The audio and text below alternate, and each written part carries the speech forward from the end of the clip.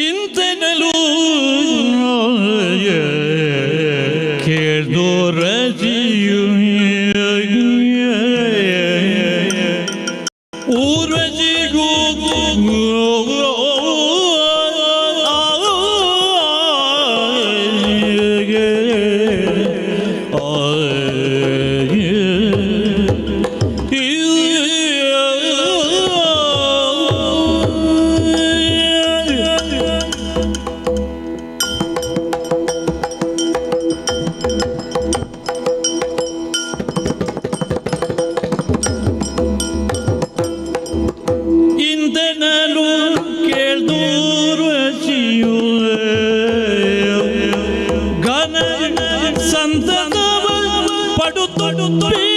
ಮನದೊಳು ಘನ ಸಂತಸವ ಪಡುತ್ತು ಮನದೊಳು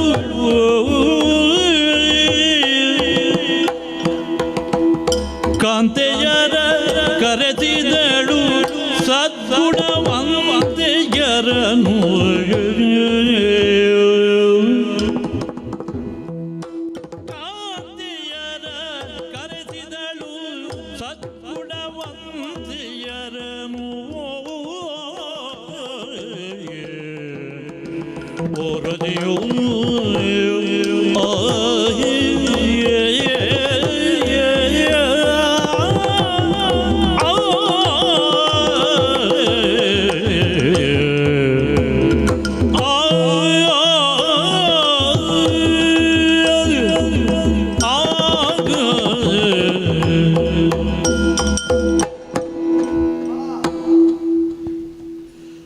ಅತ್ಯಾನಂದದಿಂದಲೇ ಬಂದ ವರ್ತಮಾನವನ್ನೆದುರುಗೊಂಡವಳು ನಾನು.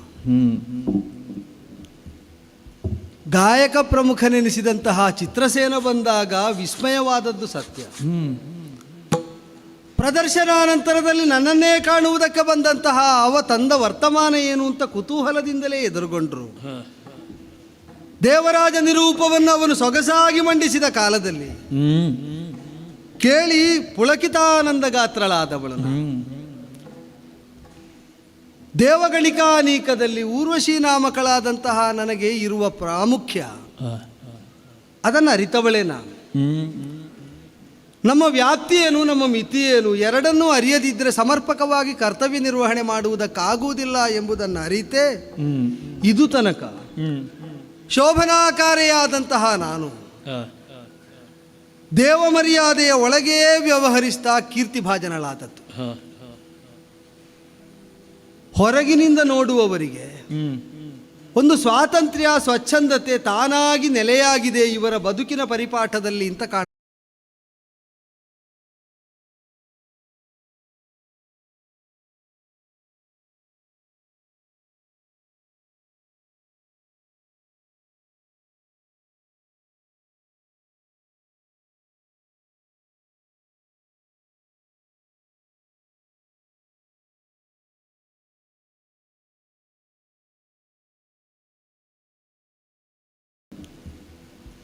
ಗಾಯಕ ಪ್ರಮುಖನೆನಿಸಿದಂತಹ ಚಿತ್ರಸೇನ ಬಂದಾಗ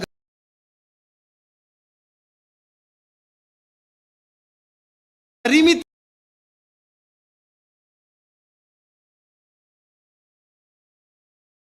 ದೇವಗಣಿಕಾನೀಕದಲ್ಲಿ ಊರ್ವಶಿ ನಾಮಕಳಾದಂತಹ ನನಗೆ ಇರುವ ಪ್ರಾಮುಖ್ಯ ಅದನ್ನು ಅರಿತವಳೇ ನಾನು. ನಮ್ಮ ವ್ಯಾಪ್ತಿ ಏನು, ನಮ್ಮ ಮಿತಿ ಏನು ಎರಡನ್ನೂ ಅರಿಯದಿದ್ದರೆ ಸಮರ್ಪಕವಾಗಿ ಕರ್ತವ್ಯ ನಿರ್ವಹಣೆ ಮಾಡುವುದಕ್ಕಾಗುವುದಿಲ್ಲ ಎಂಬುದನ್ನು ಅರಿತೇ ಇದು ತನಕ ಶೋಭನಾಕಾರಿಯಾದಂತಹ ನಾನು ದೇವಮರ್ಯಾದೆಯ ಒಳಗೇ ವ್ಯವಹರಿಸ್ತಾ ಕೀರ್ತಿಭಾಜನಳಾದದ್ದು. ಹೊರಗಿನಿಂದ ನೋಡುವವರಿಗೆ ಒಂದು ಸ್ವಾತಂತ್ರ್ಯ ಸ್ವಚ್ಛಂದತೆ ತಾನಾಗಿ ನೆಲೆಯಾಗಿದೆ ಇವರ ಬದುಕಿನ ಪರಿಪಾಠದಲ್ಲಿ ಅಂತ ಕಾಣುತ್ತದೆ. ಆದರೆ ಈ ವಿಧದ ಬದುಕಿನ ಪರಿಮಿತಿ ಏನು ಎಂಬುದನ್ನು ಅರಿಯದವರಿಗೆ ದೇವಲೋಕ ದುರ್ಲಭವೇ ಆಗುತ್ತದೆ, ಅಥವಾ ಲಭ್ಯವಾದರೂ ಕೂಡ ಪತನ ಸುನಿಶ್ಚಿತವಾಗುತ್ತದೆ. ಅದಕ್ಕೆ ಅನೇಕ ದೃಷ್ಟಾಂತಗಳು ಇತಿಹಾಸದಲ್ಲಿ ನಮಗೆ ಸಿಗುತ್ತದೆ. ತಾವಿರುವ ನೆಲೆ ಎಂಥದ್ದು, ಅದನ್ನು ಉಳಿಸಿಕೊಳ್ಳುವುದಕ್ಕೆ ನಮ್ಮ ವರ್ಚಸ್ಸನ್ನು ಬೆಳೆಸಿಕೊಳ್ಳುವುದಕ್ಕೆ ವರ್ತಿಸಬೇಕಾದ ವಿಧಾನ ಎಂತು ಅಂತ ತಿಳಿಯದೆಯೇ ವರ್ತಿಸಿದವರು ಶಾಪಭಾಜನರಾಗಿಯೋ ದಂಡನಾರ್ಹರಾಗಿಯೋ ಪತಿತರಾದದ್ದಕ್ಕೆ ಅಧೋಲೋಕವಾಸಿಗಳಾಗಿ ನಿರ್ದಿಷ್ಟ ಅವಧಿಯನ್ನು ಕಳೆಯಬೇಕಾದ ಪ್ರಾಪ್ತಿಯನ್ನು ಹೊಂದಿದ್ದಕ್ಕೆ ಅನೇಕ ಉದಾಹರಣೆಗಳುಂಟು. ಯಾಕೆ ಇದನ್ನು ನೆನಪಿಸಿಕೊಳ್ತೇನೆ ಅಂದರೆ ಮನಸ್ಸಿಗೆ ಕಂಡಿತು ಅಂತ ನಾವು ಆಚರಣೆಗೆ ತರುವಂತಿಲ್ಲ. ಈಗ ಗಣಿಕೆಯರು ಅಂತಂದರೆ ಸ್ವಚ್ಛಂದತೆಗೆ ಪ್ರಸಿದ್ಧರಾದವರು. ಆದರೆ ನಾಕಗಣಿಕಾನೀಕದಲ್ಲಿ ಒಬ್ಬಳಾದಂತಹ ನಾನು ಎಲ್ಲಿ ಸ್ವಚ್ಛಂದತೆಯನ್ನು ಪ್ರದರ್ಶಿಸಬಹುದು, ಎಲ್ಲಿ ಪರಿಮಿತಿಯೊಳಗೆ ವ್ಯವಹರಿಸಬೇಕು, ಈ ಎಣಿಕೆ ನನ್ನೊಳಗೆ ಸ್ಪಷ್ಟವಾಗಿರಬೇಕಲ್ಲ. ಸ್ವರ್ಗದ ಸೌಖ್ಯವನ್ನು ಉಣಬಡಿಸುವ ಮಾಧ್ಯಮವಾಗಿ, ಪ್ರತೀಕವಾಗಿ ಸುಂದರಿಯರಾದಂತಹ ಅಪ್ಸರಾಂಗನೆಯರೆಲ್ಲ ಸುಶೋಭಿತರಾದರೂ ಕೂಡ ನಮ್ಮ ಇಚ್ಛೆಗನುಗುಣವಾಗಿ ಆಯ್ಕೆಯನ್ನು ಮಾಡುವ ಅವಕಾಶ ನಮಗಿಲ್ಲ.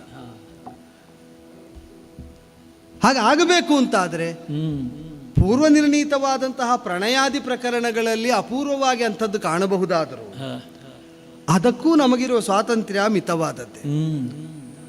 ಹಾಗೆ ಅಂತ ದಿವ್ಯ ಭೋಗವನ್ನು ಹೊಂದುವ ಜೀವಯೋಗ್ಯತೆಯನ್ನು ಹೊಂದಿ ಇಲ್ಲಿಗೆ ಬಂದವರಿಗೆ ದೇವರಾಜ ನಿಯೋಗದಿಂದ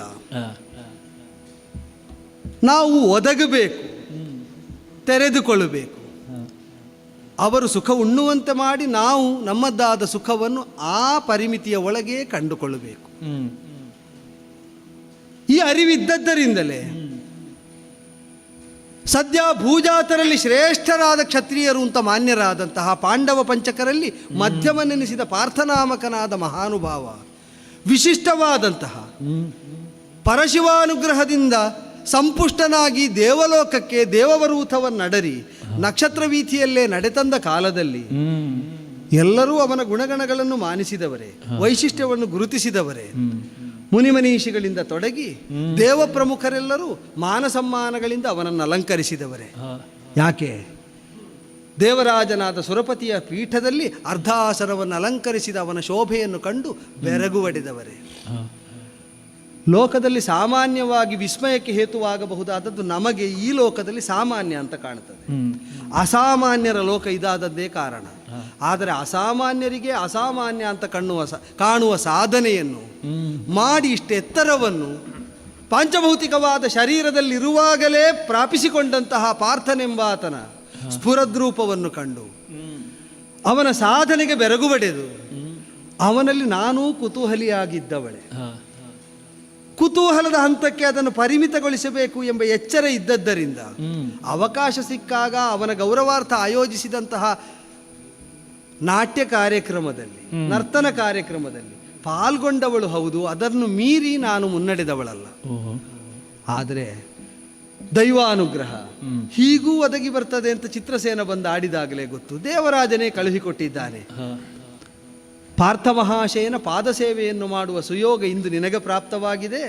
ಸಮಲಂಕೃತಳಾಗಿ ಅವನ ವಿಶ್ರಾಂತಿ ಭವನದತ್ತ ಸಾಗಿ ಹೋಗಬೇಕಂತೆ. ಇಷ್ಟ ಆಡಿದ್ದೇ ತಡ. ಸಂತಸದಿಂದಲೇ ಅವನನ್ನು ಬೀಳ್ಕೊಂಡೆ. ಸುಶೀಲೆಯರಾದ ಮನೋಗತವನ್ನು ಅರಿತು ವರ್ತಿಸಬಲ್ಲಂತಹ ಸಖೀಗಣವನ್ನೇ ಕೂಡಿಕೊಂಡೆ. ಹಿತಮಿತವಾದಂತಹ ಅಲಂಕರಣದಿಂದ ಸುಶೋಭಿತಳಾಗಿ ಹೊನ್ನಪಲ್ಲಕ್ಕಿಯನ್ನೇರಿ ಅವನಿರುವಂತಹ ನೆಲೆಯತ್ತ ಸಾಗಿ ಹೋಗಬೇಕೆಂಬ ಬಯಕೆಯಿಂದ ಹೊರಟು ನಿಂತಿದ್ದೇನೆ. ನೋಡೋಣ, ಅವನನ್ನು ಎದುರುಗೊಳ್ಳುವುದಕ್ಕೆ ಸಾಗಿ ಹೋಗ್ತೇನೆ.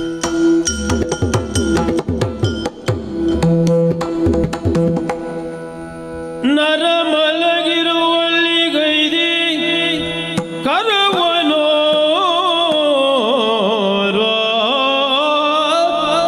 ತರುಣಿಯ ಪೇಗಲ ಇಟ್ಟು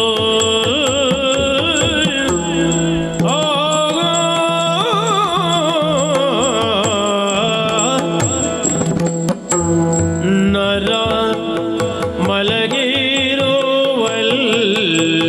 ಗೈದು ಕರವನೋರು ತರುಣಿಯ ಪೆಗಲೋಳಿಟ್ಟು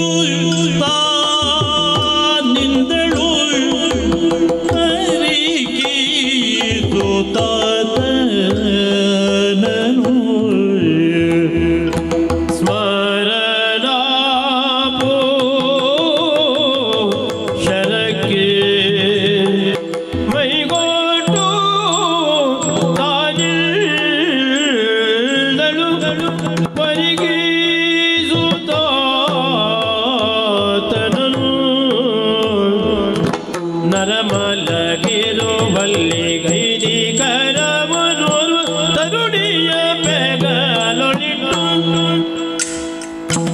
ಮರನ ಪೂಜರೋಕೆ ಮೈಗೊಳ್ಳುತ್ತೋ ನಿಂದಳು ಪರಿಗಿಸುತ್ತಾತನರು ನಿಂದಳು ಪರಿಗಿಸುತ್ತಾತನರು ನಿಂದಳು ಪರಿಗಿಸುತ್ತಾತನರು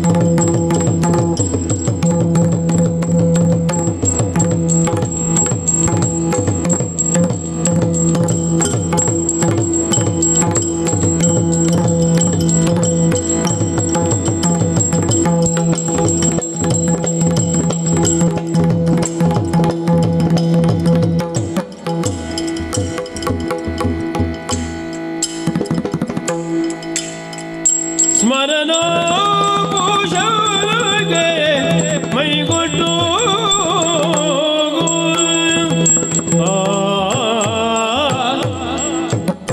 ಮದನಾರಿಯಳು ಸೆಣಸಿದ ವೀರ ಸ್ಮರಣಿಗೆ ಮದನಾರಿಯಳು ಸೆಣಸಿದ ವೀರ ಸ್ಮರಣಿಗೆ ಬೆದರಿ ಬೆದರಿ ಹಿಮ್ಮೇಟುವೆನೆ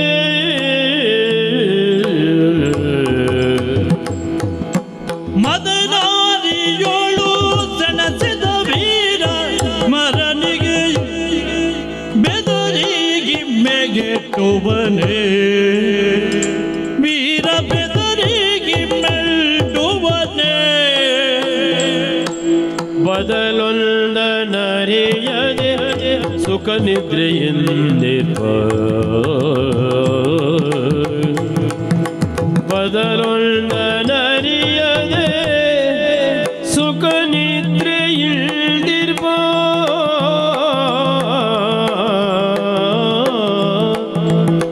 ಪದುಮಾನವನ ಸಕನು ಪದುಮಾನವನ ಸಕನು ಬದಲೊಂದು ನೆನೆದರೆ ಸುಖನಿದ್ರೆಯಿಲ್ದಿರ್ಪ ಪದುಮಾನವನ ಸಕನು ಮದನಾರಿಯಳು ಸೆಣಸಿದ ವೀರ ಸ್ಮರಣಿಗೆ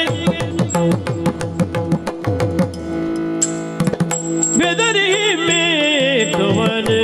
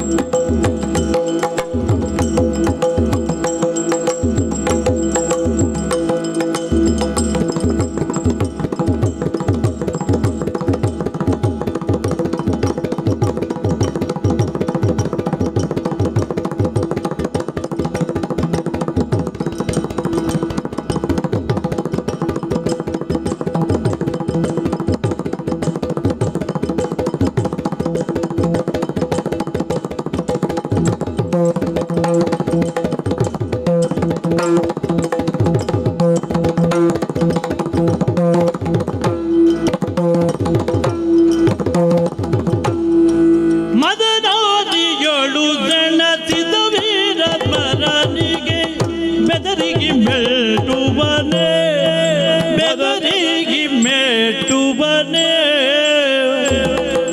ಬದಲೊಳ್ದನರಿಯದೆ ಸುಖನಿದ್ರೆಯಿಲ್ದಿರ್ಬಲ್, ಬದಲೊಳ್ದನರಿಯದೆ ಸುಖನಿದ್ರೆಯಿಲ್ದಿರ್ ಪದುಮನಾಭನ ಸಕನು, ಪದುಮನಾಭನ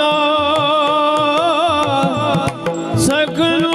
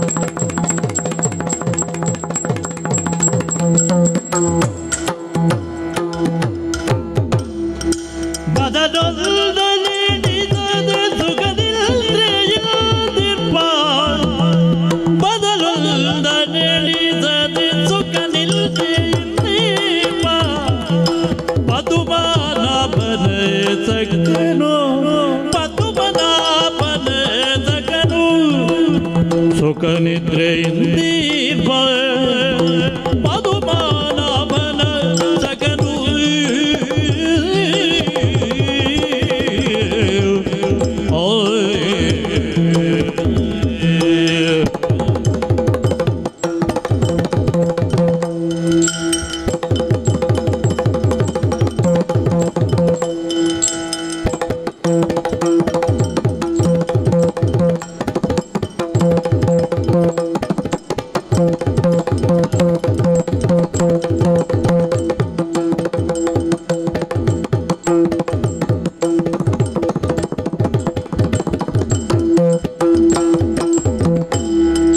ಸ್ಮರಣೋಪುಷರಗೆ ಕೈಗೊಟ್ಟುದಳು ಪರಿಗಸುತ್ತಾತನನು, ಮದನಾರಿಯೊಳು ಸೆಣಸಿದ ವೀರ ಸ್ಮರಣಿಗೆ ಬೆದರಿ ಮೇಟುವನೆ.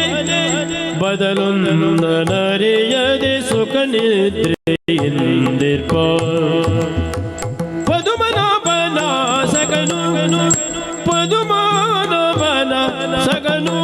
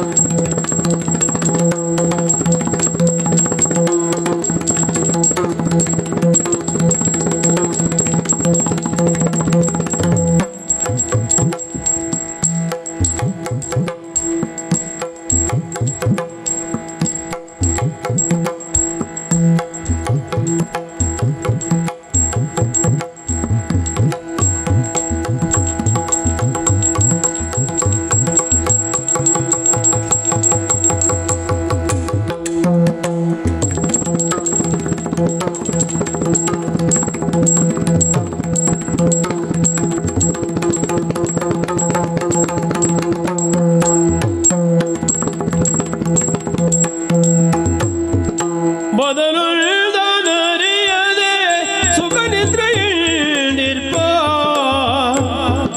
ಪದುಮನಾಭನ ಸಖನು.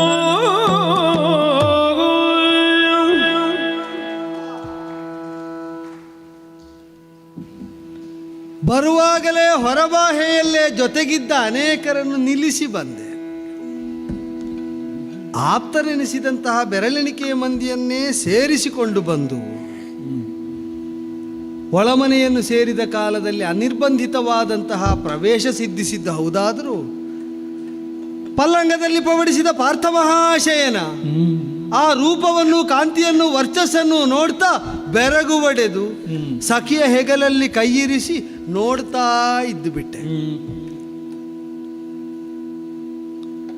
ಅವರಲ್ಲಿ ಆಡಿದರೆ ಅವರು ಸೌಂದರ್ಯಾತಿಶಯತೆಯನ್ನು ವರ್ಣಿಸ್ತಾರೆ. ಅದಿಲ್ಲ ಅಂತಲ್ಲ, ಅದಲ್ಲ ಅಂತಲೂ ಇಲ್ಲ. ಆದರೆ ದರ್ಶನ ಮಾತ್ರದಿಂದಲೇ ಗ್ರಹಣವಾಗಬೇಕಾದದ್ದು ಬಾಹ್ಯ ಸೌಂದರ್ಯ ಮಾತ್ರವೋ ಅಂತ ಕೇಳಿದರೆ ಆಂತರಂಗಿಕವಾದಂತಹ ಸತ್ವವೂ ಹೌದಲ್ಲ. ಈಗ ಒಳ್ಳೆ ಹಾಡಾದರೆ ಆ ಹಾಡಿಗೆ ಅನುಬಂಧಿಸಿದ ಎಲ್ಲದಕ್ಕೂ ಒಂದು ವಿಸ್ತಾರಕ್ಕೆ ಅವಕಾಶ ತಾನಾಗಿ ಸಿದ್ಧವಾಗುತ್ತದೆ. ಅದು ಆ ಹಾಡಿನ ಸತ್ವ. ಒಳ್ಳೆ ವ್ಯಕ್ತಿತ್ವವಾದರೆ, ಸತ್ವಪೂರ್ಣವಾದ ವ್ಯಕ್ತಿತ್ವವಾದರೆ ಅದರ ವಿಭಿನ್ನವಾದಂತಹ ಆಯಾಮಗಳ ವಿಸ್ತರಣಕ್ಕೆ ಆ ವ್ಯಕ್ತಿತ್ವದ ಒಳಗೆ ಆಸ್ಪದ ಉಂಟು ಅಂತ ಅರ್ಥ. ಹಾಗೆ ನೋಡಿದರೆ ಈಗ ಇಲ್ಲಿ ಬಂದು ಪವಡಿಸಿರಬಹುದಾದವನು ಯಾಕೆ ಎಚ್ಚೆತ್ತುಕೊಂಡೇ ಇಲ್ಲ? ದೇವದುರ್ಲಭವಾದಂತಹ ಈ ವೈಭವ, ಈ ಲೋಕಕ್ಕೆ ಬಂದು ಸೇರುವಂತಹ ಪ್ರಾಪ್ತಿ, ಇದೆಲ್ಲ ಇರುವಾಗಲೂ ತನಗೆ ಕಣ್ಮುಚ್ಚುವುದಕ್ಕೆ ಅವಕಾಶ ಉಂಟು ಎಂಬ ಒಂದೇ ಕಾರಣಕ್ಕಾಗಿ ಮಲಗಿ ಕಣ್ಮುಚ್ಚಿದ್ದಿರ್ಲಿಕ್ಕಿಲ್ವಲ್ಲ ಇವನು.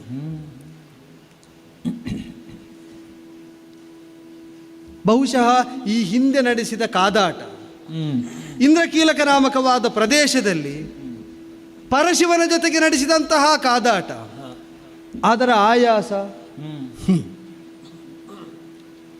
ಸ್ಪರ್ಶ ಮಾತ್ರದಿಂದಲೇ ಸರ್ವರೋಗವನ್ನು ನಿವಾರಿಸಬಲ್ಲಂತಹ ಅಶ್ವಿನಿ ದೇವತೆಗಳಿಂದ ಮೊದಲುಗೊಂಡು ಸರ್ವರಿಂದಲೂ ಅನುಗ್ರಹೀತನಾದಂತಹ ಮಹಾನುಭಾವ ಯಾರಿದ್ದಾನೆ ಅವನಿಗೆ ಆಯಾಸವೇ ಇಲ್ಲಿ ಪ್ರಧಾನವಾಗಿ ಈ ಶಯನ ಅಪೇಕ್ಷಿತವಾಗಿದೆ ಅಂತ ಕಲ್ಪಿಸುವುದರಲ್ಲೂ ತರ್ಕಶುದ್ಧಿ ಇಲ್ಲ ಅಂತ ಭಾವಿಸ್ತೇನೆ. ಹಾಗಾದರೆ ಅಂತರ್ಲೋಚನದಲ್ಲಿ ಏನನ್ನೋ ಕಾಣ್ತಾ ಬಹಿರಂಗದ ಚಕ್ಷುಗಳನ್ನು ಮುಚ್ಚಿದ್ದಾನೆ ಅಂತ ಸ್ಪಷ್ಟ. ಒಳಗಿನಿಂದ ಕಾಣುವುದಕ್ಕೆ ಬೇಕಾದದ್ದು ಅವನಿಗೆ ಮಾತ್ರ ಅಲ್ಲ, ಅವನಲ್ಲಿ ಒಳಗೆ ಏನುಂಟು ಅದನ್ನು ಕಾಣುವುದಕ್ಕೆ ಯುಕ್ತವಾದದ್ದು ನಮಗೂ ಉಂಟಲ್ಲ. ಮದನಾರಿಯಲ್ಲಿ ಸೆಣಸಿದ ಧೀರ ಸುಂದರಾಂಗನಾದಂತಹ ಈತ ನಿಲುವಿನಲ್ಲಿ ಎಷ್ಟು ಕಠಿಣ, ಎಷ್ಟು ದೃಢ, ಎಷ್ಟು ಸ್ಥಿರ ಎಂಬುದಕ್ಕೆ ನಿದರ್ಶಕವಾಗಿ ಇಂದ್ರಕೀಲಕದ ಆ ಕಾದಾಟ ನಮಗೆ ನಿದರ್ಶನವನ್ನು ಒದಗಿಸಿಕೊಡ್ತದೆ. ಸ್ಥೈರ್ಯವನ್ನು ಕಳೆದುಕೊಳ್ಳದೆ, ಕೆಚ್ಚನ್ನು ಕಳೆದುಕೊಳ್ಳದೆ, ಅವಿರತವಾದ ಕಾದಾಟದಿಂದ ಹೊಂದಬೇಕಾದದ್ದನ್ನಲ್ಲದೆ ಅನ್ಯ ವಸ್ತು ವಿಷಯಗಳತ್ತ ಆಕೃಷ್ಟನಾಗದ, ಮಣಿಯಬೇಕಾದಲ್ಲದೆ ಬೇರೆ ವ್ಯಕ್ತಿಶಕ್ತಿಗಳಿಗೆ ಮಣಿಯುವುದಕ್ಕೆ ಒಡಂಬಡದಂತಹ ಒಂದು ಧೀಮಂತವಾದಂತಹ ವರ್ಚಸ್ವಿಯಾದ ಪುರುಷನಿವನು ಅಂತ ನಿರೂಪಿಸಿ ಬಿಟ್ಟಿದ್ದಾನಲ್ಲ ಅಲ್ಲಿ. ಕೇವಲ ಒಂದು ಪ್ರಕರಣದ ಪಂಥಾಹ್ವಾನ ಏನುಂಟು ಅದಕ್ಕೆ ಸಂಬಂಧಿತವಾಗಿ ವ್ಯಕ್ತಿತ್ವದಿಂದ ಹೀಗೊಂದು ನಿಲುವು ಪ್ರಕಟ ಆಗುವುದು. ಆಂತರಂಗಿಕವಾದ ಗುಣಗಣಗಳೇ ಪಂಥಾಹ್ವಾನವನ್ನು ವ್ಯಕ್ತಿತ್ವಕ್ಕೆ ಒಡ್ಡಿದ ಸನ್ನಿವೇಶದಲ್ಲಿ ನಮಗೆ ಸ್ಫುಟವಾಗ್ತಾ ಸಾಗುವುದು. ಓ, ಈ ವ್ಯಕ್ತಿ ಹೀಗೂ ಇದ್ದಾನೆ ಅಂತ ಗೊತ್ತಾಗುವುದು ಆ ಪಂಥಾಹ್ವಾನವನ್ನು ಉತ್ತರಿಸುವ ಬಗೆಯಲ್ಲಿ. ಕಾಮದ ಬೆನ್ನು ಹಿಡಿದು ಸಾಗುವಂತಹ ಪ್ರವೃತ್ತಿ ದೇವನಾದ ತನಗಿಲ್ಲ. ಕಾಮವಿವಶನಾಗಿ ಈ ಹಿಂದಿನ ಅನಾಹುತಗಳು ಘಟಿಸಿದ್ದೂ ಅಲ್ಲ. ಅದೆಲ್ಲ ಆದ ಮೇಲೂ ಕಾಮವನ್ನು ಗೆದ್ದು ಮೀರಿ ನಿಲ್ಲಬಲ್ಲೆ ಎಂಬುದಕ್ಕೆ ನಿದರ್ಶಕವಾಗಿ ಸತೀಗಮನವಾದ ಬಳಿಕ ದಕ್ಷಾಧ್ವರದಲ್ಲಿ ಸ್ಥಾಣುವಾಗಿ ಲೋಕವಿಮುಖನಾಗಿ ಕುಳಿತಂತಹ ಪರಶಿವ ನಮಗೆ ನಿದರ್ಶನವನ್ನು ಒದಗಿಸ್ತಾರೆ. ಸತೀದೇವಿಯಲ್ಲಿ ಅತ್ಯಾಸಕ್ತಿ ಇದ್ದದ್ದರಿಂದ ತಾನು ಬರಿದಾಗಿ ಬಿಟ್ಟೆ, ಅವಳು ದಕ್ಷಾಧ್ವರದಲ್ಲಿ ದಗ್ಧಳಾದ ಮೇಲೆ ಎಂಬ ಭಾವ ಬಂದ ಲೋಕಕ್ಕೆ ಅವನ ಇರವೇ ಪಾಠ ಮಾಡಿತು. ಹಾಗಿಲ್ಲ, ನನ್ನ ಕಾಮ ಭಗ್ನಗೊಂದದ್ದಕ್ಕಲ್ಲ, ಲೋಕದ ಕಾಮನೆಗೆ ಭಂಗವನ್ನು ತರುವ ದುಷ್ಪ್ರವೃತ್ತಿಯನ್ನು ತೋಡಿದ ದುರಾಚಾರಿಗಳನ್ನು ದಂಡಿಸಬೇಕಾದದ್ದು ಲಯಾಧಿಕಾರಿಯಾಗಿ ತನ್ನ ಕರ್ತವ್ಯ ಅಂತ ನಿರೂಪಿಸಿದ ಮೇಲೆ ಶಕ್ತಿಗತವಾಗಿ ದೈವೀ ವರ್ಚಸ್ಸಿನಿಂದ ತಾನು ಎಲ್ಲ ಕಾಮಕ್ಕೂ ಅತೀತನಿದ್ದೇನೆ ಅಂತ ತನ್ನ ಸ್ವರೂಪ ಪ್ರಾಕಟ್ಯವನ್ನು ಸ್ಥಾಣುವಾಗಿ ಲೋಕವಿಮುಖನಾಗುವುದರ ಮೂಲಕವಾಗಿ ತೋರಿಕೊಟ್ಟ. ಆದರೆ ಒಂದುಂಟು, ಅವನಲ್ಲೇ ಸೆಣಸಿದ ಧೀರ. ಈಗ ಸ್ವರ್ಗಲೋಕದಲ್ಲಿ ಕಾಮಕ್ಕೆ ವಿವಶನಾಗದೆ ತಾ ವಿಮುಖನಾಗಬಲ್ಲೆ ಅಂತ ತೋರುವುದಕ್ಕೆ ಕಣ್ಣು ಮುಚ್ಚಿದ್ದು ಅಂತ ನಾವು ಭಾವಿಸಲೋ? ಹಾಗೆ ಭಾವಿಸುವುದಕ್ಕೆ ತೊಡಗಿದ್ರೆ ಒಂದು ನಿರಾಶೆ ಆಗ್ತದೆ. ಕಾಮಿನಿಯಾದಂತಹ ನಾನು ಕಾಮಾರ್ತೆಯಾಗಿಯೇ ಇಲ್ಲಿಯ ತನಕ ಬಂದು ನಿಂತಿರುವಾಗ ಕಾಮನಿಭರೂಪನಾದಂತಹ ಈ ಪಾರ್ಥ ಕಾಮ ವಿಮುಖನಾದ ಅಂತಾದರೆ ಈಗ ಅದೊಂದು ಹಂತದಲ್ಲಿ ದೀರ್ಘವಾದಂತಹ ಘನವಾದ ನೈರಾಶ್ಯವನ್ನೇ ಉಂಟು ಮಾಡ್ತದೆ. ಈಗ ಕಾಮಕ್ಕೆ ವಿವಶನಾಗದವನಾದರೂ ನನಗೆ ವಶನಾಗಬಾರದು ಯಾಕೆ? ಈಗ ಪ್ರಶ್ನೆ ಏಕಕಾಲದಲ್ಲಿ ಎರಡು ಬರ್ತದೆ. ಅವನೀಗ ಹಿಮ್ಮೆಟ್ಟುವನೇ ಅಂತ ಒಂದು ಪ್ರಶ್ನೆ, ಅವನಲ್ಲಿ ನಾನು ಹಿಮ್ಮೆಟ್ಟಿ ಹೋದೇನೋ ಅಂತ ಇನ್ನೊಂದು ಪ್ರಶ್ನೆ. ಎರಡೂ ಏಕಕಾಲದಲ್ಲಿ ಉದಿಸಿದ್ದೆ. ಯಾಕೆ ಅಂದರೆ ಭೋಗಕ್ಕಾಗಿಯೇ ನಮ್ಮನ್ನು ನಾವು ವಿನಿಯೋಗಿಸ್ತಾ ಭೋಗದಿಂದಲೇ ಬದುಕನ್ನು ಕಂಡುಕೊಳ್ಳಬೇಕಾದ ಸ್ಥಿತಿಯನ್ನು ಗತಿಯನ್ನು ಹೊಂದಿದಂತಹ ನಮಗೆ ನಮ್ಮ ರೂಪದ ಕುರಿತಾಗಿ ನಮ್ಮ ಪ್ರಾಪ್ತಿಯ ಕುರಿತಾಗಿ ಒಂದು ಅಹಂಕಾರ ತಾನಾಗಿ ಇರುವುದು ಅಸಹಜವೇನೂ ಅಲ್ಲ. ಆ ರಾಜಸ್ವಭಾವ ನಮ್ಮಲ್ಲಿ ಜಾಗೃತವಾಗಿ ಇರ್ತದೆ. ಆದ್ದರಿಂದಲೇ ಇಂತಹ ಸಾಧಕನನ್ನು ಸಮೀಪಿಸಿದರೆ ಬಹುಶಃ ನಾನೇ ಹಿಮ್ಮೆಟ್ಟಬೇಕಾದೀತು. ಈ ಎಚ್ಚರ ನಾನು ಬೆಳೆಸಿಕೊಳ್ಳಬೇಕು. ಅಲ್ಲ, ಅವನು ಕಾಮಕ್ಕೆ ತಾನು ಸಮ್ಮುಖನಾಗಲಾರೆ, ಕಾಮಾರಿಯನ್ನೇ ಮೆಚ್ಚಿಸಿ ಅನುಗ್ರಹವನ್ನು ಹೊಂದಿದ್ದರಿಂದ ಎಂಬುದರಿಂದ ಕಣ್ಮುಚ್ಚಿದರು. ನಾನು ನಿರಾಶಳಾಗಬೇಕಾಗಿಲ್ಲ. ಯಾಕೆ ಅಂದರೆ ಪಾರ್ವತೀದೇವಿಯನ್ನು ಮತ್ತೆ ಅದೇ ಮದನಾರಿ ವರಿಸಿದ್ದು ಸತ್ಯವೇ ತಾನೆ. ಹಾಗಾದರೆ ಮದನನ್ನು ಸುಟ್ಟುರುಹಿದಂತಹ ಆತನೇ ಪಾರ್ವತೀದೇವಿಯನ್ನು ವರಿಸ್ತಾನೆ ಅಂದರೆ ಆ ವರಣಕ್ಕೇನು ಅಂತ ಅರ್ಥ? ದೈಹಿಕವಾದಂತಹ ನಾವು ಬಾಹ್ಯವಾದ ಕಾಮ, ಶಾರೀರಿಕವಾದ ಅಪೇಕ್ಷೆ ಅಂತ ಏನನ್ನು ಹೇಳ್ತೇವೋ ಅದಕ್ಕೆ ವಿವಶನಾಗುವವನವನಲ್ಲ. ಅಂತರಂಗದ ಸತ್ವಸ್ಫೂರ್ತಿಯಿಂದ ಒಂದು ವ್ಯಕ್ತಿತ್ವದಲ್ಲಿ ತನ್ನನ್ನು ತಾನು ಒಗ್ಗೂಡಿಸಿದರೆ ನನಗೊಂದು ಪೂರ್ಣತೆ ಬರ್ತದೆ ಎಂಬ ಭಾವದಿಂದ ಯಾರು ಸರ್ವಸಮರ್ಪಣ ಭಾವದಿಂದ ತಮ್ಮನ್ನು ಒಪ್ಪಿಸಿಕೊಳ್ತಾರೋ ಅವರನ್ನು ಸ್ವೀಕರಿಸಿ ತಾನು ಪೂರ್ಣನಾಗುವಲ್ಲಿ, ಅವರನ್ನು ಪೂರ್ಣರಾಗಿಸುವಲ್ಲಿ ಸದಾ ತತ್ಪರನಾದವನು ತಾನು ಅಂತ ಪರಶಿವ ತೋರಿಕೊಟ್ಟವನು. ಕೇವಲ ಯಾವುದೋ ಒಂದು ಅಪೇಕ್ಷೆಯ ಕಾಮದ ಈಡೇರಿಕೆಗಾಗಿ ಸಮೀಪಿಸಬೇಕಾದದ್ದಲ್ಲ. ಇವನನ್ನು ಒಂದಾದರೆ, ಇವನಲ್ಲಿ ಕೂಡಿದರೆ ನಾನು ಪೂರ್ಣಳಾಗುತ್ತೇನೆ ಎಂಬ ಭಾವ ನಮ್ಮಲ್ಲಿರಬೇಕು. ಹಾಗೆ ಒಪ್ಪಿಸಿಕೊಳ್ಳುವವರನ್ನು ಒಡಗೂಡುವಲ್ಲಿ ಅವನಿಗೂ ಅದೇ ಭಾವ ಇರ್ತದೆ, ಅವಳನ್ನು ಕೂಡಿದ್ರಿಂದ ನಾನೂ ಪೂರ್ಣನಾಗುತ್ತೇನೆ ಅಂತ. ಇದು ಅನಾದಿ ದಂಪತಿಗಳಿಸಿದ ಶಿವಪಾರ್ವತಿಯರ ದಾಂಪತ್ಯಕ್ಕೆ ಮಾತ್ರ ಅಲ್ಲ, ದೇವಜೀವ ಸಂಬಂಧಕ್ಕೂ ಒಂದು ರೂಪಕವೇ ತಾನೆ. ದೇವರತ್ತ ತುಡಿಯುವ ಜೀವರನ್ನು ಸೆಳೆದುಕೊಳ್ಳುವುದರಲ್ಲೇ ದೇವರಿಗೂ ಪೂರ್ಣತೆ, ಅಂತಹ ದೇವರನ್ನು ಹೊಂದುವಲ್ಲೇ ಜೀವರಿಗೂ ಪೂರ್ಣತೆ. ಇದನ್ನು ಅವನೇ ನಿರೂಪಿಸಿಕೊಟ್ಟ ಮೇಲೆ ಪಾರ್ಥ ಮಹಾಶಯನ ಸತ್ವ ಏನುಂಟು ಅದಕ್ಕೆ ಒಪ್ಪಿಸಿಕೊಂಡದ್ದರಿಂದ ಊರ್ವಶಿ ಅಪ್ಸರೆಯಾದಂತಹ ನನಗೂ ಒಂದು ಪೂರ್ಣತೆ ಎಂಬುವ ಭಾವದಿಂದ, ಕೇವಲ ಶಾರೀರಿಕ ಕಾಮವನ್ನು ಮೀರಿ ಅಂತರಂಗದ ಅಪೇಕ್ಷೆಯಿಂದ ಅವನಿಲ್ಲದಿದ್ದರೆ ತಾನಿಲ್ಲ ಎಂಬ ಭಾವದಿಂದ ಒಪ್ಪಿಸಿಕೊಂಡ್ರೆ ಒಂದು ಮಹತ್ವದ ಪ್ರಾಪ್ತಿಯಾಗ್ತದೆ ಅಂತ ಅಂತರಂಗದ ಸಾಕ್ಷಿ ಪ್ರಜ್ಞೆ ನನ್ನನ್ನು ಎಚ್ಚರಿಸ್ತಾ ಉಂಟು. ಅಲ್ಲ, ಅವನನ್ನು ನೋಡಿದ ನೋಟದ ಸ್ಫೂರ್ತಿಯಿಂದ ಇಷ್ಟು ಯೋಚಿಸಿದರೂ ಏನು ಅರಿಯದವನಂತೆ ಮಲಗಿದ್ದಾನೆ, ಹೌದು. ಆದರೆ ಮಲಗಿದವನು ಪರಹಿತಕ್ಕಾಗಿ ಪರಕಾಮನೆಗಾಗಿ ತನ್ನನ್ನು ತಾನು ತೆತ್ತುಕೊಂಡ ಪದುಮನಾಭನ ಸಖನು. ತನ್ನ ನಾಭಿ ಮೂಲದಲ್ಲಿ ಅರಳಿಸಿ ನಿಲ್ಲಿಸಿದ್ದಾನೆ ಅವನು ಕಮಲವೊಂದನ್ನು. ಮಧುಪಾನವನ್ನು ಮಾಡುವ ಅಪೇಕ್ಷೆಯನ್ನು ಹೊತ್ತು ಬಂದ ಭೃಂಗಗಳಿಗೆ ನೈರಾಶ್ಯವನ್ನುಂಟು ಮಾಡುವವನಾದರೆ ಹೊಕ್ಕುಳ ಬಳ್ಳಿಯಲ್ಲಿ ಹೂವನ್ನೇ ಹೊತ್ತು ನಿಂತದ್ಯಾಕೆ? ಅದಕ್ಕೆ ನಿದರ್ಶಕವಾಗಿ ಈಗ ಜಗದಗಲ ಸಂಚರಿಸ್ತಾ ಇರುವ ಆ ಮಹಿಮಾನ್ವಿತನಾದಂತಹ ಪದುಮನಾಭನೆಂಬುದಾಗಿ ನಾವೆಲ್ಲ ಕೀರ್ತಿಸಬಹುದಾದಂತಹ ಪರಮಪುರುಷನಿದ್ದಾನೆ. ಅವನ ಸತೀವೃಂದವನ್ನು ನೋಡಿದರೆ 16,008. ಯಾರಿಗಾದರೂ ಇಲ್ಲ ಅಂತಾಗಿದ? ಯಾರಾದರೂ ತಾವಿಲ್ಲಿಗೆ ಸಲ್ಲದವರು ಅಂತಾಗಿದ್ದಾರೋ? ಇಲ್ಲೂ ಅಲ್ಲ. ಹಾಗೆ ಅಂತ ಅನಾದಿ ಬ್ರಹ್ಮಚಾರಿ ಅಂತ ಮಾನಿಸಿದ್ರು ಅವನನ್ನು. ಪಕ್ಕ ನೋಟಕರಾದವರಿಗೆ ಇದು ಪರಸ್ಪರ ವಿರೋಧಾಭಾಸದ ಹೇಳಿಕೆ ಅಂತ ಕಂಡಿತು. 16,008 ಮಂದಿ ಸತಿಯರಂತೆ ಮತ್ತು ಅನಾದಿ ಬ್ರಹ್ಮಚಾರಿಯಂತೆ ಅಂತ. ತಾನೆಲ್ಲಿ ರತನಾಗಬೇಕು ಎಂಬುದನ್ನು ಅರಿತು ನಿರ್ದಿಷ್ಟವಾಗಿ ಅಲ್ಲಿ ಮಾತ್ರ ತೊಡಗಿಸಿಕೊಳ್ಳುವವನು ಬ್ರಹ್ಮಚಾರಿ. ಅವನಿಗೆ ರತನಾಗುವುದಕ್ಕೆ ನಾನು ಕೇಂದ್ರ ಅಥವಾ ಸ್ಥಾನ ಎಂಬ ಭರವಸೆಯನ್ನು ಮೂಡಿಸಿದರೆ, ಅದಕ್ಕೀಗ ಪರೀಕ್ಷೆಯೂ ಬಂದೀತು. ಅದೀಗ ಮದನಾರಿಯನ್ನು ಹೊಂದುವಲ್ಲಿ ಪಾರ್ವತಿ ದೇವಿಯು ಪರೀಕ್ಷೆಯನ್ನು ಉತ್ತರಿಸಿದ ಮೇಲೆ ಪ್ರಾಪಿಸಿಕೊಂಡದ್ದಲ್ವ, ಬೈರಾಗಿಯ ರೂಪದಲ್ಲಿ ಬಂದನಂತೆ. ಹೊಂದಬೇಕಾದ ನೆಲೆಯ ಕುರಿತಾಗಿಯೇ ಅಲ್ಲ ಸಲ್ಲದ್ದನ್ನು ಅವನೇ ಆಡಿದನಂತೆ. ಈಗ ಪರಶಿವನೇ ಬಂದು ಶಿವನ ಕುರಿತಾಗಿಯೇ ಭಂಗಿಸುವ ನಿಂದಿಸುವ ಮಾತುಗಳನ್ನು ಆಡಿದ ಕಾಲದಲ್ಲಿ ಅದೆಲ್ಲಕ್ಕೂ ತನ್ನ ಅಂತರಂಗದಲ್ಲಿ ಸಮಾಧಾನ ಉಂಟು. ನೀ ಹೇಳಿದ ಯಾವುದು ಅಪೂರ್ಣತೆಯಲ್ಲ, ಅದು ಪೂರ್ಣತೆಯ ವಿಸ್ತಾರ ಅಂತ ಇವಳು ಪ್ರತಿಪಾದಿಸಿದ ಕಾಲದಲ್ಲಿ ಅವನು ಇವಳನ್ನು ಪೂರ್ಣಕಾಮಳನ್ನಾಗಿಸುವುದಕ್ಕೆ ತಾ ಪೂರ್ಣ ಸ್ವರೂಪದಿಂದ ಪ್ರಕಟನಾದನಂತೆ. ಆಗ ಸಿದ್ಧಿಯಾದದ್ದಕ್ಕೆ ಆ ಸತ್ಯಯುಕ್ತವಾದಂತಹ ಶಿವಮಯವಾದಂತಹ ಸುಂದರತರವಾದಂತಹ ದಾಂಪತ್ಯ ಅಂತ ಲೋಕದಲ್ಲಿ ಕೀರ್ತಿ ಬಂದದ್ದು. ಹಾಗಾದರೆ ಪರೀಕ್ಷೆ ನನಗೂ ಬಂದಿತ್ತೋ ಏನೋ.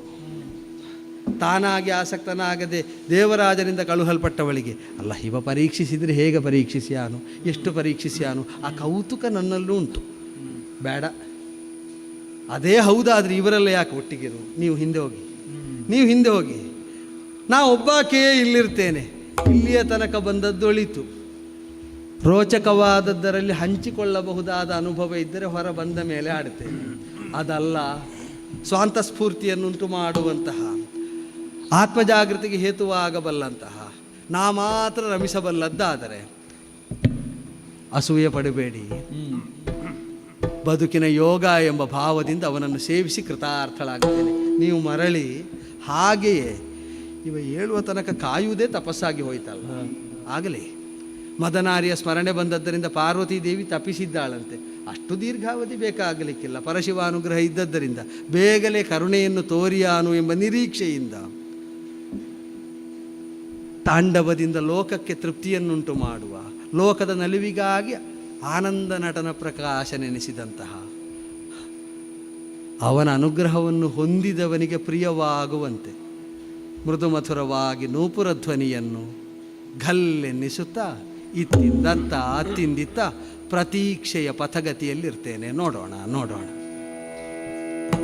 ಏನ ಬೇಡುವೆ ನರಸಗೆ, ಏನ ಬೇಡುವೆ ನರಸ ಮತ್ತ ಮಾನಿನಿಯ ತನುಗಂಧ ಪಸರಿಸಿ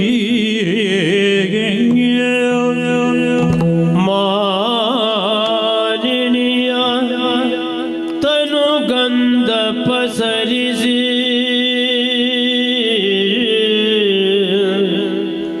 ತಾನನ ಸಮ್ಮುಖದಿ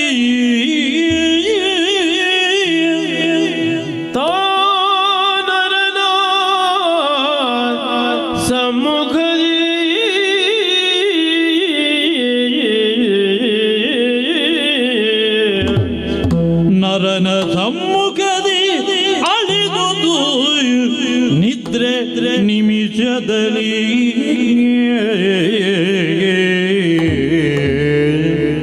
ಅಳಿದುದು ನಿದ್ರೆ ನಿಮಿಷದಲ್ಲಿ ಏನ ಹೇಳುವೆ.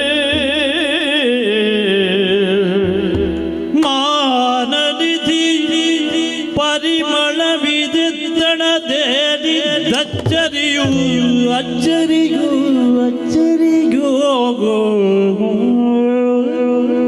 ಮಾನನಿಧಿ ಪರಿಮಳವಿದೆ ದೆತ್ತಣ ಏನಿ ಅಚ್ಚರಿ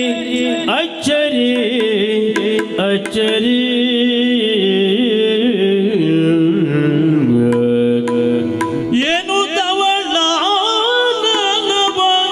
ಈಕ್ಷಿಸುತ್ತ, ಏನು ತವಳ ಕಾನನವ ಈಕ್ಷಿಸುತ್ತ ಇಳಿದ ಇಳಿದನು ಮಂಚದ್ಯೋ ಕೆಳಗಿಯೇ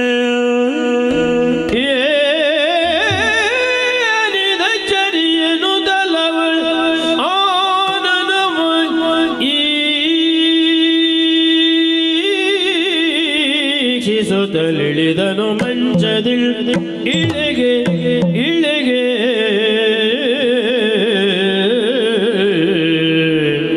ಏನ ಕೇಳುವೆ ನರಸ ಮತ್ತ ಮಾನಿನಿಯ ತನುಗಂಧ ಪಸರಿಸಿ ಆ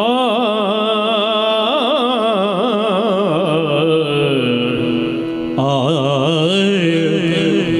ಆ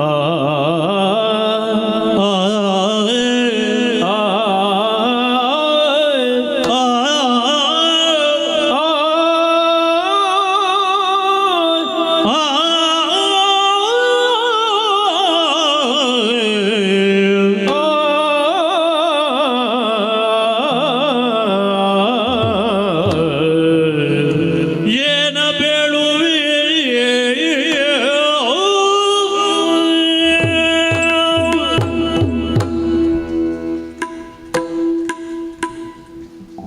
ಅಚ್ಚರಿಯನ್ನು ಅನುಸರಿಸಿ ಹೋದರೂ ಅದಕ್ಕೊಂದು ನಿರ್ಣಯಾತ್ಮಕವಾದಂತಹ ಉತ್ತರ ಇನ್ನೂ ಸಿಗಲಿಲ್ಲ ನನಗೆ. ಈ ಬದುಕೆ ಅಚ್ಚರಿಯ ಗೂಡು ಅಂತ ನನಗೊಮ್ಮೊಮ್ಮೆ ಅನ್ನಿಸುವುದು. ಕ್ಷಣದಿಂದ ಕ್ಷಣಕ್ಕೆ ಕ್ಷಣದಿಂದ ಕ್ಷಣಕ್ಕೆ ಅನೇಕ ಹೊಸ ತಿರುವುಗಳನ್ನೆಲ್ಲ ನಾವು ಒಳಗೊಳ್ಳುತ್ತಾ ಜೀವನಯಾನದಲ್ಲಿ ಮುಂದುವರಿದು ಹೋಗಬೇಕಾಗ್ತದೆ. ಅದರರ್ಥ ಭವಿಷ್ಯದ ಕುರಿತಾಗಿ ಏನೇನು ಪ್ರತೀಕ್ಷೆ ನಿರೀಕ್ಷೆಗಳೇ ಇಲ್ಲ ಅಂತಲ್ಲ. ಅನೇಕ ಸಂದರ್ಭಗಳಲ್ಲಿ ನಾವು ನಿರೀಕ್ಷಿಸಿದ ಹಾಗೆ ಆಗುವುದೇ ಇಲ್ಲ. ಏನೋ ಒಂದು ಹೊಸತಾದಂತಹ ತಿರುವು ಬರ್ತದೆ, ಸ್ಥಿತ್ಯಂತರ ಆಗುತ್ತದೆ, ಅನರ್ಥ ಒದಗುತ್ತದೆ, ಅನುಕೂಲ ಸಿಗುತ್ತದೆ, ಎರಡೂ ಹೌದು. ಹೀಗೆಲ್ಲ ಆಗಿ ಹೋಗ್ತದೆ. ಆಗಾಗ ನನ್ನ ಒಳಗೆ ನಾನು ಹೇಳಿಕೊಳ್ಳುವುದು ಮಾನನಿಧಿ ಮಾನನಿಧಿ ಮಾನನಿಧಿ. ಅದನ್ನು ಮರೆತರೆ ಎಲ್ಲ ಹೋಯ್ತಲ್ಲ ಮತ್ತೆಂಥದ್ದುಂಟು. ಅಳತೆ ಬೇಕು ವ್ಯಕ್ತಿಗೆ. ಕೇವಲ ಸಾಮುದ್ರಿಕ ಶಾಸ್ತ್ರದ ಪ್ರಕಾರ ಶರೀರಕ್ಕೆ ಮಾತ್ರ ಅಲ್ಲ ಅಳತೆ ಬೇಕಾಗೋದು. ಬದುಕಿನ ವ್ಯಾಪ್ತಿಯೇ ವ್ಯವಹಾರದ ಮೂಲಕವಾಗಿ ಸಿದ್ಧ ಆಗುತ್ತದೆ. ಅದಕ್ಕೊಂದು ಅಳತೆ ಬೇಕು. ಅದನ್ನು ಮೀರಿ ವ್ಯವಹರಿಸಲಿಕ್ಕೆ ಆಗೋದಿಲ್ಲ. ಏನಿದು ಅಚ್ಚರಿ, ನಮಗೆ ಬದುಕಿನಲ್ಲಿ ಹಾಗೆ ಕನ್ನಿಸಿ ಹೋಗುವುದು ಹಾಗೆ. ನಾವು ನಿರೀಕ್ಷಿಸದೇ ಇದ್ದದ್ದು, ನಾವು ಊಹಿಸುವುದಕ್ಕಾಗಲಾರದೇ ಇದ್ದದ್ದು ನಮ್ಮ ಬದುಕಿನಲ್ಲೆಲ್ಲ ತಾನಾಗಿ ಬಂದು ಒದಗಿತ್ತು. ಏನು ಕಾರಣ ಇದಕ್ಕೆ? ಯಾರ ಹತ್ರ ಕೇಳೋದು? ದಿವಲೋಕದಲ್ಲಿದ್ದೇನೆ, ಸದಾ ಕಾಲ ಬೆಳಗುವ ಲೋಕ ಅಂತ ಅರ್ಥ. ದಿವಲೋಕದಲ್ಲಾದರೂ ಕತ್ತಲೆಯಲ್ಲಿದ್ದೇನೆ, ರಾತ್ರಿ ಕಾಲ ಇದು. ನೋಡಿ, ಒಂದು ಬೆಳಕಿನ ಹಿಂದೆ ಕತ್ತಲೆ ಉಂಟೇ ಉಂಟು. ನಮಗದರ ಕುರಿತಾದಂತಹ ಒಂದು ಶುಭ ಪ್ರತೀಕ್ಷೆ ಏನು ಕೇಳಿದರೆ, ಕತ್ತಲೆ ಕಳೆದ ಮೇಲಾದರೂ ಕೊನೆಗೆ ಬೆಳಕೇ ಸಿಗ್ತದಲ್ಲ ಅಂತ. ಅಂತಹ ಒಂದು ಧನಾತ್ಮಕವಾದ ಚಿಂತನೆ ಇಲ್ಲದೆ ಹೋದರೆ ವ್ಯಕ್ತಿಯಾದವನ ಸಾಧನೆಯೇ ನಿಂತೋದೀತು. ವಿರಸದಿಂದ ಆರಂಭವಾದದ್ದೆಲ್ಲ ಕೆಟ್ಟ ಪರಿಣಾಮವನ್ನೇ ಮಾಡ್ತದೆ ಅಂತ ಯಾವ ಸಿದ್ಧಾಂತವೂ ಇಲ್ಲ. ಸರಸದಿಂದ ಪ್ರಾರಂಭ ಆದದ್ದಕ್ಕೆ ಶುಭ ಫಲವೇ ಸಿಗ್ತದೆ ಅನ್ನುವುದಕ್ಕೆ ನಿರ್ಣಯವೂ ಇಲ್ಲ. ಕೆಲವು ಸಲ ವಿರಸ ಅಂತ ಪ್ರಾರಂಭ ಆದದ್ದು ಕೊನೆಗೆ ಮಂಗಲಾಂತವಾಗುತ್ತದೆ, ಹಿತವಾದ ಅನುಭವವನ್ನು ಕೊಡ್ತದೆ. ಕೆಲವೆಲ್ಲ ಸರಸ ಅಂತ ಪ್ರಾರಂಭ ಆದದ್ದು ಬಂದು ಬಂದು ವಿರಸಕ್ಕೆ ನಿಂತು ಹೋಗ್ತದೆ. ಅದು ಬದುಕು.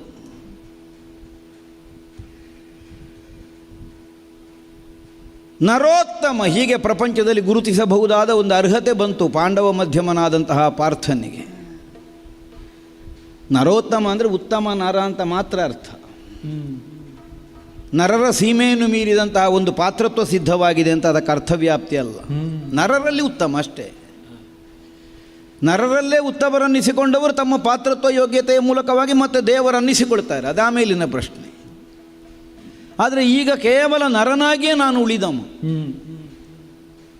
ಆದ್ದರಿಂದ ನಮಗೊಂದು ಅಂತರ್ಬೋಧೆ ಸದಾಕಾಲ ಬೇಕಾಗುವುದು ಮಾನನಿಧಿ ಮಾನನಿಧಿ. ಅದನ್ನು ಮೀರಿ ವ್ಯವಹರಿಸುವುದಕ್ಕೆ ಸಲ್ಲದು. ಯಾಕಂದರೆ ಸಾಧಕನಾದವನಿಗೆ ಬದುಕಿನಲ್ಲಿ ಕೈಗೊಂಡಂತಹ ಕಾರ್ಯದಲ್ಲಿ ಉತ್ಸಾಹ ಹೆಚ್ಚಾದರೆ ಅದು ವಿಪರೀತದ ಪರಿಣಾಮಕ್ಕೆ ಕಾರಣವಾಗ್ತದೆ. ನಮ್ಮ ಜೀವನಾನುಭವ ಬಂದದ್ದು ಪರಶಿವ ಅಂತ ಗೊತ್ತಿತ್ತ. ಸೂಕರನ ನ್ಯಾಯದಿಂದ ಕಿರಾತನೊಂದಿಗೆ ಹೋರಾಟ, ಕೊನೆಗೂ ಆದದ್ದೇನು? ಪರಶಿವ ಅನುಗ್ರಹ. ಸಂಘರ್ಷಕ್ಕೆ ಕಾರಣವಾದದ್ದು ಹೇಗೆ? ನನ್ನಲ್ಲಿದ್ದಂತಹ ಆತ್ಮ ಪ್ರತ್ಯಯ ಅತಿಯಾಗಿ ಜಾಗೃತ ಆದದ್ದು. ಇಲ್ಲದಿದ್ದರೆ ಕೈಗೊಂಡ ಕಾರ್ಯ ಯಾವುದು? ಪರಶಿವಾನುಗ್ರಹ. ಪರಶಿವಾನುಗ್ರಹಕ್ಕಾಗಿ ತಪಶ್ಚರ್ಯೆಯಲ್ಲಿ ತೊಡಗಿದವನಿಗೆ ನಾನು ಅನ್ನುವ ಭಾವ ಜಾಗೃತ ಆದದ್ದು ಹೇಗೆ? ತಪಸ್ಸಿನಲ್ಲಿ ಪ್ರಧಾನವಾಗಿ ಬೇಕಾದದ್ದೇ ಶರಣಾಗತಿ. ಅದೇ ಇರಲಿಲ್ಲ ಅಲ್ಲ, ಶರಣಾಗತಿ ಅಲ್ಲದೆ ಫಲ ಸಿಗಲಿಲ್ಲ, ಅದಾಮೇಲಿನ ಪ್ರಶ್ನೆ. ಕೊನೆಗೂ ಆದದ್ದು ಶರಣಾಗತಿ. ಸಂಘರ್ಷದ ಮೂಲಕವಾಗಿ ಮುಂದುವರಿದ್ರು, ಕೊನೆಗೆ ಶರಣಾಗತಿ ಆಯಿತು, ಫಲಸಿದ್ಧಿ ಆಯಿತು. ದೇವಲೋಕವನ್ನು ಏರುವಂತಹ ಸೌಭಾಗ್ಯ ಬಂತು. ಸಶರೀರವಾಗಿ ದೇವಲೋಕದ ದೇವೇಂದ್ರನ ದಿವ್ಯ ವರೂಥವನ್ನಡರಿ ಈ ನಾಕಲೋಕವನ್ನೇರುವಂತಹ ಸೌಭಾಗ್ಯ ಸಿಕ್ಕಿತು.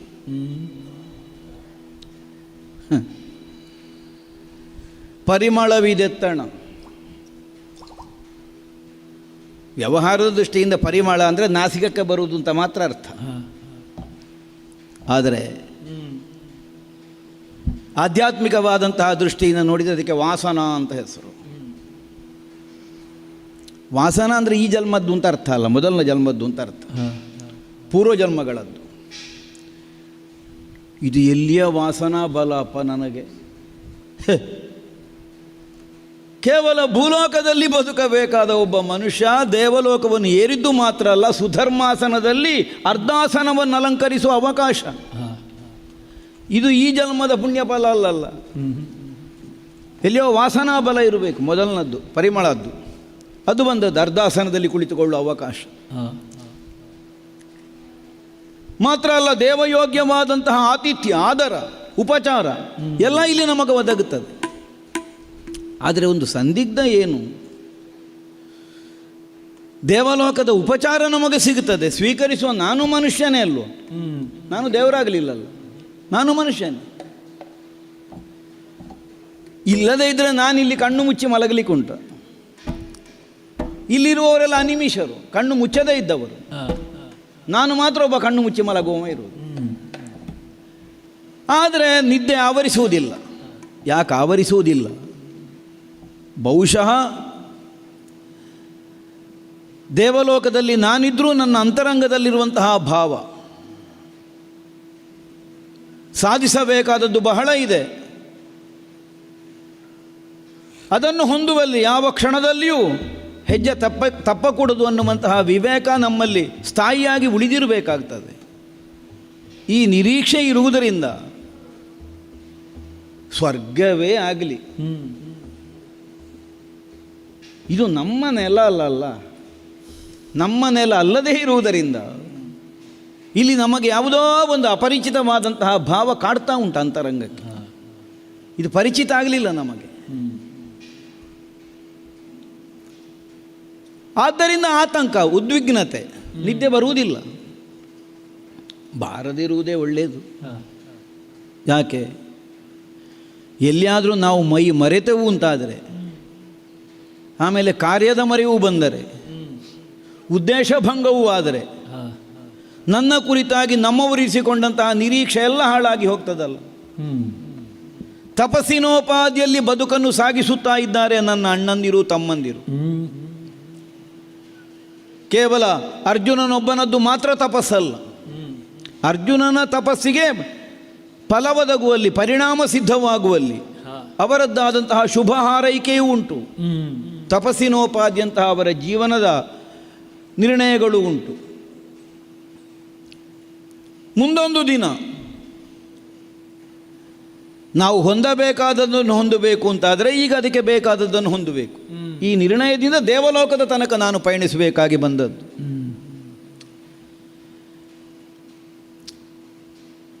ಪರಶಿವಾನುಗ್ರಹ ಆಗಿದೆ. ಸರ್ವ ದೇವಾನುದೇವತೆಗಳ ಅನುಗ್ರಹ ವಿಶೇಷವನ್ನು ಹೊಂದುವಂತಹ ಉದ್ದೇಶಕ್ಕಾಗಿ ನಾನಿಲ್ಲಿಗೆ ಆಗಮಿಸಿದವ. ಹಾಗೆಂದು ದುಡುಕತನದಿಂದ ಅದನ್ನು ಹೊಂದುವುದಕ್ಕೆ ಸಾಧ್ಯ ಆಗೋದಿಲ್ಲ. ಅದಕ್ಕಾಗಿ ಕಾಲ ಪ್ರತೀಕ್ಷೆ, ಸಮಯ ಒದಗಬೇಕು, ಬರಬೇಕು, ಕೈಗೂಡಬೇಕು. ಈ ನಿರ್ಣಯದಿಂದಲೇ ಮಲಗಿದರೂ ಅದೇ ಚಿಂತೆ, ಎಚ್ಚರದಲ್ಲಿದ್ದರೂ ಅದೇ ಯೋಚನೆ. ಈ ವಿಧದಿಂದ ಈ ನಾಲ್ಕಲೋಕದಲ್ಲಿ ನಾನು ಕಾಲ ಕಳೆಯುತ್ತಾ ಇದ್ದೇನೆ. ಕಾಡಿನಲ್ಲಿ ನನ್ನವರು ಅಲೆಯುತ್ತಿರುವಂತಹ ದೃಶ್ಯ ನನ್ನ ಕಣ್ಣ ಮುಂಭಾಗದಿಂದ ಮರೆಯಾಗುವುದಿಲ್ಲ. ಕಣ್ಣು ಮುಚ್ಚಿದ್ರೂ ಕಣ್ಣಿಗೆ ಕಾಣುವುದು ಕಾಡೆ.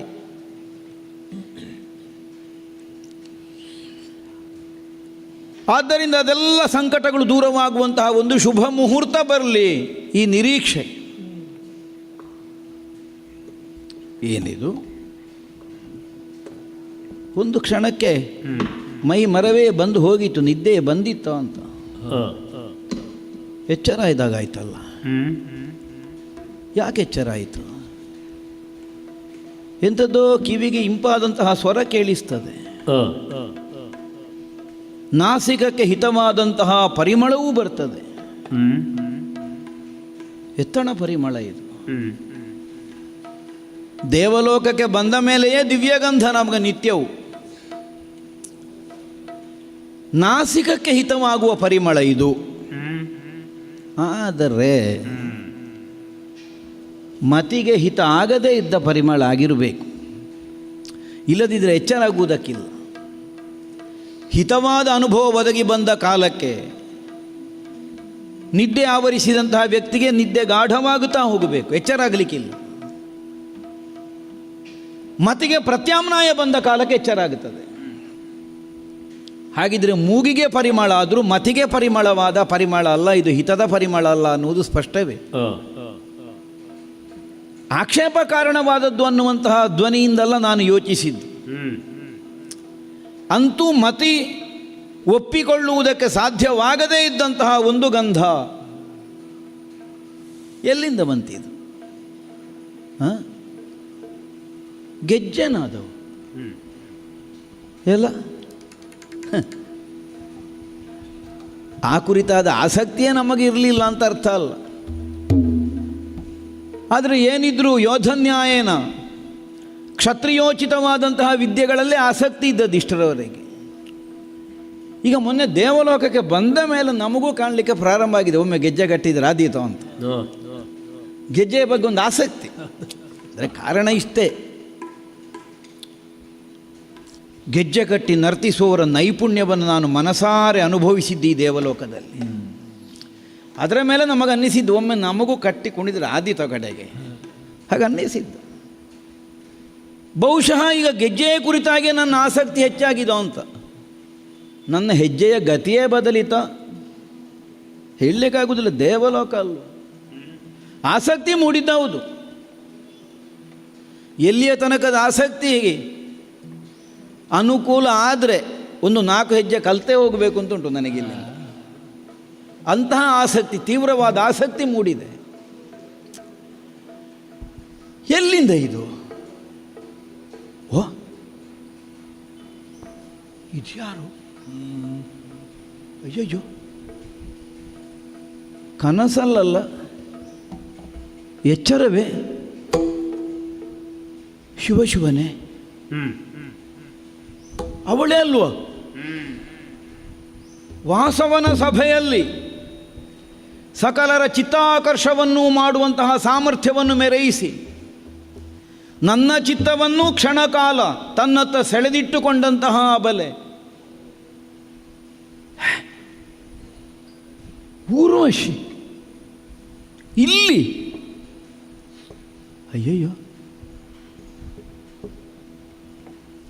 ದೇವಲೋಕಕ್ಕೆ ಬಂದಿದ್ದೇನೆ ಅಂತ ಏರಿ ಪಲ್ಲಂಗದಲ್ಲಿ ಕುಳಿತಿದ್ದೇನೆ ನಾನು. ಇದು ನಾನು ಇಳಿಯುವ ಕಾಲ ಬಂತು ಅಂತ ಸೂಚಿಸಲಿಕ್ಕೆ ಬಂದದ್ದ? ಇಳಿಯುವ ಅಮ್ಮ, ನಿಧಾನ ನಿಧಾನ ಹೇಳಿ, ನಿಧಾನ ಹೇಳಿ. ಅಯ್ಯೋ, ನಿಧಾನ ಅಂತಲೇ ಆಲೋಚಿಸಿದ್ದು, ಆದದ್ದು ಬೇಗನೆ ಅಷ್ಟೇ. ಯಾಕಂದರೆ ಯಾಕೆ ಬುದ್ಧಿಗಿಂತ ತೀವ್ರವಾಗಿ ಮನಸ್ಸು ವ್ಯವಹರಿಸಲಿಕ್ಕೆ ಪ್ರಾರಂಭಿಸಿದರೆ ಅದು ಗೊತ್ತಾಯ್ತು, ತೀವ್ರತೆ ಬಾಧಿಸ್ತಾ ಉಂಟು ಅಂತ. ಹೌದಾ? ಹೌದೌದು, ಅಲ್ಲ ಇಳಿಲೇಬೇಕು ಅಂತಿಲ್ಲ. ಹಾಗಾಗಿ ಬುದ್ಧಿಯ ನಿಯಂತ್ರಣಕ್ಕೆ ಮನಸ್ಸು ಸಿಕ್ಕುವುದಿಲ್ಲ. ಹೌದು, ಮನಸ್ಸು ಪ್ರಚೋದನೆ ಕೊಡುವ ಕಾಲಕ್ಕೆ ಬುದ್ಧಿಯಿಂದ ಯೋಚಿಸದೆ ವ್ಯವಹಾರ ಆಗಿ ಹೋಗ್ತದೆ. ಮನಸ್ಸಿಗೇನು, ನೀನು ಅಷ್ಟು ಅವಸರವಾಗಿ ಇಳಿಬೇಡ, ಇಳಿಲೇಬೇಕು ಅಂತಲೂ ನಿರ್ಬಂಧ ಏನೂ ಇಲ್ಲ, ನೀ ಕುಳಿತೆ ಮಾತಾಡು. ಅಯ್ಯೋ, ನಿರ್ಬಂಧ ಉಂಟು ಅಂತ ಹೇಳುವವರು ಯಾರಾದಿದ್ರೆ ಯಾಕೆ ಅಂತ ಕಾರಣ ಕೇಳುವವ ನಾನು. ನನ್ನ ಸ್ವಭಾವ ಹಾಗೆ. ಹೌದೌದು. ಈಗ ನಿರ್ಬಂಧ ಇಲ್ಲ ಅಂದ್ರೆ ಅರ್ಥ ಏನು? ನಾವು ಮನಸ್ವಿಯಾಗಿ ಆಚರಿಸಬೇಕು ಅಂತ ಅರ್ಥ. ನಿರ್ಬಂಧ ಇಲ್ಲದಿದ್ದ ವಿಧಾನಗಳಿಗೆಲ್ಲ ಹಾಗೆ. ಹೌದು, ನಿರ್ಬಂಧ ಇದ್ದರೆ ನಿರ್ಬಂಧಕ್ಕೆ ಬೇಕಾಗಿ ಮಾಡು. ನಿರ್ಬಂಧ ಇಲ್ಲದೇ ಇರುವುದರಿಂದ ನಾವು ಮನಸ್ವಿಯಾಗಿ ಅದರಲ್ಲಿ ಮುಂದಾಗಬೇಕು. ಈ ನಿರ್ಣಯದಿಂದ ಇಳಿದಿದ್ದೇನೆ. ಮನಸ್ಸಿಗೆ ತೋಚಿತು ಅಂತ ಶರೀರಕ್ಕೆ ತ್ರಾಸ ಕೊಡಬೇಡ ಅಂದೆ ನಾನು. ಅಯ್ಯೋ, ಅಲ್ಲದೆ ಈ ಶರೀರ ಯಾಕೆ ಬೆಳೆಸುವುದು? ತ್ರಾಸ ಕೊಡಲಿಕ್ಕೆ ಅಲ್ವಾ? ಅದು ಹೌದಲ್ವ, ಶರೀರಕ್ಕೊಂದು ತ್ರಾಸ ಕೊಟ್ಟರು ಹಿತ ಆಗ್ತದೆ. ಹೌದಾ? ಕೆಲವು ಸಲ ಮನೆಯವರಿಗೆ ತ್ರಾಸ, ಹೌದಾ? ಕೆಲವು ಸಲ ಊರಿನವರಿಗೆ ತ್ರಾಸ, ಹೌದು, ಕೆಲವು ಸಲ ಅವರವರಿಗೆ ತ್ರಾಸ. ಅಂತೂ ಇರುವುದಕ್ಕೆ. ಆದರೆ ಮನೆ ಬಿಟ್ಟು ಊರು ಬಿಟ್ಟು ಬಂದವನಿಗೆ ಈಗ ಶರೀರದಿಂದ ತ್ರಾಸ ಆಗುವುದಿದ್ರೆ ತನಗಾಗಿ ಅನುಭವಿಸಬೇಕಷ್ಟೆ. ಅದೇ, ಹಾಗಾಗಿ ಇನ್ನು ಹೊಸತು ಕೊಡಲಿಕ್ಕೆ ಅಂತೇನೆ. ಅದೇ, ಈ ಮನೆ ಬಿಟ್ಟು ಊರು ಬಿಟ್ಟು ಬಂದವರ ಸಂಕಟ ಊರಿನಲ್ಲಿ ಇದ್ದವರಿಗೆ ಹೇಗೆ ಗೊತ್ತಾಗ್ತದೆ? ನಮಗೆ ಹೋದಲ್ಲಿಗೂ ಶರೀರದಲ್ಲಿ ಅದೇ ತ್ರಾಸ ಇರ್ತದೆ, ನೆನಪಿರ್ತದೆ. ಅಲ್ಲಿ ಅವರೇನು ಮಾಡ್ತಾರೋ ಏನು. ಈ ಮಾತು ಬೇರೆ ಊರಲ್ಲಿ ಹೇಳಿದರೆ ಬೇರೆ ಅರ್ಥ, ಸ್ವರ್ಗದಲ್ಲಿ ಹೇಳಿದರೆ ಅದೇನು ಅಲ್ಲ. ಇಲ್ಲಿ ಇದೀಗ ಸಂಕಟಗಳೆಲ್ಲ ಕಳೆದು ಸಿದ್ಧಿಸುವ ನೆಲೆಯಲ್ಲಿ ಈ ಸಂಕಟದ್ದೇ ಮಾತಾಡುವುದು ಯಾಕೆ? ಅಲ್ಲ, ಆಗಲ್ಲ. ಸುಖದ್ದು ಮಾತಾಡ್ಬೋದಲ್ಲ. ಅಲ್ಲ, ಈ ಲೋಕದ ನ್ಯಾಯದಿಂದ ಅಥವಾ ಇಲ್ಲಿಯವರ ಆತಿಥ್ಯದಿಂದ ನನಗೇನಾದರೂ ಕೊರತೆ ಆಗಿದೆ ಅನ್ನುವ ಕಾರಣಕ್ಕೆಲ್ಲ ಹೇಳಿದ್ದು. ಇಲ್ಲಿ ಸಹಜವಾಗಿಯೇ ಇರುವ ಹಾಗೆಲ್ಲ ಅನುಕೂಲ ಆಗಿದೆ. ನೀ ಸಾಮಾನ್ಯತಃ ಎಲ್ಲರಿಗೂ ಅನ್ವಯವಾಗುವಂತ ಆಡಿದ್ದು. ಹೌದಪ್ಪ, ಈಗ ಮಿಷ್ಟಾನ್ನವೇ ಬಡಿಸಿಟ್ಟದ್ದು. ಹೌದು, ಉಣ್ಣುವವನಿಗೆ ಹಸಿವೆ ಬೇಡುವ. ಅದೌದು, ಹಸಿವೆ ಇಲ್ಲದವನ ಮುಂಭಾಗದಲ್ಲಿ ಮಿಷ್ಟಾನ್ನ ಇಟ್ಟರೆ ಏನು ಪ್ರಯೋಜನ? ಆದ್ರೆ ಒಂದುಂಟು, ಈಗ ಉಪವಾಸವೇ ಇದ್ದವನ ಸಮ್ಮುಖದಲ್ಲಿ ಮಿಷ್ಟಾನ್ನ ಬಂದರೆ ಅದಕ್ಕೊಂದು ವಿಶೇಷ ರುಚಿ ಉಂಟು ನೋಡು. ಆದರೆ ಈಗ ಹಸಿವಿಲ್ಲದವನಲ್ಲಿ ಇಡುವುದು ಒಂದು ಆಯಾಮ, ಒಂದು ದೂರ. ಅದು ಹೌದು. ಉಪವಾಸ ಅನೇಕ ಕಾಲಗಳ ಪರ್ಯಂತ ಉಪವಾಸಿಯಾದವನ ಮುಂಭಾಗದಲ್ಲಿ ಏನು ಸಿಕ್ಕಿದ್ರು ಉಣ್ಣುತ್ತಾನೆ ಅವ. ಆಗ ಮಿಷ್ಟಾನ್ನವೇ ಸಿಕ್ಕಿದ್ರೆ ಹೌದಾ? ಆದ್ರೆ ಅದೊಂದು ಸಂಭ್ರಮವೇ ಬೇರೆ. ಆದ್ರೆ ಒಂದುಂಟು, ಉಪವಾಸ ಮುಗಿಸುವ ಸಮಯ ಹೌದಾದ್ರೆ ಮಿಷ್ಟಾನ್ನ ಸಿಕ್ಕಿದ್ರೆ ಸರಿ. ಹೌದೌದು. ಉಪವಾಸ ಮುಗಿಯದೇ ಇರುವಾಗ ಮಿಷ್ಟಾನ್ನ ಸಿಕ್ಕಿದ್ರೆ ಕೆಲವೊಮ್ಮೆ ಒಂದುಂಟು, ಅನೇಕ ಕಾಲದಿಂದ ಏನನ್ನೂ ಉಪವಾಸ ಅಂತ ಸಿದ್ಧಪಡಿಸದೇ ಇದ್ದವನಿಗೆ ಉಪವಾಸದಿಂದ ವಿರಹ ಹೊಂದುವ, ವಿಯೋಗ ಹೊಂದುವ ಕಾಲದಲ್ಲಿ ಬೇಕಾದ್ದು ಸಿದ್ಧಿಸಬೇಕು ಅಂತಿಲ್ಲ. ಆಗ ಯಾರಾದರೂ ತಾವಾಗಿ ಉಣಬಡಿಸುವುದಕ್ಕೆ ಹೊರಟ್ರೆ ಅವರ ಔದಾರ್ಯವು ಇವನ ಅಪೇಕ್ಷೆಯು ಎಲ್ಲ ಒಟ್ಟಾದರೆ ಒಂದು ಯೋಗ ಅಲ್ವ? ಅಯ್ಯೋ, ನಿತ್ಯ ಮಾತಾಡಿಸಿದೆ. ಹೌದು, ಕರಗಳೆರಡನ್ನು ಜೋಡಿಸಿದ್ದೇನೆ, ನಮಸ್ಕರಿಸಿದ್ದೇನೆ. ತಾಯೇ ನಮಸ್ಕಾರ. ನಮಸ್ಕಾರ ತಾಯೇ. ಏನು ತೆರಳಿದಿರೋ ಕುಳ್ಳಿರಿ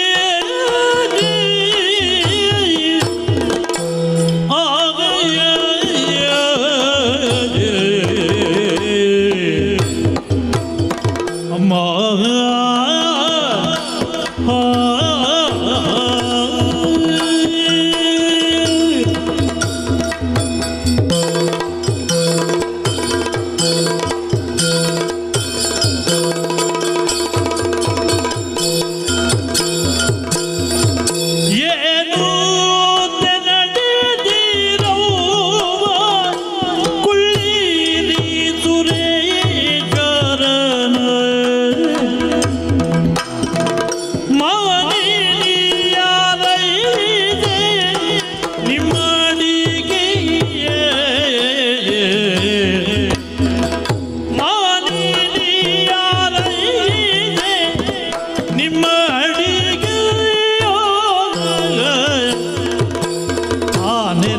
ಬಗುದು ಕಾರ್ಯವ ಬೆಸಸಿರನೆ ಕೇಳ್ತು ಕಾನೆರಗ ಬಗುದು ಕಾರ್ಯವ ಬೆಸಸಿರನೆ ಕೇಳ್ತು ಮಾನಸದಿ ಬೆರಗಾಗಳಂದು ಏನು ತೆರಳಿರವ ಕುಳ್ಳಿರಿ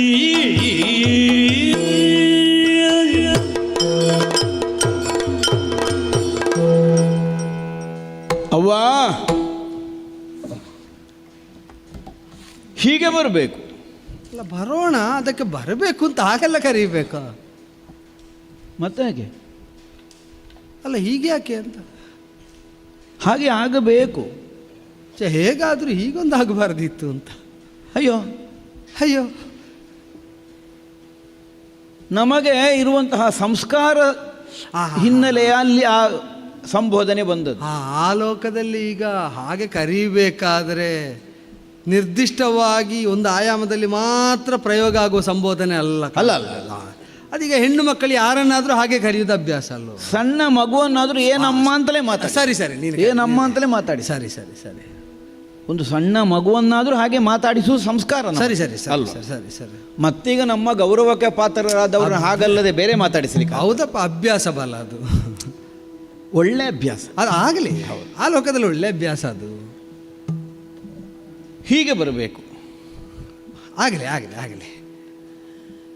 ಏರಿದಂತಹ ರತ್ನಪಲ್ಲಂಗದಿಂದ ನಾನು ಕೆಳಗಿಳಿದದ್ದು ಕೇವಲ ನಿಮ್ಮನ್ನು ಎದುರುಗೊಂಡು ಕರೆತರುವಂತಹ ಒಂದೇ ಉದ್ದೇಶಕ್ಕಾಗಿ ಮಾತ್ರ ಅಲ್ಲ. ಮತ್ತೆ ನೀವು ಬಂದಿರುವಾಗ ಈ ಪಲ್ಲಂಗದಲ್ಲಿ ನೀವು ಕುಳ್ಳಿರಬೇಕಾದವರು ಅನ್ನುವ ಕಾರಣಕ್ಕಾಗಿ ನಾನು ಕೆಳಗಿಳಿದದ್ದು. ಅಲ್ಲ, ನಾನು ಕೊಳ್ಳಿರ್ತೇನೆ, ಆದರೆ ನೀನು ಯಾಕೆ ದೂರ ಸರಿಯುದು? ನೀನು ಕೊಳ್ಳಿರು ಬಾ. ಅಲ್ಲ, ಪಲ್ಲಂಗ ಇರುವುದು ಒಂದೇ ಅಲ್ವಾ? ಅಲ್ಲ ಆಗಲಿ. ಈಗ ಅದರಲ್ಲಿ ಐಕ್ಯದಿಂದ ಯಾರು ಕುಳ್ಳಿರಬಹುದು. ಅಲ್ಲ, ಆಕ್ಷೇಪ ಹೇಳಿದ್ದಲ್ಲ. ಹೌದು.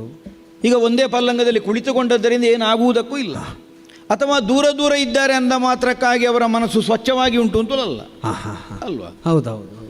ಆದ್ದರಿಂದ ಕುಳಿತುಕೊಳ್ಳುವುದಕ್ಕಲ್ಲ, ಇದು ಗೌರವದಿಂದ ಹೇಳಿದ್ದು. ಮತ್ತೇನಾದರೂ ಆಗಿ ಕುಳಿತುಕೊಳ್ಳಬಾರ್ದು ಅಂತಲೂ ಇಲ್ಲ, ಬೇರೆ ಯಾವ ಕಾರಣದಿಂದ ಅಲ್ಲ. ಹೌದೌದೌದು, ಗೌರವದಿಂದ ಮಾತ್ರ. ನಾವು ಯಾರಲ್ಲಿ ಒಂದು ಆದರವನ್ನು ತಳೆದಿರ್ತೇವೆ, ಗೌರವವನ್ನು ಹೊಂದಿರ್ತೇವೆ, ಅವರ ಮುಂಭಾಗದಲ್ಲಿ ಆಸನ ಇದ್ರೂ ನಮಗೆ ಕುಳಿತುಕೊಳ್ಳುವುದಕ್ಕೆ ಮನಸ್ಸಾಗೋದಿಲ್ಲ. ನನ್ನ ಕಣ್ಣುಗಳನ್ನೇ ನನಗೆ ನಂಬಲಿಕ್ಕೆ ಆಗಲಿಲ್ಲ ಒಂದು ಸಲಕ್ಕೆ. ಅದು ಯಾಕೆ? ಇಲ್ಲಿ ಈ ಹೊತ್ತಿಗೆ ಇವತ್ತಿಗೆ ನೀವು ನಿರೀಕ್ಷಿಸುವುದಕ್ಕಾದರೂ ಉಂಟಾ? ಮೊನ್ನೆ ದೇವಸಭೆಯಲ್ಲಿ ನೀವು ಕೈಗೊಂಡಂತಹ ನರ್ತನವನ್ನು ನೋಡಿ ನೋಡಿ ನೋಡಿ ಹೌದು ಮೈ ಮರೆತು ಹೋಗಿತ್ತು ನನಗೆ. ಎಲ್ಲಿದ್ದೇನೆ ಅನ್ನುವುದೇ ಒಂದು ಕ್ಷಣ ನನಗೆ ಮರವೇ ಆಗಿ ಹೋಗಿತ್ತು. ಏನು ಸಿದ್ಧಿ! ನಿಜವಾಗಿ ಆ ಸರಸ್ವತೀ ದೇವಿಯ ಪರಿಪೂರ್ಣವಾದ ಅನುಗ್ರಹ ನಿನ್ನ ಮೇಲೆ ಆಗಿರಬೇಕು. ನೋಡಿದ್ದು ನೀನು ಮಾತ್ರ ಅಲ್ಲ, ಅಲ್ಲ ತುಂಬ ಜನ ನೋಡಿದ್ದಾರೆ ಅಂತ. ಹೌದಪ್ಪ, ಅವರೆಲ್ಲ ಯಾವಾಗಲೂ ನೋಡ್ತಾರಲ್ಲ. ನನ್ನನ್ನಲ್ಲ, ಮತ್ತೆ ನನ್ನನ್ನು ನೋಡುವ ನಿನ್ನನ್ನು. ಅಲ್ಲ ಇರಬಹುದು. ಹೌದು. ಮತ್ತೆ ಒಂದು ಹೇಳ, ಯಾರೂ ನೋಡುವುದಿಲ್ಲ ಅನ್ನುವುದಕ್ಕಾಗಿ ಸಮಯ ಕಾದು ನಾನು ನೋಡಿದ್ದಲ್ಲ. ಅದೊಂದು ಇಷ್ಟ ಆದದ್ದು ನನಗೆ. ಯಾರು ನೋಡಿದ್ರು ಚಿಂತಿಲ್ಲ, ನಾನು ನೋಡುವುದೇ ಅಂತ ನೋಡಿಬಿಟ್ಟಿಯಲ್ಲ ಅಂತ. ಯಾಕೆಂದ್ರೆ ನೋಡುವ ಭಾವದಲ್ಲಿ ಅಲ್ಲೋ ಇರೋದು. ಅದೇ ಅದೇ ಈಗ ಕದ್ದು ಮುಚ್ಚಿ ನೋಡಿಕೊಳ್ಳಬೇಕಾದದ್ದು ಯಾಕೆ? ಮತ್ತೆ ನಿನ್ನನ್ನು ನೋಡಿದವರಿಗೆಲ್ಲ ಆ ಭಾವ ಅರ್ಥ ಆಗಿದೆ ಅಂತಿಲ್ಲ, ಆದ್ರೆ ಅರ್ಥ ಆಗಬೇಕಾದವರಿಗೆ ಆಗಿದೆ, ಅದೊಂದು ಸಮಾಧಾನ. ಇರ್ಲಿಯಪ್ಪ, ಅವರಿಗೆ ಹೇಗೆ ಬೇಕಾದ್ರೆ ಅರ್ಥ ಆಗಿದೆ. ಹೌದೌದು. ನನ್ನ ನೋಟ ವ್ಯರ್ಥ ಆಗಲಿಲ್ಲ, ಅದು ನನಗೆ ಸಮಾಧಾನ. ಇಲ್ಲ ಸಾರ್ಥ ಆಯ್ತು ಅದು. ಯಾಕೆ? ಕಲಾ ಪ್ರೌಢಿಮೆಯನ್ನು ಕಂಡು ನಾನು ಮನಸೋತೋದೆ. ಯಾರು ಅಂತ ವಿಚಾರಿಸುವಾಗ ಊರ್ವಶಿ ದೇವಿ. ಹೌದೌದೌದು. ನಿಜವಾಗಿ ಆರಾಧಕನಾಗಿ ಬಿಟ್ಟೆ ಒಂದೇ ಕ್ಷಣಕ್ಕೆ. ಈಗ ಅಷ್ಟು ಮಂದಿಯಲ್ಲೂ ನನ್ನ ಮೇಲೆ ಆರಾಧನೆ ಹುಟ್ಟಿದ್ದು. ಮೇನಕೆ ಇದ್ದಳು, ಘೃತಾಚಿ ಇದ್ದಳು, ಮಿತ್ರಕೇಶಿ ಇದ್ದಳು, ಅಲ್ಲ ಇನ್ನೂ ಅನೇಕರು ಇದ್ದರು. ಹೌದೌದು. ಸಮೂಹವಾಗಿ ತೊಡಗಿದಂತಹ ಆ ನೃತ್ಯ ವಿಸ್ತಾರದಲ್ಲಿ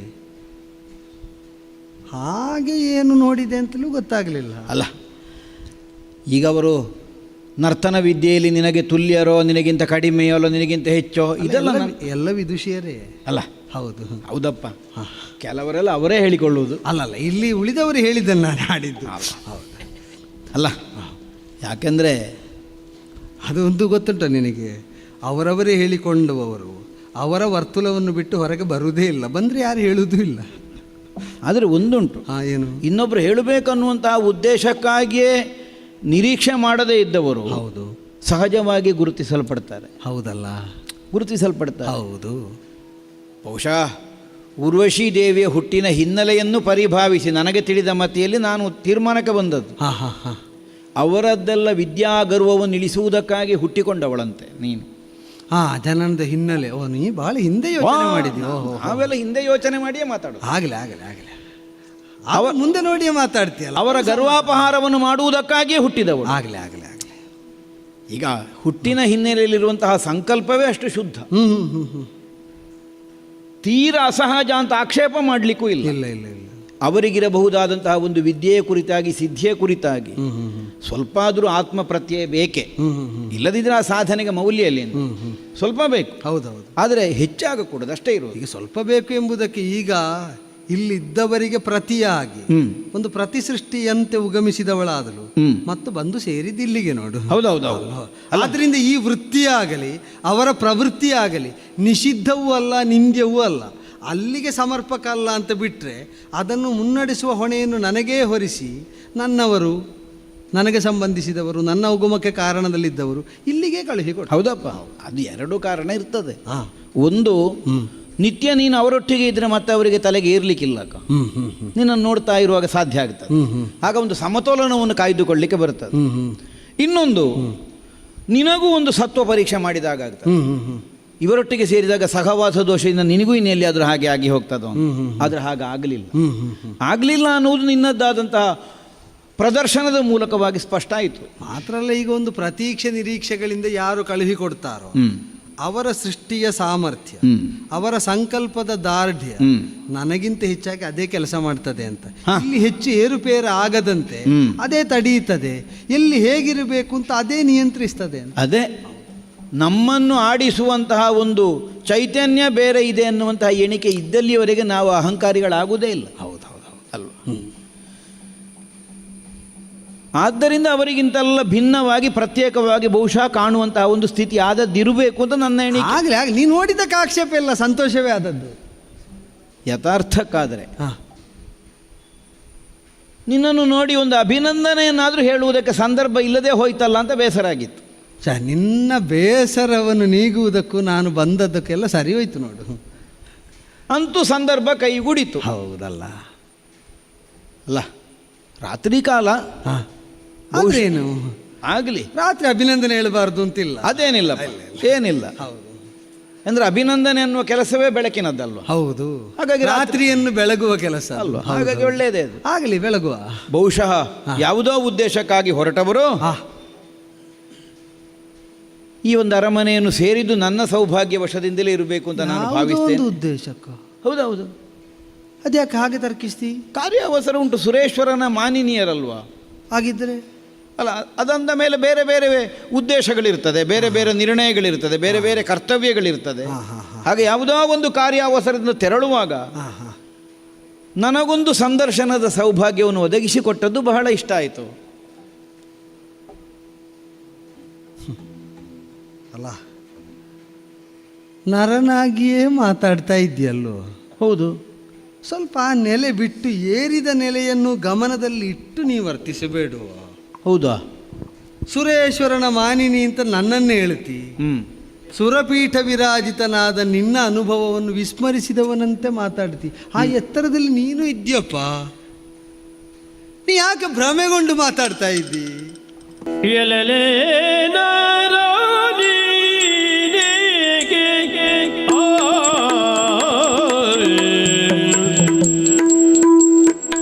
ಎಲಲೆ ನರ ನೀನೇಕೆ ಭ್ರಮೆಗೊಳ್ಳೆ ಭ್ರಮೆಗೊಳ್ಳೆ ಸುರಪಾಲ ಕಳುಹಿಸಿದನು ಬಂದನೀಗ ಭ್ರಮೆಗೊಳ್ಳೆ ಸುರಪಾಲ ಕಳುಹಿಸಿದನು ಬಂದನೀಗ ಬಂದನೀಗ ಎಲ್ಲೆಲ್ಲಿ ನರ ನೀನೇಕೆ ಭ್ರಮೆಗೊಳ್ಳೆ ಸುರಪಾಲ ಕಳುಹಿಸಿದನು ಬಂದನೀಗ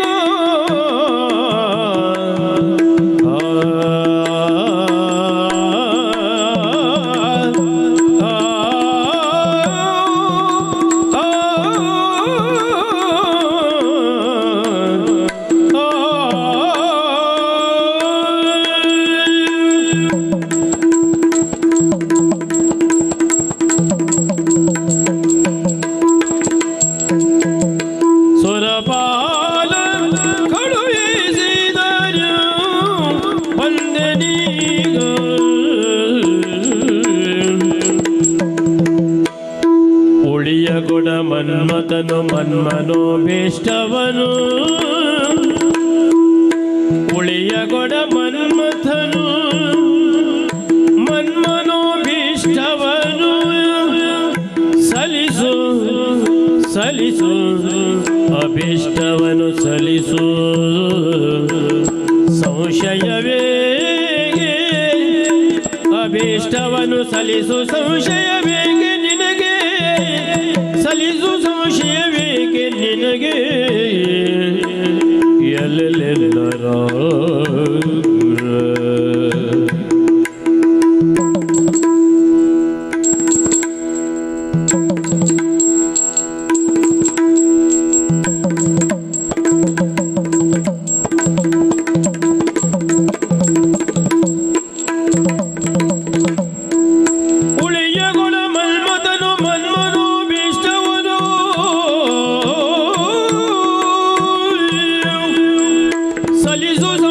ಬೇಕೆ ನಿನಗೆ ಎಲ್ಲೆಲ್ಲೇ ನರ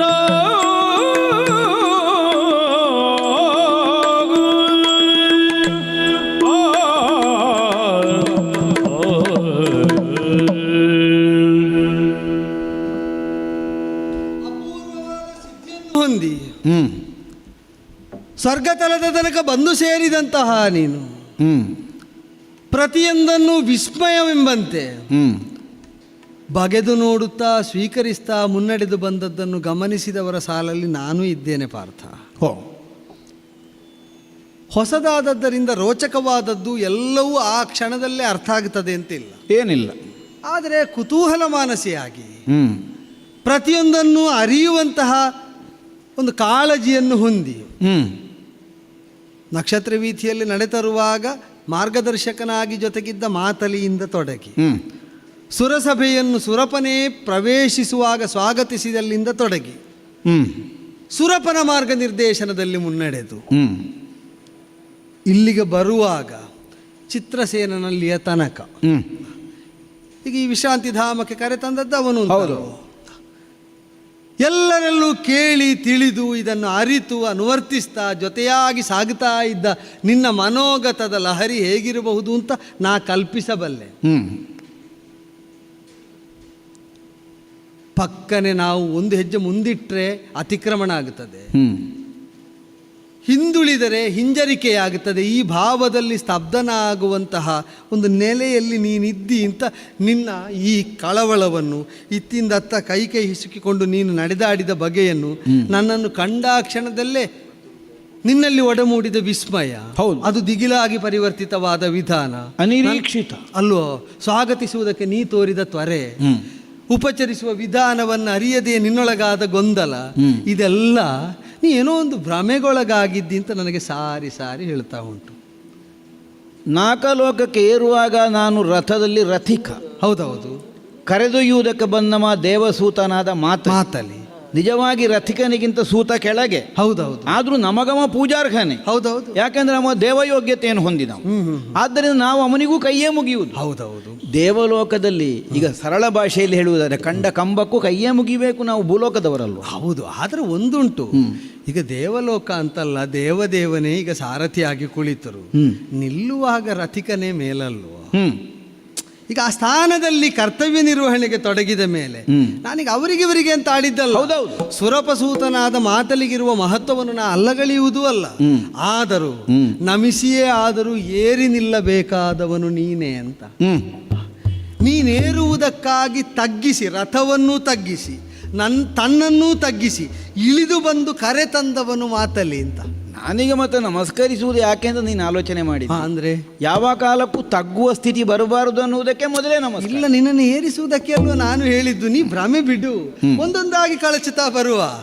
ಹಾಗಿರಬಹುದು ಹೀಗಿರಬಹುದು ಅಂತ ವಿಕಲ್ಪ, ಆ ವಿಕಲ್ಪದಲ್ಲಿ ನೀನೇ ಮಾಡಿದ ನಿಗಮನ ಇದು ಹೀಗೆ ಇರಬೇಕು ಅಂತ, ಅದು ಭ್ರಮಾಧೀನವಾದ್ರೆ ಅದಲ್ಲ ಅಂತ ನೇರ್ಪುಗೊಳಿಸುವ ಹೊಣೆ ನನಗುಂಟು.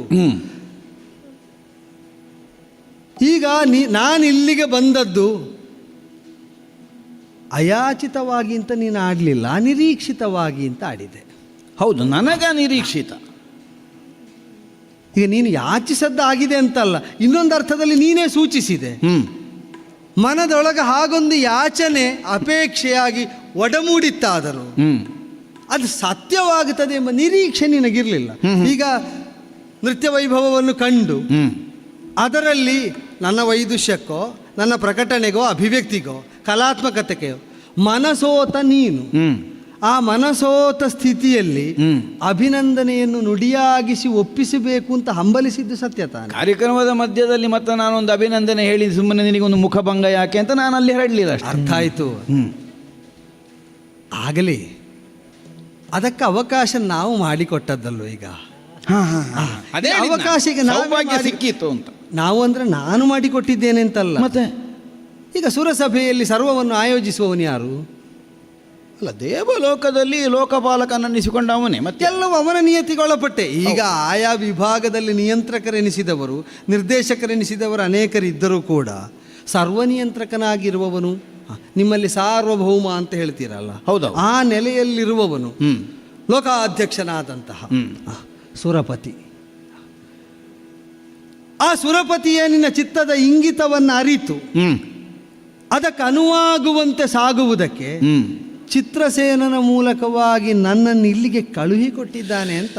ಹೋ ಹೋ ಹೋ ಹೋ ಬಹುಶಃ ನನ್ನ ಒಂದು ಅಂತರಂಗದ ನಿಲುಮೆಯನ್ನು ಪ್ರಕಟಿಸುವುದಕ್ಕೆ ನನಗೊಂದು ಅವಕಾಶ ಸಿಗಲಿ ಅನ್ನುವುದಕ್ಕಾಗಿ ಕಳುಹಿಸಿಕೊಟ್ಟಂದರೆ ನಿನಗೆ ಹೊಂದಬೇಕು ಅಂತಿದ್ದದ್ದು ನಿನ್ನಿಂದ ದೂರ ಉಳಿಯುವುದು ಬೇಡ.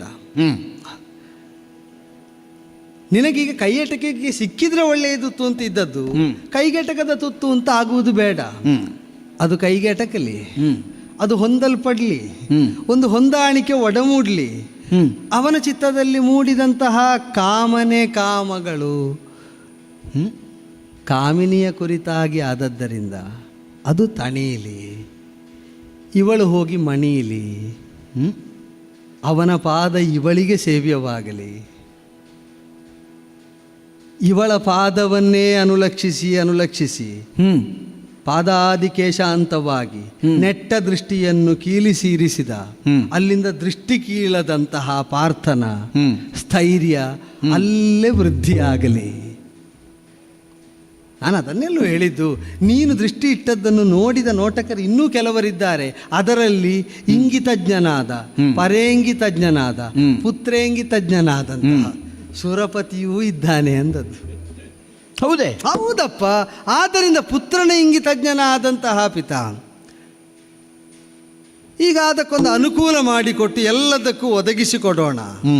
ಅವನಿಗೆ ಅದರ ಪ್ರಾಪ್ತಿ ಉಂಟು, ಯೋಗ ಉಂಟು ಅಂತ ಆದರೆ ಹೋಗಿ ಊರ್ವಶಿಗೆ ಸೂಚಿಸುವಂತ. ನಾನಾದರೂ ಈಗ ದೇವಲೋಕ ಅಂದರೆ ಭೂಲೋಕದಲ್ಲಿ ಕನಸು ಕಾಣಬಹುದಾದ ಲೋಕ. ಇಲ್ಲಿಯ ನೆಲೆ, ಇಲ್ಲಿಯ ಪ್ರಾಪ್ತಿ, ಇಲ್ಲಿಯ ಭೋಗಗಳೆಲ್ಲ ಸಾಮಾನ್ಯರಾದವರಿಗೆ ಅಲ್ಲಿ ಕನಸಿನಲ್ಲಿ ಲಭ್ಯಾದೀತು. ವಾಸ್ತವವಾಗಿ ಆಗಬೇಕು ಅಂತಾದರೆ ಅದಕ್ಕೆ ಒಂದಷ್ಟು ಪ್ರಯತ್ನ ಬೇಕು, ಪರಿಶ್ರಮ ಬೇಕು, ಕರ್ಮ ಸಾಧನೆ ಇದೆಲ್ಲ ಬೇಕಾಗುತ್ತದೆ. ಆದರೆ ಸ್ವರ್ಗದಲ್ಲಿದ್ದ ನಾನೇ ಕೇವಲ ಕಾಮಿಸಬಹುದಾದ, ಹೊಂದಿಯೇನು ಅಂತ ಕಲ್ಪಿಸಲಾಗದೇ ಇದ್ದಂತಹ ನಿನ್ನ ಸಾಂಗತ್ಯ ಸುರೇಶ್ವರನ ಔದಾರ್ಯದಿಂದ ಈಗ ಪ್ರಾಪ್ತವಾದದ್ದರಿಂದ ಓಡೋಡಿ ಬಂದೆ, ನಲಿದಾಡಿ ನಿಂದೆ. ಹಾಗೆ ಅಂತ ನನ್ನ ಅಪೇಕ್ಷೆ ನಿನ್ನ ವಿಶ್ರಾಂತಿಗೆ ಭಂಗ ಬರಬಾರದು ಅಂತ ಇಲ್ಲೇ ಇರುವಾಗಲೂ ನೂಪುರ ಧ್ವನಿ ನಿದ್ರಿಸಿದವನಿಗೆ ಬಾಧೆ ಒದಗಿಸುವುದಕ್ಕಿಲ್ಲ ಎಂಬ ಭಾವದಿಂದ ಅದನ್ನೇ ಮಾಡ್ತಾ ಒಂದಿನಿತ ಎಚ್ಚರಗೊಂಡ್ರೆ ಇದಕ್ಕಾಗಿ ಕಣ್ತೆರೆಯಲಿ ಎಂಬ ನಿರೀಕ್ಷೆಯಿಂದ ಇಲ್ಲೇ ಉಳಿದಿದ್ದೆ. ನಿಜ ಹೇಳ, 3 ಅಪೇಕ್ಷೆಗಳು ಒಟ್ಟಾಗಿ ನಿನ್ನ ಮುಂಭಾಗದಲ್ಲಿ ಊರ್ವಶಿಯಾಗಿ ನಿಂತಿದ್ದಾಳೆ ಈ ಕಾಲದಲ್ಲಿ. 3 ಅಪೇಕ್ಷೆಯ? ಸುರಪತಿಯ ಅಪೇಕ್ಷೆ. ಇನ್ನೊಂದು, ಈಗ ನಿನಗೆ ಗೆಜ್ಜೆ ಕಟ್ಟಿಸಬೇಕಂತೆ. ನಿನಗೆ ಗೆಜ್ಜೆ ಕಟ್ಟಿಸಬೇಕಂತೆ. ನಿನ್ನಲ್ಲಿ ತಂಬೂರಿ ಮೀಟಿಸಬೇಕಂತೆ. ಗೀತ ಕಲೆಯಲ್ಲಿ, ನರ್ತನ ಕಲೆಯಲ್ಲಿ ನಿನ್ನನ್ನು ನಿಪುಣನನ್ನಾಗಿಸುವ ಹೊಣೆಯನ್ನು ಗಾಯಕನಾದ ಗಂಧರ್ವ ಚಿತ್ರಸೇನನಿಗೆ ವಹಿಸಿಕೊಟ್ಟ ನಿನ್ನಯ್ಯ ಕಲಾಕಾಮನೆಯನ್ನು ಹೊಂದಿದಂತಹ ನಿನ್ನೊಳಗೆ ಕಾಮಕಲೆಯಲ್ಲಿ ಪರಿಣತಿಯನ್ನು ಹೊಂದಿಸುವಲ್ಲಿ ಕಾಮಿನಿಯಾದ ನನಗೆ ಹೊಣೆ ಹೊರಿಸಿ ಇತ್ತ ಕಳುಹಿಕೊಟ್ಟಿದ್ದಾನೆ. ನೀನು ಅಷ್ಟು ದೂರ ನಿಂತದ್ಯಾಕೆ? ನೀ ಪಲ್ಲಂಗದಲ್ಲಿ ಕಾಲು ಚಾಚಿ ಕಾಲು ನೀಡಿದ್ದ ಪಾದ ಸೇವೆಗಾಗಿ ನಿಯುಕ್ತಳಾದವಳು. ಕಾಮನೆಯಿಂದ ಬಂದವಳೆ. ಹೌದು, ಶ್ಲಾಘ್ಯತಮನಿದ್ದಾನೆ. ಇಂದ್ರವರುಣೋಪಮನಾದಂತಹ ಗುಣಗಣಯುಕ್ತನಾದಂತಹ ಪಾರ್ಥ ಸರ್ವತ್ರ ಶ್ಲಾಘ್ಯನಿದ್ದಾನಾದ್ದರಿಂದ ಊರ್ವಶಿಗೆ ಪಾದ ಸೇವೆಗವನು ಯೋಗ್ಯನು ಎಂಬ ನಿರೂಪವನ್ನು ಹೊತ್ತು ತಂದ ನನಗೆ. ಪಾದ ಕೊಡು ಪಾರ್ಥ. ಕಾಮಹರ ಕಾಮಹರ ಹರ ಹರಿ ಮಾತೆ ತಕ್ಕಿಂಬಿರಿ ದೊರೆ ಬೊನ್ನೂರವ ನರಸಿ ಪೂರ್ವದಿಯೇ ಹರಗರಾಗ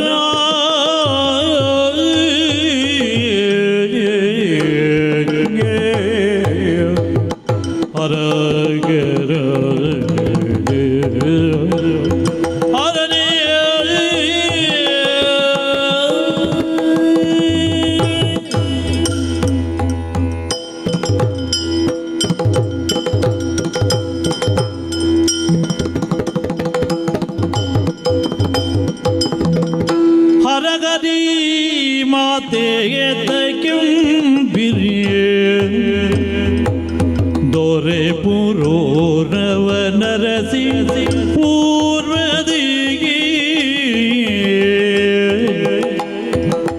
ದೊರೆ ಪುರೋರವ ನರಸಿ ಪೂರ್ವದಿ ತರುಣಿನಿ ಓರಾಯು ರಾಜನಿರದೆ ನಗು ಜಾವೆ ತರುಣಿನಿ ಪುರಾಯು ರಾಜನಿಗಿರದೆ ನಗು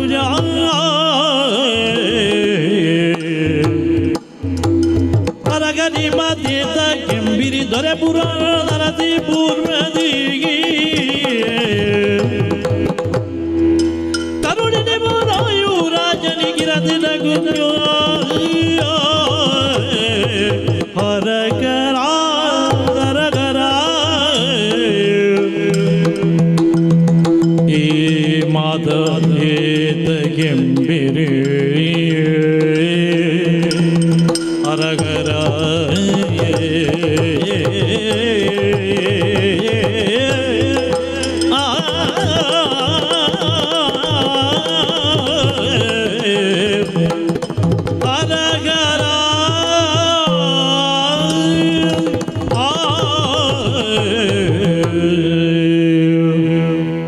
ಹರಹರ. ಅದೇ ಒಳ್ಳೆಯದಾದಾಗಲೆಲ್ಲ ಶಿವಸ್ಮರಣೆ ಒಳ್ಳೆಯದೇ. ಒಳ್ಳೆಯದಾಗಲಿ ಅನ್ನುವುದಕ್ಕೆ ಶಿವಸ್ಮರಣೆ ಇದೆ. ಇನ್ನೂ ಒಳ್ಳೆಯದೇ ಆಗೋದು. ನೀನು ಶಿವಸ್ಮರಣೆ ಮಾಡು. ವಿಶ್ವಾಸ ಉಂಟು ಒಳ್ಳೆಯದಾದೀತು ಅಂತ. ಆದರೆ ಕೊನೆಯ ಒಳಿತನ್ನು ನಾವು ಹೊಂದಬೇಕು ಅಂತಾದರೂ ಮಧ್ಯದಲ್ಲಿ ಕೆಲವು ಕಂಟಕದ ಪಥದಲ್ಲಿ ಸಾಗಬೇಕಾಗುತ್ತದೆ ಅನ್ನುವುದು ನನ್ನ ಜೀವನಾನುಭವ. ಸುಮವಿರಾಜಿತ ಪಥಗತಿಯನ್ನು ಹೊಂದುವುದಕ್ಕೆ ಹೊರಟವನಿಗೆ ಈಗ ಕಂಟಕದ ನೆನಪಾದದ್ದು ಯಾಕೆ? ಈಗ ಹೂವು ನೆನಪಾಗುವಾಗಲೆಲ್ಲ ಮುಳ್ಳು ನೆನಪೇ ಆಗಬೇಕಾ? ಅದೇ, ನಾವು ಮೇಲಿರುವ ಹೂವನ್ನು ಮಾತ್ರ ಕಾಣ್ತೇವೆ, ಕೆಳಗಿನ ಮುಳ್ಳು ನಮ್ಮ ಗಮನಕ್ಕೆ ಬರುವುದಿಲ್ಲ. ಇಲ್ಲ, ನಿನಗೀಗ ಯಾವ ಮುಳ್ಳು ಚುಚ್ಚುವುದಕ್ಕೆ? ಅಯ್ಯೋ, ನೀ ಕಾಡು ಮೇಡುಗಳಲ್ಲಿ ನಡೆದು ಕಲ್ಲು ಮುಳ್ಳುಗಳನ್ನು ಮೆಟ್ಟಿ ಆ ಕಾಲ ಮುಗೀತು ಪಾರ್ಥ. ತಾಯೇ, ಓ ನಾನು ನಡೆಯುವ ಹಾದಿಯಲ್ಲಿ ಮುಳ್ಳಾಗಿ ನೀನು ಒದಗಿ ಬಂದಿದ್ದೀಯನ್ನು ಹಾಗೆ ಆಡಿದ್ದಲ್ಲ. ಹಾಂ, ನೀನಾಡಿದ ಮಾತೇ ಮುಳ್ಳಾಗಿ ನನ್ನನ್ನು ಚುಚ್ಚುತ್ತಾ ಇದೆ ಅಂತ ನಾನು ಹೇಳಿ. ನನ್ನ ಮಾತು? ಅಯ್ಯೋ, ಯಾಕೆ? ದೇವಲೋಕ ಇದು. ದೇವಲೋಕ ಇದು. ಯಾವನೋ ಒಬ್ಬ ಭೂಲೋಕದ ಒಬ್ಬ ಅರಸ ನಿನ್ನನ್ನು ಕಳುಹಿಸಿದ್ದು ಹೌದು ಅಂತಾದರೆ ಆದರೆ ಅವ ನನ್ನನ್ನು ಭಾವಿಸುವಲ್ಲಿ ತಪ್ಪಿ ಬಿದ್ದಿದ್ದಾನೆ ಅಂತ ನನಗೊಂದು ಸಮಾಧಾನವನ್ನು ಕಂಡುಕೊಳ್ಳಿಕ್ಕಾದರೂ ಸಾಧ್ಯ ಆಗ್ತಿತ್ತು. ನೀನು ಹೇಳಿದಂತಹ ಹೇಳಿಕೆಯ ಹಿನ್ನೆಲೆಯಲ್ಲಿರುವ ವ್ಯಕ್ತಿ ಯಾರು? ಮೂರು ಲೋಕಾಧೀಶನಾದಂತಹ ಸುರಪ. ಹೌದು. ಇನ್ನೊಬ್ಬರ ಮನಸ್ಸನ್ನು ಭಾವಿಸಬಲ್ಲ ಸಾಮರ್ಥ್ಯವನ್ನು ಹೊಂದಿದವರು ದೇವತೆಗಳು. ಸಾಲದೇ ಇದ್ದದಕ್ಕೆ ನೀನು ವಿಶೇಷಣವನ್ನು ಸೂಚಿಸಿಯೇ ಹೇಳಿದಿ. ಇಂಗಿತಜ್ಞನು, ಪರೇಂಗಿತಜ್ಞನು, ಪುತ್ರೇಂಗಿತಜ್ಞನು ಅಲ್ವಾ? ಹೌದೇ ಹೌದು. ಆದಂತಹ ದೇವೇಂದ್ರನೇ ಕಳುಹಿಸಿದ್ದಾನೆ. ನಾನು ಕನಸು ಮನಸ್ಸಿನಲ್ಲಿ ಯೋಚಿಸದೇ ಇದ್ದದ್ದು ನಾವು ಭಾವಿಸುವುದು ಹೇಗೆ ಸಾಧ್ಯ? ಅದೇ ಹೇಳಿದ್ದಲ್ವ, ದೇವತೆಗಳು ಕೊಟ್ಟರೆ ಕೆಲವೊಮ್ಮೆ ಕಲ್ಪಿಸುವುದಕ್ಕಾಗದನ್ನು ಕೊಡ್ತಾರೆ. ಅಲ್ಲ, ನೀ ಕಲ್ಪಿಸಿದ್ದಿಂತ ತಿಳಿದು ಕೊಟ್ಟದ್ದು ಅಲ್ಲಲ್ಲ, ಹೌದು, ಅದೇ ನನಗೆ ಈಗ ಕಾಣೋದು. ದೇವತೆಗಳು ಒಂದೊಂದು ಸಲ ನಾವು ಕಲ್ಪಿಸದೇ ಇದ್ದದನ್ನೇ ಕೊಟ್ಟು ಬಿಡ್ತಾರೆ ಅತ್ಲಾಗಿ ಅಂತ. ಕೊಟ್ಟದ್ದು ದೇವತೆಗಳು ಅಂತ ಸ್ವೀಕರಿಸಿದ್ರೆ ಆಯ್ತೇನೀಗ? ಅಲ್ಲಲ್ಲ, ಹಾಗಲ್ಲ. ಅದು ಒಟ್ಟು ಸಿಕ್ಕಿದ್ದನ್ನೆಲ್ಲ ಸ್ವೀಕರಿಸುವಂತಹ ಬುದ್ಧಿ ಹೌದು ಅಂತಾದರೆ ಮತ್ತೆ ದೇವತೆಗಳಿಂದಲೇ ಬರಲಿ ಅಂತ ಯಾಕೆ ನಿರೀಕ್ಷೆ? ಹಾಗಲ್ಲ, ನಾವು ಹಾಗೆ ಕಲ್ಪಿಸುವುದು ಬೇಡ, ದೇವತೆಗಳು ಕೊಟ್ಟದ್ದೇ ನಮಗೆ ಕಲ್ಪವಾಗಲಿ ಅಂತ. ಹಾಗಲ್ಲ, ದೇವತೆಗಳಾದರೂ ಕೊಟ್ಟಿದ್ದಾರೆ ಅಂದ ಮಾತ್ರಕ್ಕೆ ಸ್ವೀಕರಿಸುವಲ್ಲಿ ನಮ್ಮ ಪಾತ್ರತ್ವ ಏನು ಅನ್ನುವುದನ್ನು ಮರೆತು ನಾವು ಮುಂದೆ ಹೋಗುವುದಕ್ಕಿಲ್ವ? ಇದು ಸಪಾತ್ರನಿಗೆ ಸತ್ಪಾತ್ರನಿಗೆ ಕೊಟ್ಟದ್ದು ಅಂತ ಎಲ್ಲರೂ ತಿಳಿಯುವಂತಿರುವುದು, ಇದರಲ್ಲಿ ಯಾಕೆ ಅಳುಕು? ಇದ್ರೂ ಇರಬಹುದು. ಎಲ್ಲರೂ ತಿಳಿಯುವುದಕ್ಕೆ ಕಾರಣವಾದದ್ದೇನು? ಮೊನ್ನೆ ದಿನ ನಿನ್ನದ್ದಾದಂತಹ ನೃತ್ಯ ಪರಿಣತಿಗೆ ಮನಸೋತು ನಾನು ಎವೇಕದೆ ಅಲ್ಲಿಗೆ ದೃಷ್ಟಿ ನೆಟ್ಟು ನೋಡಿದ್ದದ ಪರಿಣಾಮವಾಗಿ ಇಂತಹ ಒಂದು ಯೋಚನೆಗೆ ಅವರು ಒಳಗಾಗುವ ಹಾಗಾಗಿ ಹೋಗಿದೆ. ಅಂದರೆ ಏಕಪ್ರಕಾರವಾದ ನೃತ್ಯ ವೈದುಷ್ಯವನ್ನು ಹೊಂದಿದ ಅನೇಕರು ನಲಿದಾಡುತ್ತಾ ಇರುವಾಗ ಈಗ ಅದರಲ್ಲಿ ವಿದ್ಯಾಪಾರಮ್ಯವೋ, ಸ್ವರೂಪ ಪಾರಮ್ಯವೋ, ಕೌಶಲದ ಪಾರಮ್ಯವೋ, ಪ್ರತಿಭಾ ಪಾರಮ್ಯವೋ ಒಬ್ಬಾಕೆಯಲ್ಲಿದ್ದರೆ ಅವಳನ್ನೇ ಗಮನಿಸುವುದು ಸರಿ. ಎಲ್ಲ ಸಮಾನವಾಗಿರುವಾಗಲೂ ಒಬ್ಬಳನ್ನೇ ನೋಡ್ತಾನಾದರೆ ಆಗ ಅಲ್ಲಿ ಪಾರಮ್ಯ ಇರುವುದು ಆಸಕ್ತಿಯದ್ದು, ಅಂತರಂಗದ ಅಪೇಕ್ಷೆಯದ್ದು. ಅವಳೆಡೆಗೆ ಆಸಕ್ತನಾಗಿದ್ದಾನೆ, ಇಷ್ಟನ್ನರಿಯುವುದಕ್ಕದು ಸಾಕಾಗೋದಿಲ್ವೋ? ಹೌದಪ್ಪ, ಆಸಕ್ತಿ ಇಲ್ಲದೆ ಇದ್ರೆ ಹಾಗೆ ಒಂದು ಆಪ್ಯಾಯಮಾನವಾಗಿ ಕಾಣುವುದಕ್ಕೆ ಸಾಧ್ಯ ಆಗುವುದಿಲ್ಲ. ಆದ್ದರಿಂದಲೇ ನೀನು ಆಸಕ್ತಳಾದಂತಹ ಹೆಣ್ಣು ತಾನಾಗಿ ಬಂದಿದ್ದಾಳೆ ಅಂತ. ಆಸಕ್ತಳಾದದ್ದು ಅನ್ನುವುದು ನಿರ್ಣಯವೇ ಹೌದು, ಆದರೆ ಯಾವ ವಿಷಯಕ್ಕೆ ಆಸಕ್ತರಾದದ್ದು ಅನ್ನುವುದನ್ನು ಅವರು ತರ್ಕಿಸಿಕೊಳ್ಳುವಲ್ಲಿ ತಪ್ಪಿ ಬೀಳಕೂಡದಲ್ಲ. ಈಗ ನನ್ನಂತಹ ಒಂದು ಹೆಣ್ಣನ್ನು ಆಸಕ್ತಿಯಿಂದ ನೀನು ಇಟ್ಟಿಸಿದ್ರೆ ಅದಕ್ಕೆ ಮತ್ತೆ ಬೇರೆ ವಿಷಯ ಉಂಟಾ? ಹಾಗಲ್ಲ ತಾಯಿ. ಮತ್ತೆ ನಿನ್ನದ್ದಾದಂತಹ ಕಲಾ ಪ್ರೌಢಿಮೆಗೆ ನಾನು ಮನಸ್ಸೋತದ್ದು, ನಾನು ಸೋತದ್ದು ಹೌದು. ಆ ನಿನ್ನಲ್ಲಿರುವ ಕಲೆಗೆ ಮಾತ್ರ, ಆ ವಿದ್ಯೆಗೆ ಮನಸ್ಸೋತನೆ ಹೊರತು ನಿನಗಿರುವ ಯೌವನವೋ, ನಿನಗಿರುವ ರೂಪವೋ, ಅಥವಾ ನಿನಗಿರಬಹುದಾದಂತಹ ಅಂಗಸೌಷ್ಠವಾದಿಗಳು, ಅದಕ್ಕೆ ನಾನು ಮನಸ್ಸೋತು ನಿನ್ನನ್ನು ನೋಡಿದ್ದೇ ಅಲ್ಲ.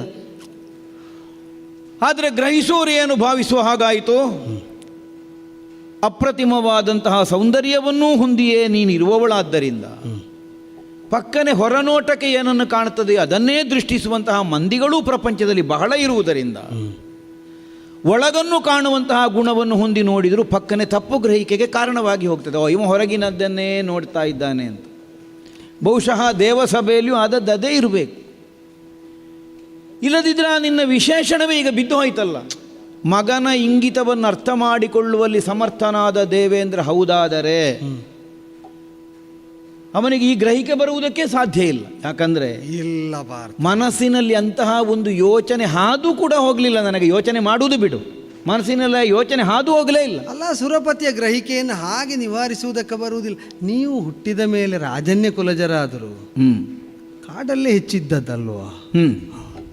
ಅದೇ ಬಹುಶಃ ರಾಜಾಂಗಣದಲ್ಲಿ ಈಗ ಸಮೂಹ ನೃತ್ಯ ಎಲ್ಲ ಹೆಚ್ಚು ಗಮನಿಸಲಿಲ್ವೋ ಅಂತ. ಅಲ್ಲ, ಯಾಕೆ ಕೇಳಿದೆ ಅಂದರೆ ವೈಯಕ್ತಿಕವಾದ ಪ್ರತಿಭಾ ವಿಕಸನಕ್ಕೆ ಅಂತಲ್ಲಿ ಹೆಚ್ಚು ಆಸ್ಪದ ಇಲ್ಲ.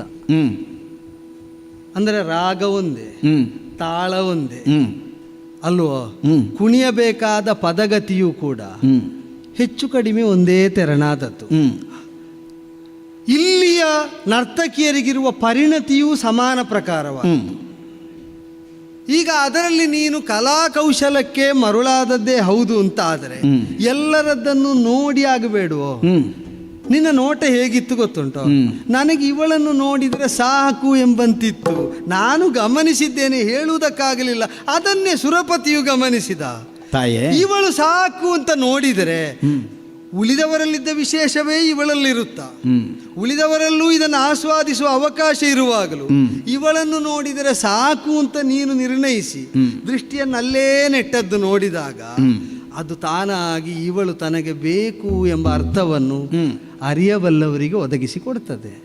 ತಾಯೇ, ದೇವಸಭೆಯಲ್ಲಿ ಅಪ್ಸರೆಯರ ನರ್ತನವನ್ನು ನೋಡುತ್ತಾ ನೋಡುತ್ತಾ ನಿನ್ನಲ್ಲಿಗೆ ದೃಷ್ಟಿ ನೆಟ್ಟದ್ದು. ಈಗ ನಿನ್ನೊಬ್ಬಳ ನರ್ತನವನ್ನು ಮಾತ್ರ ಕಂಡದ್ದಲ್ಲ, ಮಿಕ್ಕುಳಿದವರ ನರ್ತನವನ್ನು, ಸಮೂಹ ನರ್ತನವನ್ನು ಕಾಣುತ್ತಾ ಅದರಲ್ಲಿ ನನಗೆ ಅತ್ಯಂತ ಆಕರ್ಷಣೀಯವಾಗಿ ನಿನ್ನದ್ದಾದಂತಹ ವಿದ್ಯೆ ಕಂಡು ಬಂದದ್ದು. ಅದರಲ್ಲಿ ಈಗ ಆದ್ದರಿಂದಲೇ ಅಲ್ಲಿಗೆ ದೃಷ್ಟಿ ನೆಟ್ಟು ಹೋಯಿತು. ಯಾರು ಅಂತ ಕೇಳಿದರೆ ಊರ್ವಶಿ. ಆ ಕ್ಷಣಕ್ಕೆ ಮತ್ತು ವಿಶೇಷವಾದಂತಹ ಒಂದು ಆದರ ನಿನ್ನ ಕುರಿತಾಗಿ ಮೂಡಿತು. ಅದು ನೋಡು, ಒಂದು ವಿಶೇಷವಾದ ಆದರ ಉಂಟು ಅಂತ ನೀನೇ ಒಪ್ಪಿದ್ಯಲ್ಲ. ಹೌದೇ ಹೌದು, ಅದೌದು, ಅದನ್ನೇ ಗುರುತಿಸಿದ ಅಂದೆ ನಾನು. ಅಲ್ಲ, ಈಗ ವಿಶೇಷವಾದ ಆಧಾರ ಅಂತ ಹೇಳಿದರೆ ಅದಕ್ಕೆ ನೀನೇ ಹೇಳಿದಂತಹ ನಿಲುಮೆಗಳು ಒಂದು ಹೊಂದಿಕೆ ಆಗುವುದಿಲ್ಲ. ಮತ್ತೇನು? ನೀನಿಗೇನು ಹೇಳಿದಿ? ಪಾದ ಸೇವೆಗೆ ಬಂದಿದ್ದೇನೆ, ಹೌದು. ಒಂದಾಗುವುದಕ್ಕಾಗಿ ನಿಂದಿದ್ದೇನೆ, ಹೌದು. ದೇವೇಂದ್ರ ಅದಕ್ಕಾಗಿ ಕಳುಹಿಸಿಕೊಟ್ಟಿದ್ದಾನೆ, ಹೌದು. ಆ ಭಾವದಿಂದಲ್ಲ ನನ್ನಲ್ಲಿ ನಿನಗೆ ವಿಶೇಷವಾದ ಆದರ ಭಾವ ಮೂಡಿದ್ದು. ಮತ್ತೆ ಊರ್ವಶಿ ಅನ್ನುವಂತಹ ಹೆಸರನ್ನು ಕೇಳಿದ ಕಾಲಕ್ಕೆ ಪುಳಕಿದ ಗಾತ್ರನಾದೆ ನಾನು. ಕಾರಣ ಏನು? ನೀ ಇಲ್ಲ ಅಂತ ಹೇಳ್ತೀನಿ, ನನ್ನ ಪುಳಕ ಹೆಚ್ಚು ಮಾಡುವ ಮಾತನ್ನೇ ಆಯ್ಕೆ ಮಾಡಿ ಮಾತಾಡ್ತೀನಿ. ಮಿಕ್ಕುಳಿದ ಯಾವ ಅಪ್ಸರೆಯರಲ್ಲೂ ಇಲ್ಲದೇ ಇದ್ದಂತಹ ಒಂದು ಪೂಜ್ಯ ಭಾವ, ಗೌರವ ಭಾವ ನಿನ್ನಲ್ಲಿ ನನಗೆ ಆ ಕ್ಷಣಕ್ಕೆ ಮೂಡಿತು. ಪೂಜ್ಯ ಭಾವ? ಅವರೆಲ್ಲ ನಿಕೃಷ್ಟರು ಅಂತ ನಾನು ಆಡಿದ್ದಲ್ಲ, ಎಲ್ಲರೂ ವಂದನೀಯರೇ, ದೇವಲೋಕದವರು.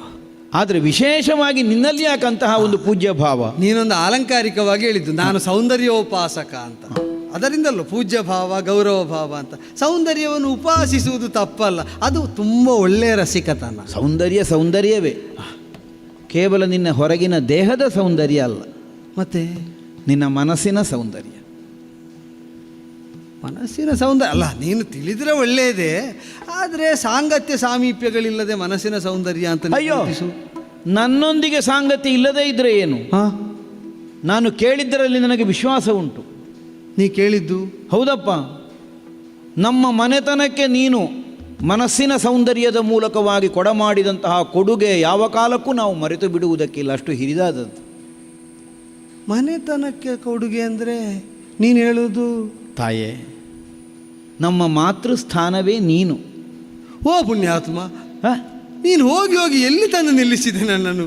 ನಾನು ಏನು ತೆರಳಿದಿರವ್ವ ಅಂತ ಕೇಳುವಾಗಲೇ ಗೊಂದಲ ಆಗಿದ್ದೆ, ಆದರೆ ಭೂಮಿಯ ಸಂಸ್ಕಾರ ಅಂತ ಸುಮ್ಮನಾದೆ. ಈಗ ನೀನು ಕೊಂಡೋಗಿ ಮಾತೃಸ್ಥಾನದಲ್ಲಿ. ಹೌದಪ್ಪ. ಯಾರು ಹೇಳಿದ್ದು ನಿನಗೆ? ತಾಯೇ, ನಮ್ಮ ವಂಶದ ಮೂಲ ಪುರುಷನಾದಂತಹ ಪುರೂರವನಿಗೆ ಅರಸಿಯಾಗಿ ತಾವು ಸಂತತಿಯನ್ನೂ ಒದಗಿಸಿಕೊಟ್ಟವರು. ಆ ಮೂಲಕವಾಗಿ ನಮ್ಮ ವಂಶೋತ್ತರ ಬೆಳೆಯುವುದಕ್ಕೆ ತಾವು ಹರಸಿ ಆಶೀರ್ವದಿಸಿದವರು. ದೊರೆ ಪುರೂರವನರಸಿ ಅವನ ಸತಿಯಾಗಿದ್ದುಕೊಂಡು ಸಂಸಾರ ಜೀವನವನ್ನು ಸಾಗಿಸಿ ಮಕ್ಕಳನ್ನು ಹೆತ್ತುಕೊಟ್ಟು ಆ ಮನೆತನ ಬೆಳೆಯುವುದಕ್ಕೆ ತಾವು ಅಪೂರ್ವವಾದಂತಹ ಒಂದು ಅವಕಾಶವನ್ನು ಒದಗಿಸಿಕೊಟ್ಟವರು. ಆದ್ದರಿಂದಲೇ ನಮ್ಮ ವಂಶದ ಮಾತೃಸ್ಥಾನದಲ್ಲಿ ನೀವಿದ್ದೀರಿ. ಈ ಭಾವದಿಂದ ನನ್ನಲ್ಲಿ ಅಧಿಕವಾದಂತಹ ಗೌರವ ಒಡಮೂಡಿದ್ದು. ನರ್ತನದ ವಿದ್ಯೆಯೂ ಹೌದು, ಅದರಲ್ಲಿಯೂ ಪರಿಣತರೇ ಇದ್ದೀರಿ. ಮಿಕ್ಕುಳಿದವರನ್ನು ಮೀರಿಸುವಂತಹ ಒಂದು ವಿಶೇಷತೆ, ವೈದುಷ್ಯ ಅಲ್ಲಿ ಕಂಡುಬಂತು. ಇದರ ಹಿನ್ನೆಲೆಯಲ್ಲಿ ನನ್ನ ಮನೆತನವನ್ನು ಬೆಳೆಸುವುದಕ್ಕಾಗಿ ತಾವು ಕೊಡಮಾಡಿದಂತಹ ಕೊಡುಗೆಯೂ ನೆನಪಾಯಿತು. ಆದ್ದರಿಂದಲೇ ಆ ಮಿಕ್ಕುಳಿದವರಲ್ಲಿ ಇಲ್ಲದೇ ಇದ್ದಂತಹ ಒಂದು ಆದರ, ಗೌರವಭಾವ ನಿಮ್ಮಲ್ಲಿ ಆ ಕ್ಷಣಕ್ಕೆ ಮೂಡಿ ಹೋಯಿತು. ಒಂದು ಮನೆತನವನ್ನು ಬೆಳಗುವುದಕ್ಕೆ ಒಬ್ಬಳಾಕೆ ಹೆಣ್ಣಾದವಳು ಏನು ಮಾಡಿಯಾಳು? 4 ಮಕ್ಕಳನ್ನು ಹೆತ್ತುಕೊಟ್ಟಾಳು, ಆ ಮಕ್ಕಳಿಗೆ ಒಳ್ಳೆಯ ಸಂಸ್ಕಾರ ಕೊಟ್ಟಾಳು, ಮುನ್ನಡೆಸಿಯಾಳು. ಅದಕ್ಕಿಂತ ಹೆಚ್ಚಿದನನ್ನು ಮಾಡುವುದಕ್ಕೆ ಏನು ಆಗುವುದಿಲ್ಲ ಒಬ್ಬಳಾಕೆ. ತಾಯ್ತನಕ್ಕದೇ ಸಾರ್ಥಕ್ಯ ಅಲ್ವಾ? ಆದರೆ ತಮ್ಮ ಮನೆತನಕ್ಕಾಗಿ ನೀವು ತಮ್ಮ ಮನೆತನದ ಮೂಲಕವಾಗಿ, ತಮ್ಮ ಮನೆತನದ ಮಾಧ್ಯಮದ ಮೂಲಕವಾಗಿ ತಾವು ಪ್ರಪಂಚಕ್ಕೆ ಕೊಡಮಾಡಿದಂತಹ ಕೊಡುಗೆ ಯಾವ ಕಾಲಕ್ಕೂ ಮರೆಯುವುದಕ್ಕಿಲ್ಲ. ಅಂದರೆ ಪುರೂರವನ ಕೈ ಹಿಡಿಯುವಂತಹ ಕಾಲಕ್ಕೆ ನಿಮ್ಮೊಳಗೆ ಏನೋ ಒಂದು ನಿಬಂಧನೆ ಆಗಿ ಹೋಯ್ತಂತೆ. ಹೌದಪ್ಪ. ಬರಿ ಮೈಯಲ್ಲಿ ಕಾಣಲಿಕ್ಕಿಲ್ಲ ಅಂತ ಮಾತ್ರ ಅಲ್ಲ, ತನಗೆ ಬೇಕಾದದನ್ನು ಕಳ್ಕೊಳ್ಳಿಕ್ಕಿಲ್ಲ. ಹೌದು ಹೌದು. ಬರಿ ಮೈಯಲ್ಲಿ ಕಾಣುವಂತಹ ಕಾಲಕ್ಕೆ ಹೊರಟು ಹೋಗ್ತೇನೆ ಅನ್ನುವಂತಹ ನಿರ್ಣಯದಿಂದಲೇ ಒಪ್ಪಿ ಸಂಸಾರಕ್ಕೆ ಬಂದ್ರಿ. ಹೌದು. ಅತ್ಯಂತ ಪ್ರೀತಿ ಪಾತ್ರವಾದಂತಹ 2 ಮೇಕೆಯ ಮರಿಗಳು. ಹೌದು, ಮಕ್ಕಳೇ. ಅದನ್ನು ಗಂಧರ್ವರು ಅಪಹರಿಸಿದರು. ಆ ಕಾಲದಲ್ಲಿ ಪ್ರೀತಿ ಪಾತ್ರವಾದದ್ದು ಕಳೆದು ಹೋಯಿತು ಅನ್ನುವುದಕ್ಕಾಗಿ ನೀವು ಹೊರಟ್ರಿ. ಆಗ ದಡಬಡಿಸಿ ಇವನು ಎದ್ದು ನಿಂತ. ಆ ಕಾಲಕ್ಕೆ ಆಕಾಶದಿಂದ ಮಿಂಚು ಮೂಡಿತು. ಬರಿ ಮೈಯಲ್ಲಿ ಇವನನ್ನು ಕಾಣುವ ಸ್ಥಿತಿಯಾಗಿ ಹೋಯಿತು. ಆದ್ದರಿಂದಲೇ ಆ ನಿಬಂಧನೆ ಅನುಸಾರ ನಮ್ಮ ಸಂಸಾರ ಇಲ್ಲಿಗೆ ಮುಗಿಯಿತು. ತಾವು ಹೊರಟೇ ಬಿಟ್ರಂತೆ. ದೊರೆ ಪುರೂರವ ಅರಸಿ. ಮೊದಲು ದೊರೆ ಪುರೂರವನಿಗೆ ನೀವು ಅರಸಿ, ಹೌದೌದು. ಆಮೇಲೆ ದೊರೆ ಪುರೂರವ ನಿಮ್ಮನ್ನು ಅರಸಿದ್ದು ಹುಡುಕಿಕೊಂಡು ಮೇಲೆ ಬಂದ. ಹೌದಪ್ಪ. ಬರಲೇಬೇಕು ಅನ್ನೋ ಹಾಗೆ ಒತ್ತಾಯಿಸಿ ನಿರ್ಬಂಧವನ್ನು ಹೇರಿದಂತಹ ಕಾಲಕ್ಕೆ ತ್ರೇತಾಗ್ನಿಯನ್ನು ತಾವು ಒದಗಿಸಿಕೊಟ್ರಂತೆ. ಆಹವನೀಯ, ದಾಕ್ಷಿಣಾಗ್ನಿ, ಪ್ರಾಜಾಪತ್ಯ ಅಲ್ವ. ಈ 3 ಅಗ್ನಿಗಳನ್ನು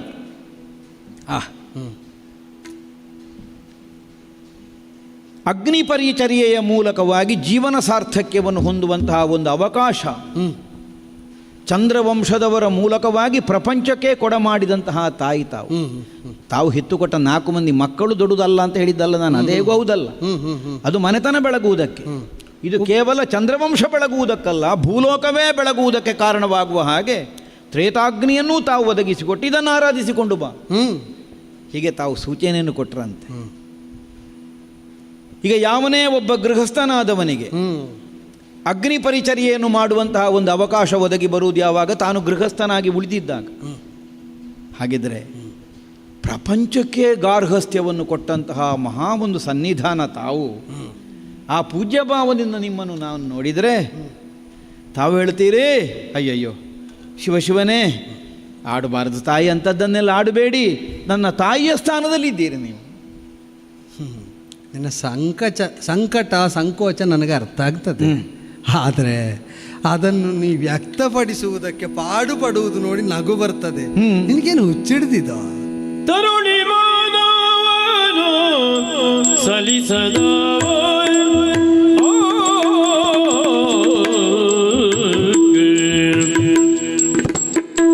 ತರುಣಿ ಮಾನವನು ಸಲಿಸದವತ ಸುರಪನಾಗಲಿ ಚಂದ್ರನಾಗಲಿ ತರುಣಿ ಮನವನು ಸಲಿಸದವನು ಸುರಪನಾಗಲಿ ಚಂದ್ರನಾಗಲಿ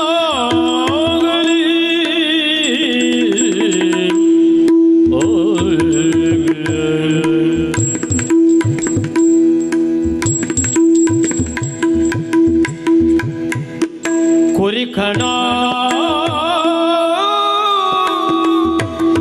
ಕುರಿಕಣ ಫಣ ಮನುಜ ಕುರಿಕಣ ಫಣ ಮನುಜ ನೀನೆ ತರಿವೆ ಅದನು ನೀನು ಅರಿವೆ ಅದನು ತರುಣಿ ಮನವನ್ನು ಸಲಿಸದವನ ಸುರಪನಾಗಲಿ ಚಂದ್ರನಾಗಲಿ ಕುರಿಕಣ ಫಣ ಅರಿವೆ ಅದನು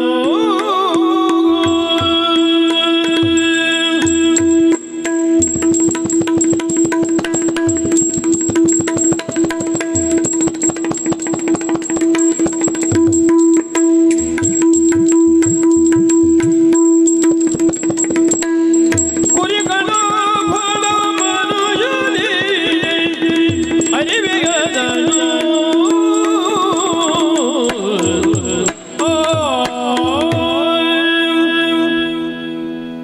ನಿನಗೇನು ಮರಳಾಟ ಇದು ಅಂತ? ಯಾವುದೋ ಒಂದು ವಿಕಲ್ಪದಿಂದ ಇವಳು ಹೇಳಿದಂತೆ ಇವಳನ್ನು ಸಮೀಪಿಸಿದರೆ ತೊಡಕಾದೀತೋ ಎಂಬ ಆಶಂಕೆಯೇ ನಿನ್ನ ಮನದಲ್ಲಿ ಉದಿಸಿದ್ದರಿಂದ ಅದನ್ನೊಂದು ಪೂರ್ವ ಪಕ್ಷವಾಗಿ ನೀ ಮಂಡಿಸಿದ ಕ್ರಮ ಚಂದ ಇತ್ತು. ನೀನೊಂದು ನಿರ್ಣಯದಲ್ಲಿ ಇದ್ದವನ ಹಾಗೆ ಒಂದು ತೋರಿಸಿಕೊಂಡು ಮಾತಾಡುವ ಕ್ರಮವು ಚಂದವೇ ಅದು. ಆದರೆ ಅದು ನಿನ್ನ ಮನದೊಳಗಿದ್ದ ವಿಕಲ್ಪ ಮಾತ್ರ ಅಂತ ನಾನು ಗ್ರಹಿಸ್ತೇನೆ. ಯಾಕೆ ಅಂದರೆ ಅದು ಉಳಿಯಬೇಕಾದ ಭಾವ ಅಲ್ಲ, ಮತ್ತೆ ಅದು ಸಿದ್ಧಾಂತವೂ ಅಲ್ಲ ಅಂತ. ಅದು ಪೂರ್ವ ಪಕ್ಷವಾಗಿ ಯಥಾರ್ಥದ ಅರಿವಿನಿಂದಲೇ ನೀಗಲ್ಪಡಬೇಕಾದ ವಿಚಾರ. ಯಾಕೆ ಅಂದರೆ ದೊರೆ ಪುರೂರವನಿಗೆ ಅರಸಿಯಾಗಿದ್ದವಳು ನಾನು. ಈಗ ಅರಸಿಯಾಗಿ ಇದ್ದವಳು ಹೌದು, ಇದ್ದೆದ್ದು ಬಂದವಳು ನಾನು. ಆ ನೆಲೆಯಲ್ಲೇ ನನ್ನನ್ನು ಕಂಡವರು ಅಲ್ಲೇ ಅದನ್ನು ಹಾಗೆಯೇ ಮಾನಿಸಬೇಕು. ಈಗ ಹಾಗೆ ಮಾನಿಸುವುದಕ್ಕೆ ಅಲ್ಲಿನ ವ್ಯಕ್ತಿಗತವಾದ ಸಂಬಂಧಾನುಬಂಧಗಳನ್ನು ಉಳಿಸಿಕೊಂಡು ಅಲ್ಲೇ ಇದ್ದು ಅಲ್ಲೇ ಜೀವನಯಾನವನ್ನು ಮುಗಿಸಿ ಆಮೇಲೆ ನಾನು ಸ್ವರ್ಗಸ್ಥಳ ಆದವಳೇನೂ ಅಲ್ವಲ್ಲ. ಇಲ್ಲಿಂದ ಇಳಿದು ಬಂದವಳು ಮತ್ತು ಇಲ್ಲಿ ಏರಿ ನಿಂದವಳು. ಹೌದು. ಇಲ್ಲಿ ಏರಿದ ಮೇಲೂ ನನ್ನನ್ನೇ ಹೊಂದಬೇಕು ಅಂತ ಹಂಬಲಿಸಿ ಹುಚ್ಚನಂತೆ ಅಲಿದಾಡಿದಂತಹ, ನಾನು ಹೀಗಳೆದ ಆಡಿದ್ದಲ್ಲ, ಅವನ ಅಂಡಲೆದ ಬಗೆಯನ್ನು ನೋಡಿ ದೊರೆಯಾದರೂ ಪುರೂರವನ ದಯನೀಯ ಅವಸ್ಥೆ ಯಾವ ವಿಧಾನದ್ದು ಅಂತ ಕೇಳಿ ತಿಳಿದಿರಬಹುದು ನೀ ಹಿಂದಿನವರಿಂದ. ನನಗಾಗಿ ನನ್ನ ಸಾಂಗತ್ಯದಿಂದ ಸಿದ್ಧಿಸಿದ ಸೌಖ್ಯಕ್ಕಾಗಿ ಹುಚ್ಚನಂತೆ ಅಂಡೆಲೆದಿದ್ದ.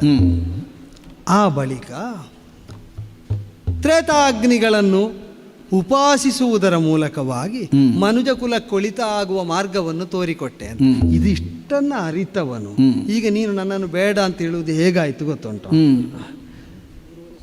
ನಮ್ಮನ್ನು ಕಾಣಬೇಕು, ಬರಬೇಕು, ಬರುವುದಕ್ಕೆ ಮಾರ್ಗ ವ್ಯವಸ್ಥೆ ಸರಿಯಾಗಿಲ್ಲ, ದಾಟಬೇಕಾದ ಕಂದಕ ದೊಡ್ಡದುಂಟು, ಅಥವಾ ಈ ಹೊಳೆಯನ್ನು ಉತ್ತರಿಸಿ ಆ ದಡದಲ್ಲಿರುವವರನ್ನು ಕಾಣುವುದು ಹೇಗೆ ಅಂತ ಪರಿತಪಿಸ್ತಾ ಇದ್ದವರ ಮೇಲೆ ಕಾರುಣ್ಯ ದೃಷ್ಟಿಯಿಂದ ಈಗ ಕೆಲಸ ಅವರದ್ದೇ ಆದರು, ಬರಬೇಕಾದ ಹೊಣೆ ಅವರಿಗೇ ಆದರು, ಬರುವುದು ನಮ್ಮ ಮನೆಗಲ್ವೋ, ಅವರಿಗೆ ಅನುಕೂಲವಾಗಲಿ ಅಂತ ಸೇತುವೊಂದನ್ನು ನಿರ್ಮಿಸಿದರೆ ಆ ಸೇತುವನ್ನು ನೀವು ಬಳಸ್ತೀರಿ, ನಿರ್ಮಿಸಿದವನ ಮನೆಯೊಂದನ್ನು ಬಿಟ್ಟು ಮತ್ತೆಲ್ಲ ಕಡೆಗೂ ಹೋಗುತ್ತೀರಿ. ಹಾಗಾದ್ರೆ ಇದು ಯಾವ ನ್ಯಾಯ ಆಯಿತು? ಯೋಚಿಸಿ ನೋಡು. ಸ್ವರ್ಗ ಪ್ರಾಪ್ತಿಗೆ ಹೇತುವಾಗಬಹುದಾದ ಅಗ್ನಿಪಾಸನೆ ಏನುಂಟು, ಅಗ್ನಿ ಪರಿಚರ್ಯೆ ಏನುಂಟು, ಅದನ್ನು ನೀವು ಮಾಡಿ ಅದು ನಿಮ್ಮನ್ನು ಅಗ್ರ ನೆಲೆಗೆ ಒಯ್ಯುತ್ತದೆ. ಆ ನೆಲೆಯಲ್ಲೇ ನಿಮ್ಮ ಕಾಮನೆಗಳು ಕಾಮ್ಯ ಕರ್ಮಗಳಾದಂತಹ ಯಾಗಾದಿಗಳ ಮೂಲಕವಾಗಿ ಈಡೇರ್ತದೆ. ಆ ಯಾಗಾದಿಗಳನ್ನು ನೀವು ಸಾಧಿಸುವುದಕ್ಕೆ ಪೂರಕವಾದಂತೆ ನಿಮ್ಮಲ್ಲಿ ನೈಷ್ಠಿಕತೆಯನ್ನು ಊರ್ಜಿತವಾಗಿರಿಸುವಂತಹ, ನಿಮ್ಮಲ್ಲಿ ಬದ್ಧತೆಯನ್ನು ದೃಢೀಕರಿಸುವಂತಹ, ನಿತ್ಯ ಅದಕ್ಕಾಗಿ ನೀವು ತಪಿಸುವಂತೆ ಮಾಡುವ, ನಿಮ್ಮ ಸಂಸ್ಕಾರವನ್ನು ಸದಾ ಜಾಗೃತ ಅವಸ್ಥೆಯಲ್ಲಿ ಇರಿಸುವಂತಹ ಆ ತ್ರೇತಾಗ್ನಿಗಳನ್ನು ಉಪಾಸಿಸುವುದಕ್ಕೆ ಬೇಕಾದ ಸ್ವರೂಪದಲ್ಲಿ ವಿದ್ಯೆಯನ್ನು ಜ್ಞಾನವನ್ನು ಅನುಗ್ರಹಿಸಿದ್ದ ಹೌದು. ಈಗ ಅದನ್ನೇ ನೀವು ಬಳಸುವುದು ಹೌದು ಅಂತಾದರೆ ಅದರ ಪ್ರಾಪ್ತಿಯಾದ ಇಲ್ಲಿಗೆ ಬಂದಾಗ ಅದನ್ನು ಕೊಟ್ಟವಳಾದ್ರಿಂದ ನೀನು ಬೇಡ ಅಂದ್ರೆ ಅರ್ಥ ಉಂಟೋ? ಅದು ಮರುಳಾಟ ಅಂತ ಆಗುವುದಿಲ್ವೋ? ನನ್ನನ್ನು ಬೇಕು ಅಂತ ಹಂಬಲಿಸಿದವನಿಗೆ ನಾನು ಅದು ಕೊಟ್ಟದ್ಯಾಕೆ? ನನ್ನನ್ನು ಹೊಂದುವುದಕ್ಕೆ ಅದರ ಮೂಲಕ ಬಾ ಅಂತ. ಈಗ ನೀ ಬಂದದ್ದು ಯಾವುದರ ಮೂಲಕವಾಗಿ? ಅದಕ್ಕಿಂತ ಉರಿಯನ್ನು ನೀನು ಉತ್ತರಿಸ್ತಾ ಈಗ ಅಗ್ನಿಗೆ ತೇಜಸ್ಸನ್ನು ಕಲ್ಪಿಸಬಲ್ಲಂತಹ ರುದ್ರನನ್ನು ಉಪಾಸಿಸಿ ಆ ರುದ್ರಾನುಗ್ರಹದಿಂದ ಸಂಪುಷ್ಟನಾಗಿ ನೀನು ಇಲ್ಲಿಯ ತನಕ ಬಂದದ್ದು ಅಂತಾದರೆ ಅದನ್ನು ಉಪಾಸಿಸಿದವರಿಗೆ ಆ ಮೂಲಕವಾಗಿ ಇಲ್ಲಿ ಬಂದು ಸೇರಿ ನನ್ನನ್ನು ಹೊಂದುವುದಕ್ಕಾಗುತ್ತದೆ. ಅದಕ್ಕೂ ತೇಜಸ್ಸನ್ನು ಕೊಡುವಂತಹ ರುದ್ರಾನುಗ್ರಹದಿಂದ ಪುಷ್ಟನಾದಂತಹ ನಿನಗೆ ನಾನೇ ಬಂದು ಸೇವಿಸುವುದಕ್ಕೆ ಆಸ್ಪದ ತಾನಾಗಿ ಒದಗಿ ಬರ್ತದೆ. ಇಷ್ಟನ್ನು ಗ್ರಹಿಸಿ ನೀ ಸ್ವೀಕರಿಸಿದರೆ ಸಾಕಿತ್ತು. ಆದರೆ ಪುರೂರವನಿಗೆ ತ್ರೇತಾಗ್ನಿಗಳನ್ನು ಕೊಟ್ಟು ನಮ್ಮ ವಂಶೋದ್ಧಾರಕಳಾದಂತಹ ಇವಳನ್ನು ಕಾಮದ ದೃಷ್ಟಿಯಿಂದ ಕಂಡರೆ ಅಪಚಾರವಾಗುತ್ತದೋ ಅಂತ ನಿನ್ನೊಳಗೆ ಆತಂಕ. ಹೇಳುವಾಗ ಮಾತ್ರ ಇಲ್ಲ ಇಲ್ಲ ನಾನು ಹಾಗೆ ನೋಡಿದ್ದೇ ಇಲ್ಲ ಅಂತ. ಇದೆಲ್ಲ ನರಭಾವ. ಒಳಗೆ ಅಪೇಕ್ಷೆಯನ್ನಿಟ್ಟುಕೊಂಡು ಹೊರಗಿನಿಂದ ಹಾಗೆಲ್ಲ ಹೇಳ್ತಾರೋ? ನಿಜವಾಗಿ ಹೇಳೋ, ಇಲ್ಲಿ ಬಂದ ಮೇಲೆ ಆ ಭಾವದಿಂದ ನೀ ನನ್ನನ್ನು ಕಾಣಕೂಡದೋ? ನಿನಗೆ ಅಂತ ಅಲ್ಲ, ಯಾರಿಗಾದರೂ. ಈಗ ಪುರೂರವ ನರಸಿ ಆದ್ರೆ ನಿನಗೆ ನಾನು ಸಂಬಂಧದ ನೆಲೆಯಲ್ಲಿ ಏನಾಗಬೇಕು? ಹಿರಿಯವಳು, ತಾಯಿ ಸ್ಥಾನ ಅಥವಾ ಅದಕ್ಕಿಂತಲೂ ಪೂರ್ವಿಕಳು, ಮಾತೃಸ್ಥಾನೀಯವಾಗಿ ಮಾತೃ ಪರಂಪರೆಯಲ್ಲಿ ಪೂಜ್ಯಳಾಗಿ ಪೂರ್ವಜಳಾಗಿ ನಿಲ್ತೇನೆ. ಅದೇ ಹೌದಾದರೆ ನಮಗೆ ಅನಾವೃತೆಯರು ಅಂತ ಯಾಕೆ ಹೆಸರು ಬಂತು? ನಮ್ಮನ್ನು ಇಲ್ಲಿ ಗುರುತಿಸುವುದೇ ನಮಗೆ ಲಾಂಛನವೇ, ನಮ್ಮ ಅಂಗೀಕಾರವೇ ಆ ನೆಲೆಯಲ್ಲಿ ಅನಾವೃತೆಯರು. ಅನಾವೃತೆಯರು ಅಂದರೆ ಸಹಜವಾಗಿ ಏನರ್ಥ ಕೊಡ್ತದೆ ಹೇಳು? ಯಾವ ಆವರಣವನ್ನು ಆಚ್ಛಾದನೆಯನ್ನು ಹೊಂದಿಲ್ಲದವರು ಅಂತ. ನಿನಗೆ ಹಾಗೆ ಕಾಣ್ತದ ನಮ್ಮನ್ನು ಕಾಣುವಾಗ? ಈಗ ದೇಹ ಸೌಷ್ಠವವನ್ನು ಪ್ರದರ್ಶಿಸುವುದಕ್ಕಾಗಿ ಈಗ ಆವರಣವನ್ನು ಆಚ್ಛಾದನೆಯನ್ನು ಹೊಂದದ ಹೆಣ್ಣು ಮಕ್ಕಳಾಗಿ ನಮ್ಮನ್ನು ಕಾಣ್ತದ? ಹಾಗಾದ್ರೆ ಆ ಹೆಸರು ನಮಗೆ ಅನ್ವರ್ಥಕವಾಗುವುದು ಯಾಕೆ? ಯಾವ ಸಂಬಂಧದ ಆವರಣದಲ್ಲೂ ನಾವು ನೆಲೆ ನಿಲ್ಲದವರು, ನಿಲ್ಲಬಾರದವರು. ಯಾವ ಬಂಧಾನುಬಂಧದ ಆಚ್ಛಾದನೆಯನ್ನು ನಮಗಾಗಿ ನಾವು ಹೊದ್ದುಕೊಳ್ಳದವರು. ನಾವು ಎಲ್ಲಿದ್ದರೂ ಕೂಡ ಅದನ್ನು ಆಚ್ಛಾದನೆಯಾಗಿ ನಮ್ಮನ್ನು ಅಲ್ಲಿಗೆ ನಿರ್ದಿಷ್ಟವಾಗಿ ಸೀಮಿತವಾಗಿಸುವುದಿಲ್ಲ. ನೈಮಿತ್ತಿಕವಾಗಿ ನಾವು ಅಲ್ಲೂ ಇರ್ತೇವೆ, ಇಲ್ಲೂ ಇರ್ತೇವೆ, ಹಾಗೂ ಮಾಡ್ತೇವೆ, ಹೀಗೂ ಮಾಡ್ತೇವೆ. ಈಗ ಮಹಾರಾಜನ ಹೊಣೆ ಹೊತ್ತವನು ಅದೊಂದೇ ಕರ್ಮವನ್ನು ಮಾಡುವುದಲ್ವಲ್ಲ, ಮಹಾರಾಜ ಮಾಡಿಸಬಹುದಾದ ಕರ್ಮವನ್ನು ಕೆಲವೊಮ್ಮೆ ತಾನೂ ಮಾಡಬೇಕಾಗ್ತದೆ. ತನಗೆ ಮಾಡಿಸುವುದಕ್ಕೆ ಪ್ರಾಪ್ತಿ ಇದ್ದರೂ ಕೂಡ ಅವನೇ ಮಾಡಬೇಕಾಗುತ್ತದೆ. ಸಾಮಾನ್ಯರೆಸಗುವುದನ್ನು ಮಾಡಬೇಕಾಗ್ತದೆ. ಹಾಗೆ ಅಂತ ಅವನು ಅದಕ್ಕಾಗಿಯೇ ಇದ್ದವನು ಆ ನೆಲೆಯಲ್ಲೇ ನಾವು ಅವನನ್ನು ಮಾನಿಸಬೇಕಾದ್ದು ಅಂತ ಪಕ್ಕನೆ ಆತುರದ ನಿರ್ಣಯ ಮಾಡಲಿಕ್ಕೆ ಉಂಟು. ದೇವಲೋಕದ ಅಪ್ಸರಾಂಗನೆಯರ ಗಡನದಲ್ಲಿ ಊರ್ವಶಿಯೊಬ್ಬಾಕೆ ಬಂದು ಪುರೂರವನಿಗೆ ಅರಸಿಯಾಗಿ ಆನಂದವನ್ನು ಕೊಟ್ಟಿದ್ದಾಳೆ. ಅಲ್ಪಕಾಲ ಇದ್ದಾಳೆ, ಇದ್ದುದು ಹೌದು, ವಂಶೋದ್ಧಾರಕಳಾಗಿ ಬೆಳಗಿದ್ದಾಳೆ, ಮನುಕುಲದ ಉದ್ಧಾರಕ್ಕಾಗಿ ಅಗ್ನಿಗಳನ್ನು ಅನುಗ್ರಹಿಸಿದ್ದಾಳೆ ಎಂಬುದೇ ಕಾರಣವಾಗಿ ಅಷ್ಟಕ್ಕೆ ಸೀಮಿತವಾಗಿಸಿ ಈ ನೆಲೆಯನ್ನು ನಿರಾಕರಿಸುವುದು ಹೌದಾದರೆ ನಾನು ಅಲ್ಲೇ ಉಳಿಬೇಕಾಗಿತ್ತಲ್ಲ ಪಾರ್ಥ, ಅವಿವೇಕಿಯಾಗಿ ಯೋಚಿಸು. ಅದೇ ಶ್ರೇಷ್ಠವಾದದ್ದು ಶಾಶ್ವತವಾದದ್ದು ಹೌದಾದ್ರೆ ನಾನಾದರೂ ಬಿಟ್ಟು ಯಾಕೆ ಬರಬೇಕಾಗಿತ್ತು? ಈಗ ನನಗೆ ವೈಷಮ್ಯ ಇದ್ದರೆ ಹೇಗೋ ಬಿಟ್ಟು ಬರಬೇಕು ಅಂತಿದ್ರೆ ಮತ್ತಾದರೂ ಅನುಗ್ರಾಹಕ ಬುದ್ಧಿಯನ್ನು ಯಾಕೆ ತೋರಿದೆ ನಾನು? ಹಾಗಾದರೆ ಆತ್ಯಂತಿಕವಾದ ನಮ್ಮ ನೆಲೆ ಇದು, ಅವನ ನೆಲೆ ಅದು. ಇಲ್ಲಿ ನನ್ನನ್ನು ಅವನು ಬೇಕೆನಿಸಿದಂತೆ ಪಡೆಯುವುದಕ್ಕೆ ಪರ್ಯಾಪ್ತನಾಗಬೇಕಾದ್ರೆ ಇಲ್ಲಿ ಬಂದು ಸೇರಬೇಕು. ಇದು ಅಪೇಕ್ಷೆಯಾದದ್ದರಿಂದ ಅವನಿಗೆ ಬೇಕಾದದ್ದನ್ನು ಕರುಣಿಸಿದೆ. ಈಗ ಇಲ್ಲಿ ಆದರೆ ಇಲ್ಲಿ ನೀ ಹೇಳಿದಂತೆ ಅದು ಯಾವುದನ್ನು ನೋಡುವುದಕ್ಕಿಲ್ಲ. ಬಂಧಾನುಬಂಧಗಳುಂಟೋ? ಯಾವುದಕ್ಕೆ ಬಂಧ? ಯಾರಿಗೆ ಬಂಧ? ಯಾವ ಸಂಬಂಧವನ್ನು ಇಲ್ಲಿ ಊರ್ಜಿತವಾಗಿರಿಸುವುದು? ಯಾಗದ ಮೂಲಕವಾಗಿಯೇ ಪುಣ್ಯಾರ್ಜನೆಯನ್ನು ಮಾಡಿ ಅದನ್ನು ಅದೃಷ್ಟ ಅಂತ ನಾವು ಅಂಗೀಕರಿಸಿ ಅಪೂರ್ವ ಅಂತ ಅದನ್ನು ಒಪ್ಪುತ್ತೇವೆ. ವೈದಿಕ ಪರಿಭಾಷೆಯಲ್ಲಿ ಯಜ್ಞದಿಂದ ಯಾಗಯಜ್ಞಾದಿಗಳಿಂದ ಉಗಮಿಸುವಂತಹ ಪುಣ್ಯವನ್ನು ಅಪೂರ್ವ ಅಂತ ಕರೆಯುವುದು. ಅದು ಕಾಲಾಂತರದಲ್ಲಿ ಕರ್ಮನಿಯೋಜಕನಾದ ಕರ್ಮಾಧ್ಯಕ್ಷನ ಫಲಿತದಂತೆ ಅನುಗ್ರಹದಂತೆ ಅವಸ್ಥಾಂತರದಲ್ಲಿ ಫಲಿಸ್ತದೆ. ಪುಣ್ಯ ವಿಶೇಷ ಇದ್ದವರು ಸ್ವರ್ಗಕ್ಕೆ ಬರ್ತಾರೆ, ಸ್ವರ್ಗದಲ್ಲಿದ್ದದ್ದನ್ನು ಹೊಂದುವಂತಹ ಯೋಗವನ್ನು ಹೊಂದಿಕೊಳ್ತಾರೆ. ಅದು ಅವ ಇವ ಅಂತಲ್ಲ. ಈಗ ರಾಜನ್ಯ ಕುಲಜನಾದ ಒಬ್ಬ ಯೋಧನಾಗಿ ಹೋರಾಡಿ ಸತ್ತರೂ ಅದೇ ಅವಸ್ಥೆ. ಯಾಗಯಜ್ಞಾದಿಗಳಲ್ಲಿ ನಿರತನಾದಂತಹ ವೈದಿಕ ಸ್ವರ್ಗಾಕಾಂಕ್ಷಿಯಾಗಿ ಅಳಿದರೂ ಅದೇ ಕಥೆ ಅಲ್ಲ. ಮುನಿಯಾದವನು ಹೊಂದಲಿಕ್ಕೆ ಬಯಸಿದ್ದು ಇದಕ್ಕೂ ಅತೀತವಾದ ಆನಂದ ಧಾಮವನ್ನೇ ಇರಬಹುದು. ಸಾಧನೆಯಲ್ಲೇನೋ ಲೋಪವಾಗಿ ಇಷ್ಟಕ್ಕೆ ಬೇಕಾದದ್ದನ್ನು ಸಂಪಾದಿಸಿದ್ದಾನೆ, ಅಷ್ಟಕ್ಕೆ ಬೇಕಾದದ್ದು ಅವನಿಗೆ ವಶ ಆಗಲಿಲ್ಲ ಅಂತಾದರೆ, ಈ ಮಂದಿರವನ್ನು ತಾನು ದಿವ್ಯ ದೇಹದಿಂದ ಹೊಕ್ಕ ಅಂತಾದರೆ ಅವನಿಗಾದರೂ ಅದೇ. ಅವರೆಲ್ಲರಿಗೂ ಒಡ್ಡಿಕೊಳ್ಳಬೇಕಾದದ್ದು ಅವರ ಪೂರ್ವಬಂಧ ಏನು, ಯಾರ ಜೊತೆಯಲ್ಲಿ ಹೇಗಿದ್ದವರು, ಪೂರ್ವ ಸ್ಥಿತಿ ಯಾವುದು, ಇದನ್ನೆಲ್ಲ ನೋಡಿಕೊಂಡು ನಾನು ಇರುವುದಕ್ಕಿಲ್ಲ, ಬಂದವರು ಇರುವುದಕ್ಕಿಲ್ಲ. ದೈವಾನುಜ್ಞೆಗೆ ಪೂರಕವಾದಂತೆ ದೇವರಾಜನ ನಿಯೋಗದಂತೆ ವರ್ತಿಸಬೇಕಾದ ಬದ್ಧತೆ ನಮಗುಂಟು.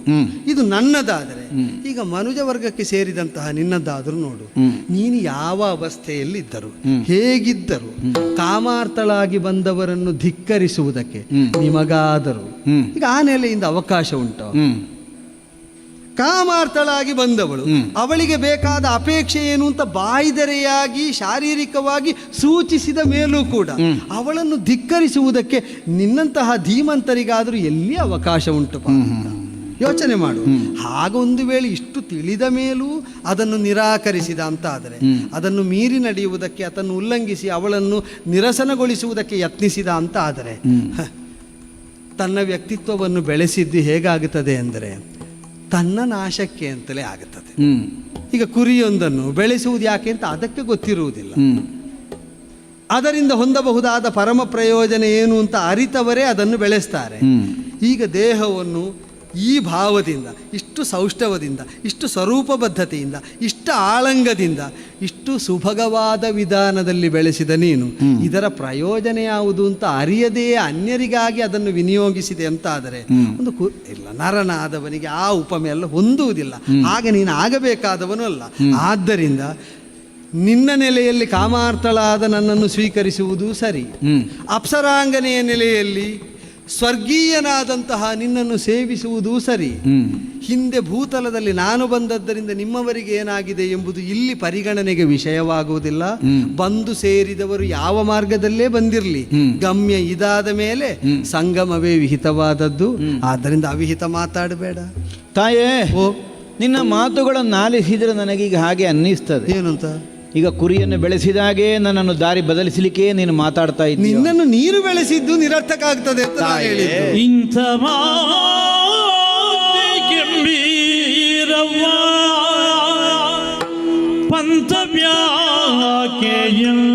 ಪಂಥವ್ಯಾಕೆಯೊಡನೆ ಪಂಥವೇಕೆ ಎನ್ನೊಡನೆ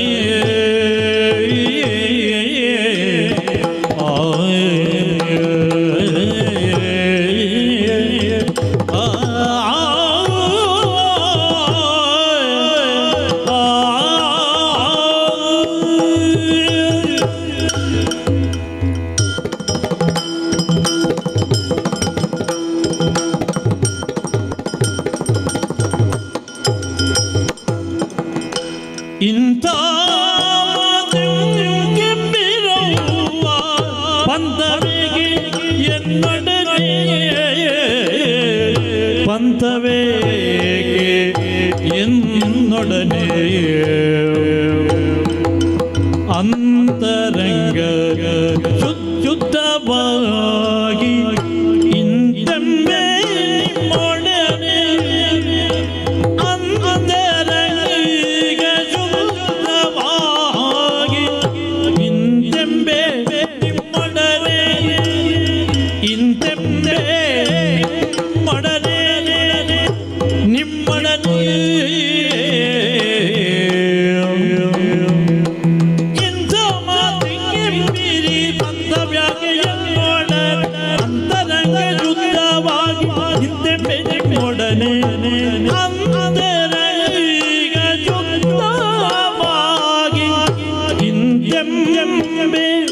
ನಿಮ್ಮೊಡನೆ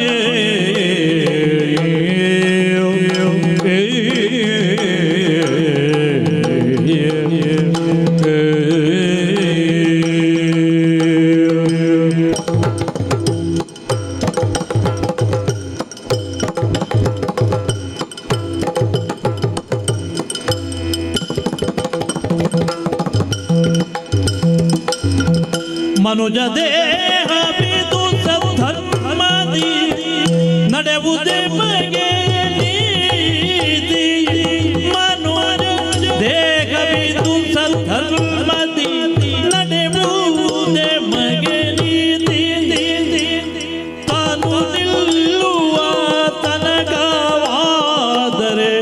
ಸುಮನಸರಿಗೆ ಪ್ರೀತಿ ತಾನು ನಿಲ್ಲುವ ಸುಮನಸರಿಗೆ ಪ್ರೀತಿ ಮನುಜ ದೇಹ ಧರ್ಮದ ನಡೆಯುವುದು ಮಗೆ ನೀತಿ ತನು ನಿಲ್ಲುವ ತನಕವಾದರೆ ಸುಮನಸರಿಗೆ ಪ್ರೀತಿ ಅನಿಮಿಜ ಲೋಕವನ್ನು ಸಾಧದವರ ಮಾರ್ಗ ಬೇರೆ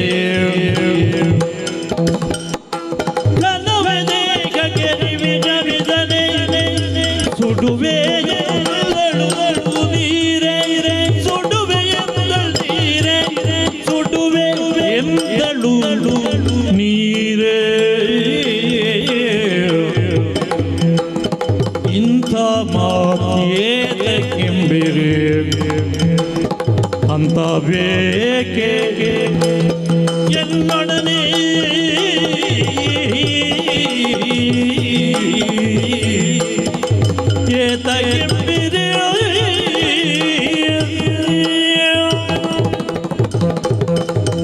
ಅವ್ವ ನಿಮ್ಮ ಮತ್ತೆ ಹಾಗೆ ಕರೀಬೇಡ. ಇಷ್ಟ ಆಡಿದ ಮೇಲೆ ನಿನಗೀಗ ಅರ್ಥ ಆಗಿರಬೇಕಲ್ಲ. ಏನೋ ಒಂದು ಪಂಥಕ್ಕೆ ಕಟ್ಟುವಡೆದಾಗೆ ಕಾಣ್ತದೆ ತಮ್ಮ ಮಾತುಗಳನ್ನು ಕೇಳಿದರೆ. ಪಂಥ ಬೇರೇನಿಲ್ಲ, ನಿನ್ನ ಮನದಲ್ಲಿ ಏನಾದರೂ ವಿಕಲ್ಪಗಳಿದ್ದರೆ ಅದನ್ನು ಸಮೂಲವಾಗಿ ನಿವಾರಿಸಿಕೊಡಬೇಕು ಅಂತ ಮಾತ್ರ. ಇಲ್ಲವೇ ಇಲ್ಲ, ವಿಕಲ್ಪಗಳೇನೂ ಇಲ್ಲ. ಅಂತರಂಗ ಶುದ್ಧವಾಗಿಯೇ ನಾನು ವ್ಯವಹರಿಸ್ತಾ ಇರೋದು. ವಿಕಲ್ಪದಿಂದ ಅಲ್ಲ. ಅಲ್ವೇ ಅಲ್ಲ. ಮತ್ತೆ ಯಾಕೆ ಹೀಗೆಲ್ಲ ಮಾತಾಡ್ತಿ? ತಾವಾಡಿದ್ರಿ ಅನಾವೃತೆಯರಾದಂತಹ ನಮಗೆ ಯಾವುದೇ ಕಟ್ಟುಪಾಡುಗಳಿಲ್ಲ. ಇಲ್ಲ. ಯಾರು ಪುಣ್ಯಾತ್ಮರೋ ಅಂಥವರನ್ನು ಸಂತೋಷಪಡಿಸುವಂತಹ ಕಾಯಕದಲ್ಲಿ ಸದಾ ನಿರತರಾಗಿರುವವರು. ಹೌದು. ಯಾಗಯಜ್ಞಾದಿಗಳನ್ನು ಎಸಗಿರಬಹುದು, ಯುದ್ಧಾದಿಗಳ ಮೂಲಕವಾಗಿರಬಹುದು, ಪುಣ್ಯಕರ್ಮಾಚರಣೆಯ ಮೂಲಕವಾಗಿ ಮನುಷ್ಯ ಶರೀರವನ್ನು ತೊರೆದು ದಿವ್ಯ ದೇಹಧಾರಿಗಳಾಗಿ ಯಾರು ಈ ನಾಕವನ್ನು ಸೇರ್ತಾರೆಯೋ ಅಂಥವರ ಪುಣ್ಯ ಫಲಾನುಸಾರವಾಗಿ ಅವರಿಗೆ ಸುಖವನ್ನು ನೀಡುವಂತಹ ಕಾಯಕಕ್ಕೆ ತಾವು ಸದಾ ತೆತ್ತುಕೊಂಡವರು. ನಮಗೆ ಬದ್ಧತೆ, ಅದು ಕರ್ತವ್ಯ ಕರ್ಮ ಅದು ಅಲ್ವಾ? ಹೌದು, ಅದು ಸಹಜವೇ. ಈಗ ಅಲ್ಲ ಹೇಳುವುದಿಲ್ಲ ನಾನು. ಅಲ್ಲದಿದ್ದರೆ ನನಗೆ ಇಷ್ಟು ನೇರವಾಗಿ ಸ್ಫುಟವಾಗಿ ಆಡುವುದಕ್ಕಾಗ್ತದೋ? ನಮ್ಮ ಕರ್ತವ್ಯದ ಕುರಿತಾಗಿ ಆಡುವಾಗ ಅದರಲ್ಲಿ ಸಂಕೋಚ ಏನು? ಆದರೆ ಅದು ಮನುಜ ದೇಹ ನೀಗಿದ ಆಮೇಲಿನ ವಿವರವನ್ನು ತಾವು ಹೇಳೋದು. ಈಗ ಮನುಜ ದೇಹವನ್ನು ನೀಗಿಯಲ್ಲ ನಾನು ಇಲ್ಲಿಗೆ ಬಂದದ್ದು.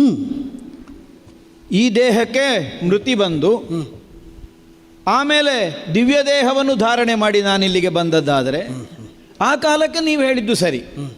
ಆದರೆ ಈ ಸಂಬಂಧಗಳನ್ನುವುದು ಉಳಿದುಕೊಳ್ಳುವುದು ಯಾವುದರ ಬಗ್ಗೆ? ದೇಹಸ್ಥವಾದಂತಹ ಆತ್ಮಕ್ಕೆ ಸಂಬಂಧ ಇಲ್ಲ. ಯಾಕೆ? ಅದು ಪರಾವಲಂಬನೆಗೆ ಒಳಗಾಗುವುದಲ್ಲ, ಸ್ವತಂತ್ರವಾದದ್ದು. ಅದಕ್ಕೆ ಯಾವ ಕಾಲದಲ್ಲಿಯೂ ಶಾಶ್ವತವಾದ ಆಚ್ಛಾದನೆ ಅನ್ನುವುದಿಲ್ಲ, ಅದೇ ತೆರೆದುಕೊಳ್ಳುವುದಕ್ಕಿದ್ದದ್ದು. ಆದ್ದರಿಂದಲೇ ದೇಹಾಂತರ್ಗತವಾದಂತಹ ಆತ್ಮಕ್ಕೆ ಸಂಬಂಧ ಇಲ್ಲ. ಆದರೆ ಒಂದು ದೇಹವನ್ನು ನಾವು ಹೊಂದಿದ ಮೇಲೆ ದೇಹಕ್ಕೊಂದು ಸಂಬಂಧ ಅನ್ನುವುದು ಸಿದ್ಧ ಆಗುತ್ತದೆ. ಈಗ ಭೂಲೋಕದ ನ್ಯಾಯವನ್ನು ತಾವು ಗಮನಿಸಿದರೆ ಸ್ಪಷ್ಟ ಆದೀತು. ಈಗ ತಂದೆ ತಾಯಿ ಕುಟುಂಬ ಈ ತೆರನಾದಂತಹ ಸಂಬಂಧಗಳೆಲ್ಲ ಸಿದ್ಧವಾಗುವುದು ಹೇಗೆ? ದೇಹದ ಮೂಲಕವಾಗಿ. ದೇಹವೇ ಇಲ್ಲದಿದ್ದರೆ ಮತ್ತೆ ಸಂಬಂಧ ಇಲ್ಲ. ಆದ್ದರಿಂದ ಮನುಜ ದೇಹಕ್ಕಿರುವಂತಹ ಈ ಸಂಬಂಧದ ವ್ಯಾಪ್ತಿಯನ್ನು ನಮಗಲ್ಲಗಳೆಯುವುದಕ್ಕಾಗುವುದಿಲ್ಲ. ನಮ್ಮ ಪೂರ್ವಿಕನಾದಂತಹ ಪುರೂರವ ತಮ್ಮನ್ನು ಸಂಸಾರಿಯಾಗಿ ಹೊಂದುವುದರ ಮೂಲಕವಾಗಿ ಸಂತಾನವನ್ನು ಪಡೆದ. ಆಮೇಲೆ ವ್ಯಾಜಾಂತರದ ಮೂಲಕವಾಗಿ ನೀವು ದೂರ ಉಳಿಯುವಂತಹ ಸ್ಥಿತಿ ಬಂದಂತಹ ಕಾಲಕ್ಕೆ ಮತಿವಿಕಲ್ಪವನ್ನು ಹೊಂದಿ ನಿಮ್ಮನ್ನು ಅರಸುತ್ತಾ ಎಲ್ಲೆಲ್ಲಿಯೂ ಅಲೆದಾಡುವಂತಹ ಒಂದು ಸ್ಥಿತಿಯಾಗಿ ಹೋಯಿತು. ಆ ಕಾಲಕ್ಕೆ ಅವನ ಆರಾಧನೆಗೆ ಬೇಕಾದಂತಹ ಒಂದು ಅಗ್ನಿಯನ್ನು ಒದಗಿಸಿಕೊಟ್ಟು ಅವನ ಆತ್ಮೋದ್ಧಾರಕ್ಕೆ ಕಾರಣವಾಗಬಹುದಾದಂತಹ ಪಥವನ್ನು ತೋರಿಸಿದವರು ತಾವು ಅನ್ನುವಂತಹ ಪೂಜ್ಯ ಭಾವದಿಂದ ನಿಮ್ಮನ್ನು ನಾನು ಗುರುತಿಸಿದೆ. ಸರಿ, ಅದರಿಂದಲಾಗಿ ನಾನು ವಿದೂರಳಾಗಬೇಕಾಗಿಲ್ಲ ಅಂತ ಮಾತ್ರ ನಾನು ಆಡಿದ್ದು. ಈಗ ನಿಮ್ಮ ದೇಹವನ್ನು ನಾನು ಅನುಭವಿಸಬಹುದು ಅನ್ನುವಂತಹ ನಿರ್ಣಯವನ್ನು ನೀವು ಮುಂದಿಡ್ತಾ ಇದ್ದೀರಿ. ಹೌದು. ಆದರೆ ಪುರೂರವನ ಪ್ರಕರಣದಲ್ಲಿಯೇ ನಮಗೆ ಗೊತ್ತಾಗಬಹುದಾದಂತಹ ತಿಳುವಳಿಕೆ ಏನು ಗೊತ್ತೋ? ಏನು? ತಮ್ಮದ್ದಾದಂತಹ ದೇಹ ಸಂಸರ್ಗದ ಮೂಲಕವಾಗಿ ಸಂತಾನವನ್ನು ಪಡೆದದ್ದು. ಇನ್ನು ಮುಂದಕ್ಕೂ ಅದೇ ಬೇಕು ಅನ್ನುವಂತಹ ಹಂಬಲದಿಂದ ಮತಿವಿಕಲ್ಪದಿಂದ ಅಲೆದಾಡುವುದಕ್ಕೂ ಮುಂದಾದದ್ದು. ಅವನ ಮತಿವಿಕಲ್ಪಕ್ಕೊಂದು ಪರಿಹಾರವನ್ನು ಸೂಚಿಸುವುದಕ್ಕೆ ತಾವೇ ಮತ್ತೆ ಸಂಸಾರಕ್ಕೆ ಒದಗಿ ಬಂದದ್ದಲ್ಲ. ಇಲ್ಲ, ಅವನು ನನ್ನನ್ನು ಹೊಂದಬಹುದಾದ ಮಾರ್ಗವನ್ನು ತೆರೆದುಕೊಟ್ಟದ್ದು. ಅಗ್ನಿಯ ಮೂಲಕವಾಗಿ ಆರಾಧಿಸಿ ಹೌದೌದು ಅವನ ಆತ್ಮೋದ್ಧಾರಕ್ಕೆ ಕಾರಣವಾಗಬಹುದಾದದ್ದನ್ನು ತೋರಿಸಿದ್ರಿ. ಹೌದೌದು. ಈಗ ಇದರಲ್ಲಿ ನಾವು ಪ್ರಧಾನವಾಗಿ ಗಮನಿಸಬೇಕಾದದ್ದೇನು? ತಾವೊಂದಾಗ ಮಾತಾಡಿದ್ರಿ, ದೇಹ ಬೆಳೆಸಿಕೊಂಡಿದ್ದಿ, ಸುಪುಷ್ಟವಾಗಿ ಉಂಟು. ಆದ್ದರಿಂದಲೇ ಈ ದೇಹ ಯಾವುದಕ್ಕೆ ಬೆಳೆಸಿದ್ದಿ ಅನ್ನುವುದನ್ನು ಅರ್ಥ ಮಾಡಿಕೊಂಡು ಆ ಮೂಲಕವಾಗಿ ಅನುಭವಿಸಬೇಕು. ಪರರ ಅಪೇಕ್ಷೆಯಂತೆ ನಮ್ಮನ್ನು ಬೆಳೆಸಿ ಅವರಿಗೆ ಬೇಕಾದಂತೆ ನಾವು ಒದಗುವುದು ಕುರಿಯ ಪ್ರವೃತ್ತಿ. ನರದ ಪ್ರವೃತ್ತಿ ಹಾಗಲ್ಲ. ತಮಗೆ ಬೇಕಾದಂತೆ ತಮ್ಮನ್ನು ಬೆಳೆಸಿ ತಮಗೆ ಬೇಕಾದ್ದನ್ನು ಅದರಿಂದ ಸಾಧಿಸಿಕೊಳ್ಳುವ. ಹೌದು. ಆದ್ದರಿಂದಲೇ ಗುರಿ ಸರಿ ಉಂಟು ಅಂತ ನಾನು ಹೇಳೋದು. ಸರಿ ಆಗಲಿ ಅಂತ ನಾನು ಹೇಳುದು. ನಾನು ಕುರಿ ಆಗುವುದಿಲ್ಲ ಅಂತ ಹೇಳಿದ್ದು. ಆಗಬಾರದು ಅಂತ ನಾನು ಹೇಳಿದ್ದಲ್ವ? ನೀವೀಗ ಆಡ್ತಾ ಇರುವುದು ನನ್ನನ್ನು ಗುರಿಯನ್ನಾಗಿಸಿ ಕುರಿ ಮಾಡುವುದಕ್ಕೆ ಅಂತ ನಾನು ಆಡ್ತಾ ಇರೋದು. ನಾನೇ ನನ್ನನ್ನು ಬಲಿಪಶು ಮಾಡ್ಲಿಕ್ಕೆ ಹೊರಟಿದ್ದೀರಿ. ಪುಂಗವ ಅಂತ ನಾ ಮಾನಿಸಿ ಸೇವಿಸುವುದಕ್ಕೆ ಬಂದರೆ ಒಂದು ಪಂಥಕ್ಕೆ ಮುಂದಾಗಿದ್ದೀರಿ. ಯಾಕಂದ್ರೆ ಕೇವಲ ದೇಹಕ್ಕೆ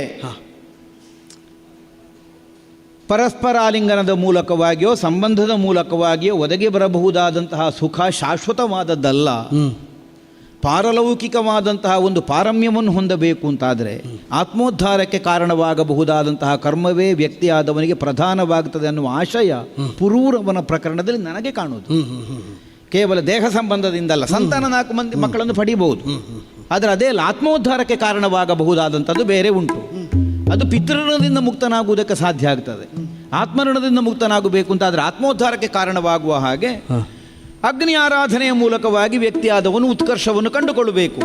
ಈ ಒಂದು ನೀತಿ, ಈ ಒಂದು ಬೋಧೆ ಪುರೂರವನ ಪ್ರಕರಣದಲ್ಲಿ ನನಗೆ ಕಾಣಿಸ್ತದೆ. ಆದ್ದರಿಂದಲೇ ಕೇವಲ ಒಂದು ದೇಹಜನ್ಯವಾದ ಸುಖ ಏನು ಅದಕ್ಕಾಗಿ ಹಂಬಲಿಸಿ ಏರಬಹುದಾದಂತಹ ಒಂದು ಉತ್ಕರ್ಷಕ್ಕೆ ಮಾರಕವಾಗುವಂತಹ ಸ್ಥಿತಿ ಆಗಕೂಡದು ಅನ್ನುವಂತಹ ಎಚ್ಚರಿಕೆಯನ್ನು ನಾನು ಹೊಂದಿದ್ದು. ಸಂಬಂಧಗಳು ಅನ್ನುವುದು ಸಿದ್ಧವಾಗುವಲ್ಲಿ ಭಾವನೆಯು ಪ್ರಧಾನವಾಗುತ್ತದೆ. ದೇಹ ಇದ್ದ ತನಕ ಸಂಬಂಧ, ದೇಹದಲ್ಲಿ ಭಾವಕ್ಕನುಗುಣವಾಗಿ ಸಂಬಂಧ. ಆದ್ದರಿಂದ ನಾವು ಹೆತ್ತವರನ್ನೇ ಮಕ್ಕಳು ಅಂತ ಕಾಣಬೇಕಾದದ್ದಿಲ್ಲ ಪ್ರಪಂಚದಲ್ಲಿ. ಅಥವಾ ನಮಗೆ ಜನ್ಮಕ್ಕೆ ಕಾರಣರಾದವರನ್ನೇ ತಂದೆ ತಾಯಿಗಳು ಅಂತಲೂ ಮಾನಿಸಬೇಕಾದದ್ದಲ್ಲ. ನಾವು ಭಾವದಲ್ಲಿ ಹೇಗೆ ತುಂಬಿಸಿಕೊಳ್ಳುತ್ತೇವೆ ಅಲ್ವ? ಆ ಭಾವದಿಂದ ಕಂಡುಕೊಳ್ಳುವುದಕ್ಕೆ ಸಾಧ್ಯ ಆಗ್ತದೆ. ಯಾರನ್ನೋ ಒಬ್ಬರನ್ನು ನೋಡಿದ ಕಾಲಕ್ಕೆ ನಮಗೊಂದು ಪೂಜ್ಯ ಭಾವ ಮೂಡ್ತದೆ. ಹೌದು, ಗುರು ಅನ್ನುವ ಹಾಗೆ ಸಂಕಲ್ಪಿಸ್ತೇವೆ. ಅಥವಾ ಪಿತೃಸ್ಥಾನೀಯನಾಗಿ ಕಂಡುಕೊಳ್ಳುತ್ತೇವೆ. ನಾನು ನಿನ್ನನ್ನು ಹುಟ್ಟಿಸಿದವನ ಕೇಳಲಿಕ್ಕಿಲ್ಲ, ಇವನ ಭಾವವೇ ಕಾರಣವಾಗಿ ಆ ಸಂಬಂಧ ಸಿದ್ಧ ಆಗ್ತದೆ. ಯಾರನ್ನೋ ಒಬ್ಬರನ್ನು ಅಮಾಯಕರನ್ನು ನೋಡುವ ಕಾಲಕ್ಕೆ ನಮ್ಮಲ್ಲಿ ವಾತ್ಸಲ್ಯ ಉಕ್ಕಿ ಹರಿಯುತ್ತದೆ. ಅವರನ್ನು ಪುತ್ರ ಭಾವದಿಂದ ನಾವು ಸ್ವೀಕರಿಸ್ತೇವೆ. ನೀವು ನನ್ನನ್ನು ಹುಟ್ಟಿಸಿದ್ದಲ್ಲ ಅಂತ ಆಕ್ಷೇಪ ಮಾಡಲಿಕ್ಕಿಲ್ಲ. ಈ ಭಾವವೇ ಕಾರಣವಾಗಿ ಸಂಬಂಧ ಸಿದ್ಧ ಆಗುತ್ತದೆ. ನಿಮ್ಮನ್ನು ಪ್ರಥಮತಃ ನೋಡಿದಂತಹ ಕಾಲಕ್ಕೆ ನನ್ನಲ್ಲಿ ಸಿದ್ಧವಾದದ್ದು ಏನು? ನಮ್ಮ ವಂಶದ ಮಾತೃಸ್ಥಾನ ನೀವು. ಆ ಭಾವದಿಂದಲೇ ನಾನು ಕಂಡುಕೊಂಡಿದ್ದೇನೆ. ಭೂಲೋಕದಲ್ಲಿ ಸಂಜನಿಸಿದವರ ಆಚಾರ ವಿಚಾರ ಧರ್ಮಯುತವಾಗಿಯೇ ಇರತಕ್ಕದ್ದು. ಲೋಕವೇ ಬೆರಗುಗೊಳ್ಳುವ ಹಾಗೆ ದೇವಲೋಕವನ್ನೇರಿ ತ್ರಿವಿಷ್ಟಪದ ಅರ್ಧಾಸನವನ್ನು ಅಲಂಕರಿಸುವಂತಹ ಅವಕಾಶವನ್ನು ನಾನು ಹೊಂದುವುದಕ್ಕೆ ಕಾರಣವಾದದ್ದು ಹೇಗೆ? ಮಾನವ ಸಹಜವಾದಂತಹ ಧರ್ಮಾಚರಣೆಗೆ ಕೊರತೆ ಬಾರದ ಹಾಗೆ ನಾನು ಈ ತನಕ ಬದುಕಿದ್ದರಿಂದ ಅಷ್ಟು ಸಾಧ್ಯ. ಹೌದು, ಧರ್ಮಾಚರಣೆಯ ಮೂಲಕವಾಗಿ. ನೀ ಇಷ್ಟರವರೆಗೆ ತಪ್ಪಲಿಲ್ಲ, ಈಗ ಯಾಕೆ ತಪ್ಪುತ್ತಿ ಅಂತ ಆದ್ದರಿಂದಲೇ ತಪ್ಪುವುದಿಲ್ಲ ಅಂತ ನಾನು ಹೇಳುವುದು. ಇಷ್ಟರವರೆಗೆ ತಪ್ಪಲೂ ಇಲ್ಲ, ಇನ್ನು ತಪ್ಪುವುದೂ ಇಲ್ಲ. ಧರ್ಮಾಚರಣೆಯಲ್ಲೇ ನಾವಿದ್ದದ್ದರಿಂದ ಇಷ್ಟು ಎತ್ತರವನ್ನು ಏರುವುದಕ್ಕೆ ಸಾಧ್ಯ ಆಗಿದೆ. ಸಾಮಾನ್ಯವಾಗಿ ಒಬ್ಬ ವ್ಯಕ್ತಿಯಾದವ ಧಾರ್ಮಿಕನಾಗಿದ್ದಂತಹ ಕಾಲಕ್ಕೆ ಅವನನ್ನು ಮೇಲೇರಿಸುವುದಕ್ಕೆ ದೈವ ಸಹಾಯ ತಾನಾಗಿಯೇ ಒದಗಿ ಬರ್ತದೆ. ನನ್ನ ಬದುಕೆ ನಿದರ್ಶನ. ಇಲ್ಲಿಂದಲೇ ರಥ ಬರ್ತದೆ, ಇಲ್ಲಿಯ ಸಾರಥಿಯ ಬರ್ತಾನೆ, ಕೈ ನೀಡಿ ರಥ ಏರಿಸ್ತಾನೆ, ಕರ್ಕೊಂಡು ಬರ್ತಾನೆ. ನಿನಗೆ ರಥ ಏರುವುದಕ್ಕೆ ತೊಡಕಾಗುವುದಿಲ್ಲ, ಸಾರಥಿಯನ್ನು ಬಳಸುವುದಕ್ಕೆ ತೊಡಕಾಗುವುದಿಲ್ಲ. ಒಬ್ಳು ಊರ್ವಶಿ ಬಂದ್ರೆ ಹೆಚ್ಚ. ಹೌದೌದು, ನೋಡಿ, ಅದೆಲ್ಲ ಇಲ್ಲಿಂದಲೇ ಬಂದದ್ದು, ಇದು ಇಲ್ಲಿಂದಲೇ ಬಂದದ್ದು. ಹೌದಪ್ಪ. ಮತ್ತೆ ಅದನ್ನು ಏರುವುದಕ್ಕೆ ತೊಡಕಾಗಲಿಲ್ಲ. ಯಾಕೆ ಕೇಳಿದ್ರೆ ಅದನ್ನು ನಾನು ಏರಬಹುದಾದದ್ದು, ಆದ್ದರಿಂದ ತೊಡಕಾಗಲಿಲ್ಲ. ಅದು ನೋಡು ಯಾಕೆ ಇಲ್ಲಿ ಏರಕೂಡದು ಅಂದರೆ ಇದು ನಾನು ಏರಬಾರದೇ ಇದ್ದದ್ದು, ಇದು ನಮ್ಮನ್ನು ಏರಿಸುವುದಕ್ಕಿದ್ದ. ನಿನಗೆ ಹೊಂದಬಹುದಾದದ್ದಾಗಿದ್ದರೆ ಇಲ್ಲಿಂದಲೇ ಸಿದ್ಧವಾಗುತ್ತದೆ ಅಂತ ನೀನಾಡಿದೆ. ಇಲ್ಲಿಂದಲೇ ಸಿದ್ಧವಾದದ್ದರ ಸಾಲಲ್ಲಿ ಉಳಿದೆಲ್ಲದರಂತೆ ನಾನೂ ಇದ್ದೇನೆ ಅಂತ ಆಡಿದಾಗ ಆಗ ಮಾತ್ರ ನಿನ್ನ ವಿವೇಚನೆ ಪ್ರಧಾನವಾಗುತ್ತದೆ. ಹೌದೌದು. ಈಗ ನೀನು ಮೊದಲ ಆಡಿದ ಮಾತಿನ ಆಶಯ ಏನು? ನಾನಾಗಿ ಅಪೇಕ್ಷಿಸದೇ ಇದ್ದರೂ ತಾವಾಗಿ ಸಿದ್ಧಪಡಿಸಿ ದೇವತೆಗಳು ಉಣಬಡಿಸ್ತಾರೆ ಅಂತ. ದೇವತೆಗಳು ಉಣಬಡಿಸುವುದರಲ್ಲಿ ಮಧುರವಾದ ತುತ್ತಿದು ಅಂತ ಸ್ವೀಕರಿಸಿ ಉಂಟಪ್ಪ. ಈಗ ದೇವಲೋಕದಿಂದ ಬಂದದ್ದು ಅನ್ನುವುದಕ್ಕಾಗಿ ಇದ್ದದ್ದನ್ನು ಇದ್ದ ಹಾಗೆ ಸ್ವೀಕರಿಸಲಿಕ್ಕೆ ಆಗ್ತದೆ ಭೂಲೋಕದವರಿಗೆ ಅನ್ನುವುದಕ್ಕೆ ಯಾವ ನಿರ್ಣಯವೂ ಇಲ್ಲ. ಅಲ್ಲ, ಹಾಗಲ್ಲ, ನಿನಗೆ ಯೋಗ್ಯತೆ ಇದ್ದದ್ರಿಂದ ಮಾಡುವಂತ ಅಲ್ಲ. ಯಾಕೆ ಈಗ ದೇವಲೋಕದಿಂದ ಕೊಡಮಾಡಲ್ಪಡುವುದು ಭೂಲೋಕಕ್ಕಾಗಿ. ಈಗ ಮಳೆ ಬರ್ತದೆ, ಮಳೆ ಬರುವುದು ದೇವಲೋಕಕ್ಕೆ ನಮಗೆ ಅನುಗ್ರಹಕ್ಕೆ ಅನ್ನುವುದಕ್ಕಾಗಿ ಮೈ ಒದ್ದೆ ಮಾಡಿಕೊಳ್ಳುವುದಕ್ಕೆ ಇಲ್ಲವಲ್ಲ. ನಾವೊಂದು ಅದರಿಂದ ನಿವಾರಿಸಿಕೊಳ್ಳುವುದಕ್ಕಾಗಿ ಒಂದು ಮನೆ ಮಾಡಿಕೊಳ್ತೇವೆ, ನಮಗೊಂದು ರಕ್ಷಣೆ. ಹಾಗಿದ್ದ ಮಳೆ ಬೇಡ ಅಂತದ್ರ ಅರ್ಥ ಅಲ್ಲ. ಮಳೆ ಎಲ್ಲಿಗೆ ಬರಬೇಕು ಅಲ್ಲಿಗೆ ಬರಬೇಕು. ಬಂದ ಮಳೆಯನ್ನು ನಮಗೆ ಬೇಕಷ್ಟು ನಾವು ಬಳಸುವುದು ಅಲ್ವಾ? ಆದ್ದರಿಂದ ದೇವಲೋಕದಿಂದ ಬಂದದ್ದು ಅಂದ ಮಾತ್ರಕ್ಕೆ ಬಂದದ್ದನ್ನು ಬಂದಾಗಿ ಸ್ವೀಕರಿಸಬೇಕು ಅಂತ ಅರ್ಥ ಅಲ್ಲ. ಹೌದು, ನೆರೆಗೊಡ್ಡಿಕೊಂಡ್ರೆ ಕೊಚ್ಚಿಕೊಂಡು ಹೋಗಬೇಕಾಗ್ತದೆ. ಸ್ವೀಕರಿಸಬೇಕಾದ ವಿಧಾನದಲ್ಲಿ ಸ್ವೀಕರಿಸಬೇಕು ಅನ್ನುವುದೇ ವಿವೇಕ ಇರುವುದು. ಹೌದು, ದೇವತೆಗಳ ಅನುಗ್ರಹವನ್ನು ಮಾಡ್ತಾರೆ. ಒಂದು ವೇಳೆ ಎಲ್ಲಿಯಾದರೂ ಧರ್ಮಚ್ಯುತನಾದರೆ ಪತನವನ್ನೂ ವ್ಯಕ್ತಿಯಾದವ ಹೊಂದಬೇಕಾಗುತ್ತದೆ. ನಮಗೆ ಅನೇಕ ನಿದರ್ಶನಗಳು ಸಿಗ್ತದೆ. ದೇವಲೋಕವನ್ನೇರಿದಂತಹ ಮನುಷ್ಯರು ಧರ್ಮಚ್ಯುತರಾಗಿ ದೇವಲೋಕದಿಂದಲೇ ಪತನ ಹೊಂದಿ ಮತ್ತೆ ಭೂಲೋಕಕ್ಕೆ ಬಿದ್ದಂತಹ ಕಥೆಗಳು ಅನೇಕ ಆಗಿ ಹೋಗಿವೆ. ಇದರ ಹಿನ್ನೆಲೆಯಲ್ಲಿ ನಾವು ಭಾವಿಸಬೇಕಾದದ್ದೇನು? ಏನು? ನರದೇಹ. ಇದಕ್ಕೆ ಧರ್ಮಾಚರಣೆಯೇ ಪ್ರಧಾನ. ಶರೀರ ಮಾಧ್ಯಮ ಖಲು ಧರ್ಮ ಸಾಧನ. ಧರ್ಮ ಸಾಧನೆಗೆ ಬೇಕಾಗಿ ಈ ಶರೀರ ಇರುವುದು. ಪ್ರಧಾನವಾಗಿ ಅದನ್ನೇ ಮಾಡಬೇಕು. ಧರ್ಮಾಚರಣೆಗಾಗಿ ದೇಹ ಉಳಿಸಿಕೊಳ್ಳುವುದಕ್ಕೆ ನಮಗೆ ಏನೇನು ಬೇಕಾಗ್ತದೆ ಪೋಷಕಗಳು, ಅದನ್ನು ಬೇಕಾದಂತೆ ಪೋಷಕಾಂಶಗಳನ್ನು ನಾವು ವಿನಿಯೋಗ ಮಾಡಬೇಕೇ ಹೊರತು ಶರೀರ ಉಂಟಲ್ಲ ಅನ್ನುವುದಕ್ಕಾಗಿ ಅನುಭವಿಸುವುದಕ್ಕಾಗಿ ಹೊರಡಬೇಕಾದದ್ದಲ್ಲ ಅನ್ನುವುದೇ ಪ್ರಧಾನ ಆಶಯ. ಆದ್ದರಿಂದಲೇ ಭೂಲೋಕದ ಮಂದಿಗಳಾದಂತಹ ನಮ್ಮ ಒಂದು ಧರ್ಮ ನಿಮ್ಮ ದೇವಲೋಕವನ್ನು ಅನ್ವಯಿಸಿ ನಮಗೆ ನಿರ್ಣಯಿಸಲಿಕ್ಕೆ ಆಗುವುದಿಲ್ಲ. ನೀವು ಆಡಿದ್ದು ಸಹಜವೇ. ದೇವಾಂಗನೆಯರು ಅಂತ ಮಾನಿತರಾದವರು, ಪಣ್ಯಾಂಗನೆಯರು ಅಂತ ಗುರುತಿಸಲ್ಪಟ್ಟವರು, ಪುಣ್ಯವೇ ಪಣ್ಯವಾಗಿ ಬಂದವರಿಗೆಲ್ಲ ಮನಸ್ಸಿಗೆ ಸಂತೋಷಪಡಿಸುವ ಕಾಯಕದಲ್ಲಿಯೂ ನಿರತರಾದವರು. ಹೌದೇ? ಆದರೆ ಅದು ದೇಹಾವಸಾನವನ್ನು ಹೊಂದಿದ ಆಮೇಲೆ, ಈ ದೇಹ ಸಹಿತವಾಗಿ ಬಂದಂತಹ ಕಾಲದಲ್ಲಿ ಅಲ್ಲ. ಯಾವುದು ದೇವಲೋಕಕ್ಕೆ ಧರ್ಮವೋ ಅದು ಭೂಲೋಕಕ್ಕೆ ಅಧರ್ಮ ಅಂತ ಮಾನಿತವಾಗುವುದಕ್ಕೂ ಸಂಭವವಿದೆ. ಧರ್ಮವೇ ಆಗಬೇಕು ಅಂತಿಲ್ಲ ಭೂಲೋಕಕ್ಕೆ. ಆದ್ದರಿಂದಲೇ ಒಂದು ವಾಕ್ಯ ಹುಟ್ಟಿಕೊಂಡಿರುವುದು, ನ ದೇವ ಚರಿತಂ ಚರೇತ್. ಹೌದಪ್ಪ, ದೇವತೆಗಳ ಆಚರಣೆಯನ್ನು ಮನುಷ್ಯರಾದವರಿಗೆ ಮಾಡಲಿಕ್ಕೆ ಆಗುವುದಿಲ್ಲ. ದೇವಲೋಕಕ್ಕದು ಸರಿ, ಆದರೆ ಭೂಲೋಕಕ್ಕೆ ಭೂಲೋಕದ್ದೇ ಆದಂತಹ ಒಂದು ಕಟ್ಟುಪಾಡುಂಟು, ಮಾನವ ಸಹಜವಾದಂತಹ ನೀತಿ ನಿಯಮಗಳುಂಟು. ಅದನ್ನು ಅತಿಕ್ರಮಿಸಿ ವ್ಯವಹರಿಸಲಿಕ್ಕೆ ಆಗುವುದಿಲ್ಲ.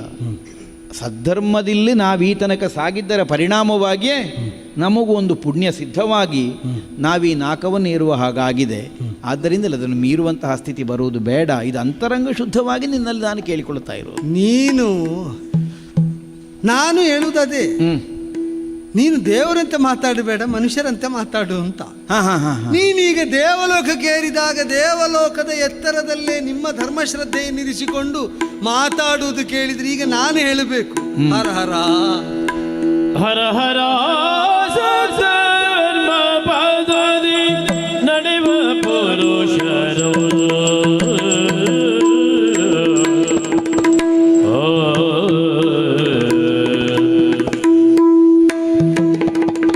ಹರ ಹರ ಸತ್ಸರ್ವ ಪದದಿ ನಡೆವ ಪುರುಷರು ಸದ್ಧರ್ಮ ಪದದಿ ನಡೆವ ಪುರುಷರು ತರುಣಿಯೋರೊಳಗೆ ರಮಣ ಐವರಾಗಬಹುದು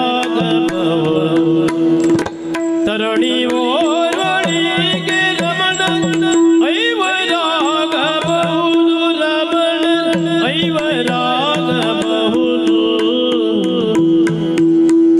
ಹರ ಹರ ಸಧರ್ಮ ಪದದಿ ನಡೆವ ಪುರುಷರವುದು ತರುಣಿಯೋರ್ವಳಿಗೆ ರಮಣರೈವರಾಗಬಹುದು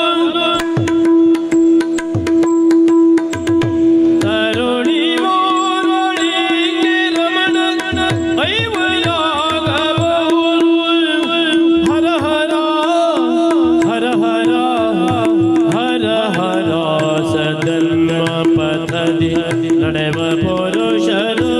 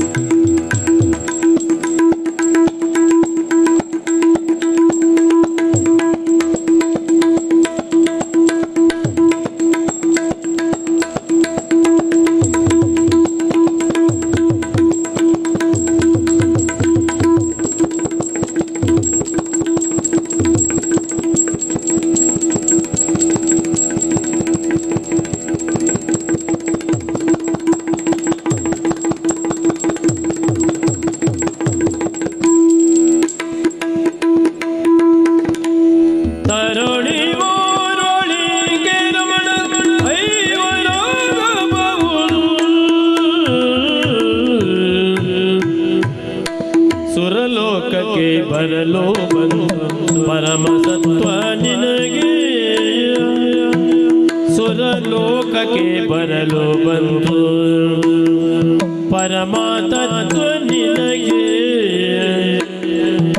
ನರರೊಳ ಅದ ಮನನೆ ನರರೊಳದ ಮನನೆ ಕೈ ಮುಗಿಯುವುದೆಲ್ಲ ಮಗುಳು ಊರ್ವಶಿಗೆ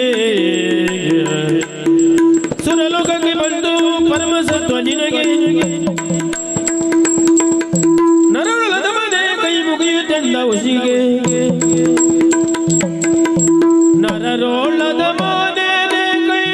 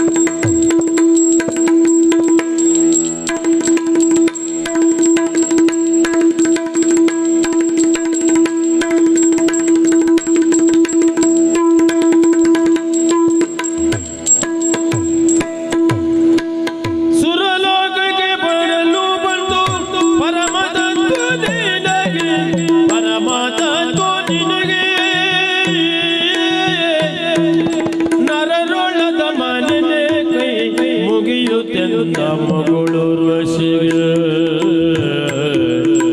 ಹರ ಹರ ಧರ್ಮ ಪದದಿ ನಡೆವ ಪುರುಷರವನು ತರುಣಿ ಓರ್ವಳಿಗೆ ರಮಣರ ಐವರಾಗಬಹುದು ರಮಣ ಐವರಾಗಬಹುದು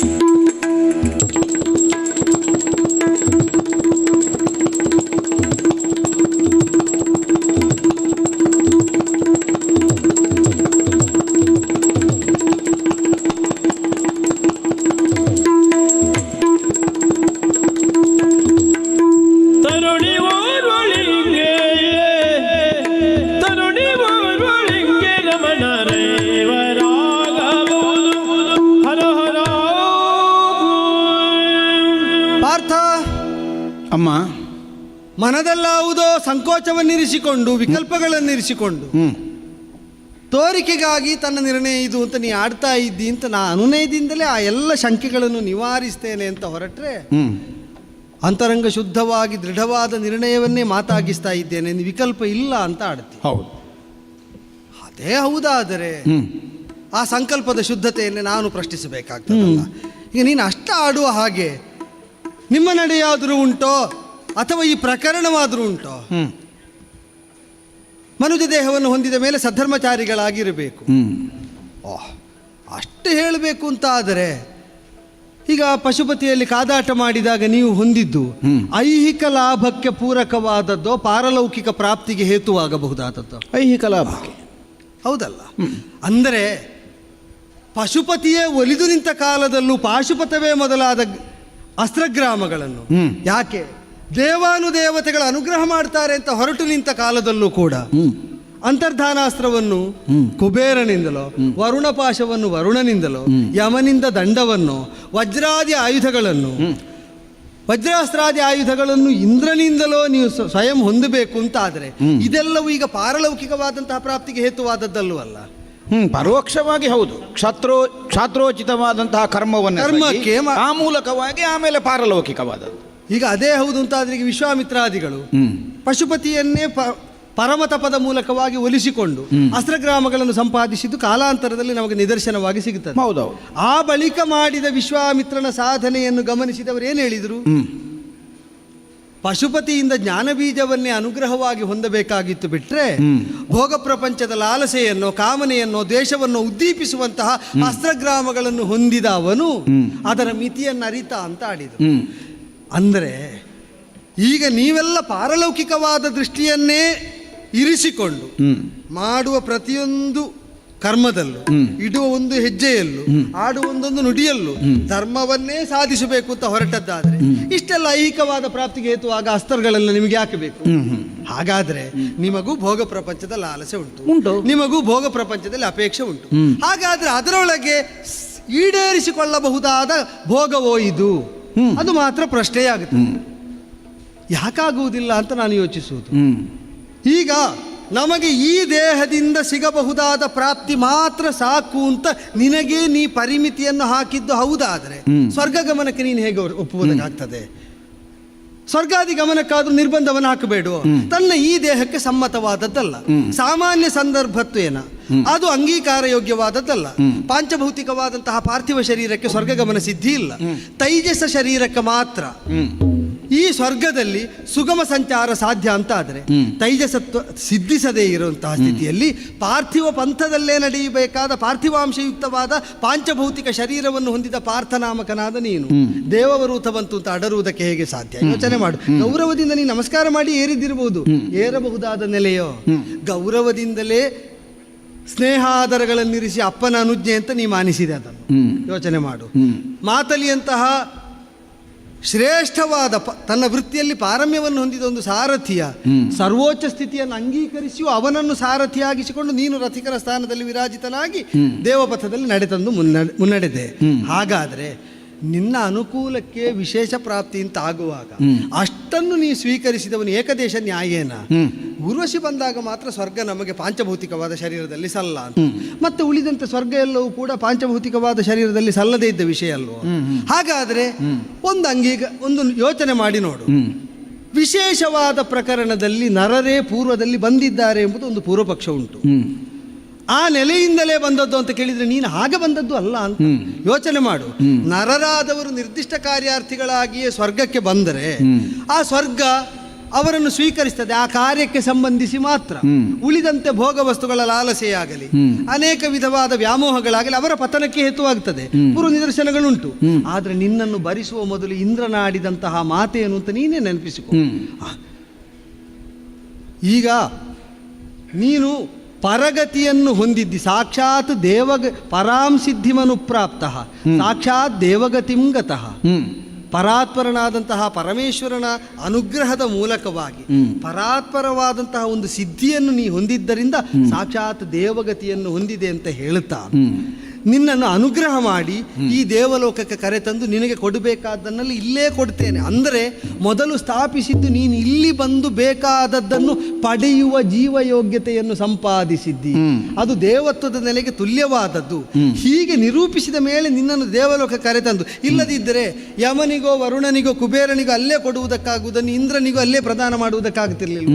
ನಿನ್ನ ಯೋಗ್ಯತೆ ಏನು ಅಂತ ಲೋಕಕ್ಕೆ ತಿಳಿಯಪಡಿಸಿ ಸುರಗದ್ದುಗೆ ಅಡರಿಸಿದ ಮೇಲೆ ಸರ್ವ ಸುರ ಸೌಖ್ಯಗಳು ನಿನಗೆ ಪ್ರಾಪ್ತವಾಗುವಂತಹ ದಿವ್ಯ ಯೋಗ್ಯತೆ ನಿನಗುಂಟು ಅಂತ ನಿರೂಪಿಸ್ತಾ ಅದಕ್ಕೆ ದ್ಯೋತಕವಾಗಿ ನನ್ನನ್ನು ಕಳಿಸಿದರೆ ಧರ್ಮ ಮಾರ್ಗ ಅಂತ. ಅದೇ ಹೌದಾದರೆ ಇಲ್ಲಿಗೆ ಬಂದಾಗ ಮಾತ್ರ ಅದು ಎಚ್ಚರ ಆಗುವುದೇನು?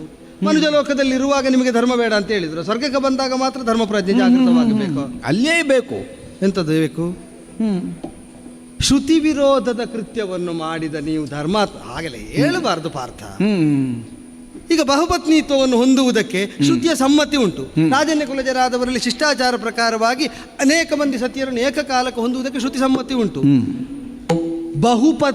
ಬಹುಪತಿಯರನ್ನು ಹೊಂದುವುದಕ್ಕೆ ಸ್ಪಷ್ಟವಾಗಿ ಶ್ರುತಿಯ ನಿಷೇಧ ಉಂಟು.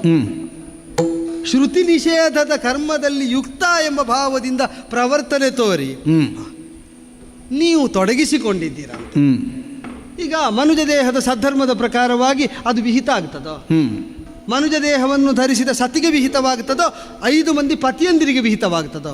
ಹಾಗಾದರೆ ಅಲ್ಲೇ ಧರ್ಮ ಭ್ರಷ್ಟತೆಯನ್ನು ಕಲ್ಪಿಸುವುದಕ್ಕೆ ಅನುಕೂಲ ನ್ಯಾಯವನ್ನು ನಿಮಗೆ ಬೇಕಾದನ್ನು ಅಂಗೀಕರಿಸಿದನ್ನು ಧರ್ಮ ಅಂತ ಮಾಡ್ಲಿಕ್ಕಾಗ್ತದಾದ್ರೆ ಇಷ್ಟೆಲ್ಲ ನೆಲೆಗಳುಂಟು. ಒಬ್ಬಳು ಊರ್ವಶಿಯನ್ನು ಒಪ್ಪಿಕೊಳ್ಳುವುದಕ್ಕೆ ಇಂದ್ರ ಕರೆದದ್ದು, ಸಾಕ್ಷಾತ್ ದೇವಗತಿ ಉಂಟು ಅಂತ ಹೇಳಿದ್ದು, ಪಶುಪತಿಯ ಅನುಗ್ರಹವಾದದ್ದು, ಇಲ್ಲಿನ ಸರ್ವ ವೈಭವವನ್ನು ನೀ ಅನುಭವಿಸುವಂತಾದದ್ದು, ಸಾಕ್ಷಾತ್ ಇಂದ್ರನೇ ಕಳಿಸಿಕೊಟ್ಟದ್ದು, ಚಿತ್ರಸೇನನ್ನು ನಿಯೋಗ ಬಂದದ್ದು, ನಾನಾಗಿ ನೀನಿರುವಲ್ಲಿಯ ತನಕ ಬಂದು ನಿಂತದ್ದು, ಬಂದು ಕಾಮಾರ್ಥಳಾಗಿ ಯಾಚಿಸ್ತಾ ಇರುವುದು.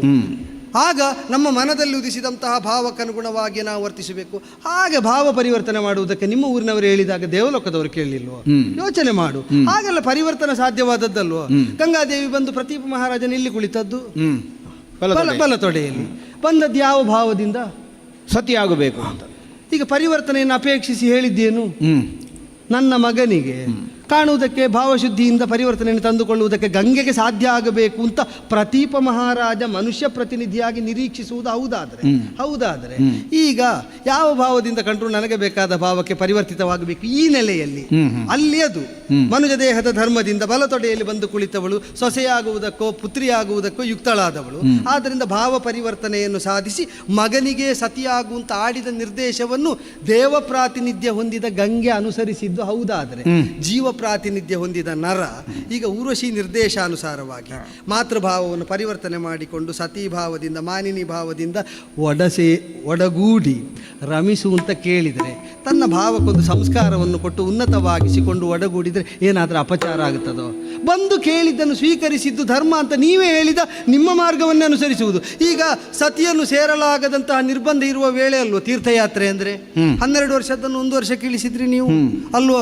ತಿರುಗಾಟ ಮಾಡುವಾಗ ನೀರಿನಡಿಯಲ್ಲಿ ಸೆಳೆದುಕೊಂಡು ಹೋದವಳು ನಿನಗ ಅಲ್ಲ, ಒಪ್ಪುವುದಕ್ಕಾಗುತ್ತದೆ.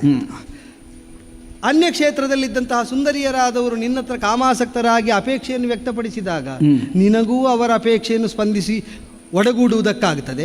ನಿನಗೆ ಬೇಕಾದವರನ್ನು ಸತೀ ಸಂಘ ವಿವರ್ಜಿತವಾದ ಅವಧಿಯಲ್ಲಿ ಅಪಹರಿಸಿ ಆದರೂ ನಿನಗೆ ಮದುವೆ ಆಗುವುದಕ್ಕಾಗ್ತದೆ. ಹೌದಾ?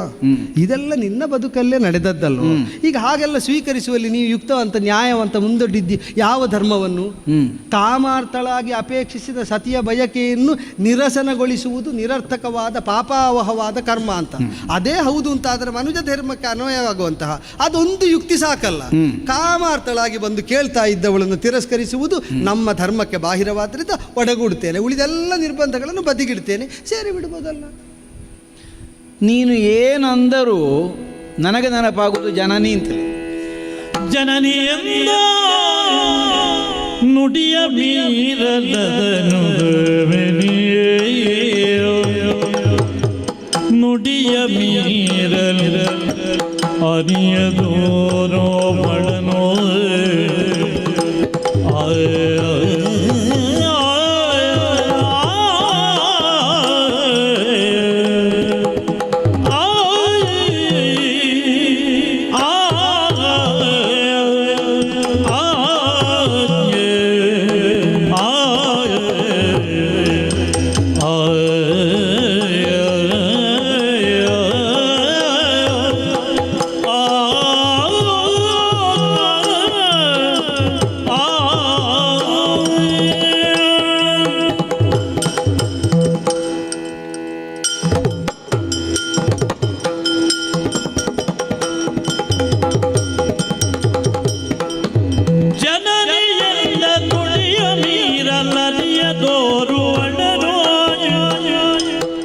ಜನನಿಯಂದ ನುಡಿಯ ಮೀರ ನದಿಯಲೋರು ಅಳನೋ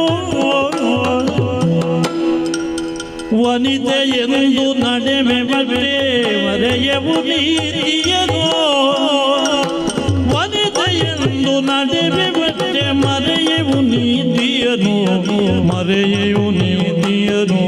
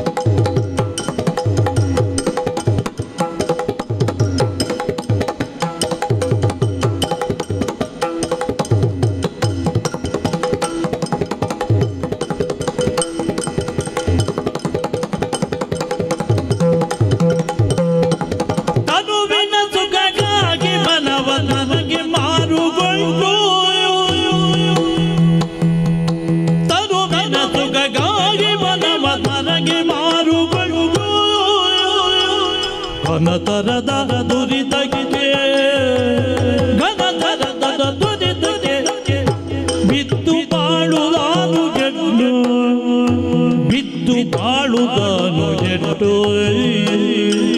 ತರುವಿನ ಸುಖಗಾಗಿ ಮನವ ತನಗೆ ಮಾರುಕೊಟ್ಟು ಘನತರದ ದುರಿತಕ್ಕೆ ಬಿತ್ತು ಬಾಳುದಾನು ಎಷ್ಟು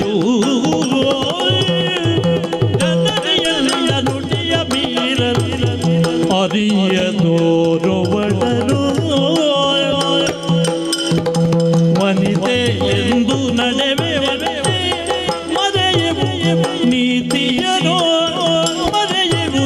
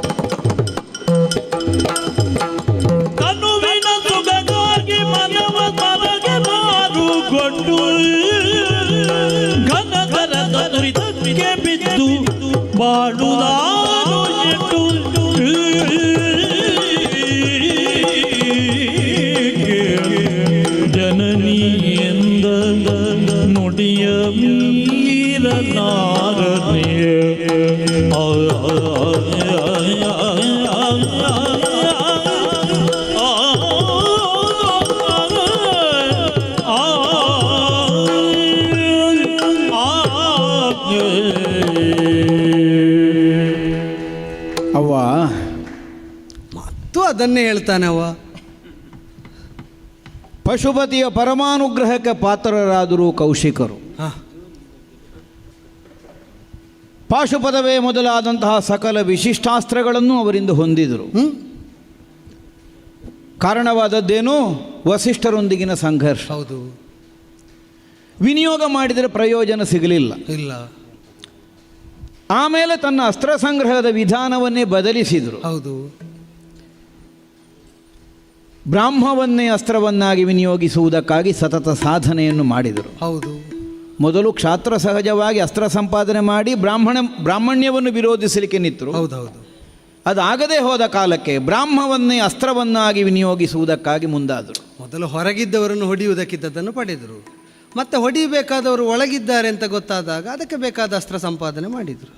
ಆದರೆ ಸಂಪಾದಿಸಿದ ಅಸ್ತ್ರ ನಿರರ್ಥಕ ಆಗಲಿಲ್ಲ. ಬ್ರಹ್ಮತೇಜ ಪುಷ್ಟವಾದಂತಹ ಸಕಲ ಶಸ್ತ್ರಗಳು ಲೋಕಹಿತಕಾರಿಯಾಗಿ ಮುಂದಕ್ಕೆ ಪ್ರಯೋಜನಕ್ಕೆ ಒದಗಿದು ಆಗಲಿ ಅಲ್ವಾ? ಹೌದೌದು. ಲೋಕಹಿತಕಾರಿಯಾಗಿ ಶ್ರೀರಾಮಚಂದ್ರಮನಿಗೆ ಉಪದೇಶ ಆಯ್ತದು. ಅಂದರೆ ದೇವರೇ ಲೋಕದಲ್ಲಿ ಪ್ರವೃತ್ತನಾಗುವುದಕ್ಕೆ ಹೊರಟ ಕಾಲದಲ್ಲಿ ಅದು ಲೋಕ ಪ್ರವೃತ್ತಿಯಲ್ಲೇ ವಿನಿಯೋಗ ಆಗಬೇಕಾದ್ರಿಂದ ಅವರಿಗೆ ಕೊಟ್ಟು ಅಲ್ವಾ? ಹೌದು. ಆಗ ನಾವು ಒಟ್ಟಂದದಲ್ಲಿ ಕಲ್ಪಿಸಬೇಕಾದದ್ದು ಹೇಗೆ?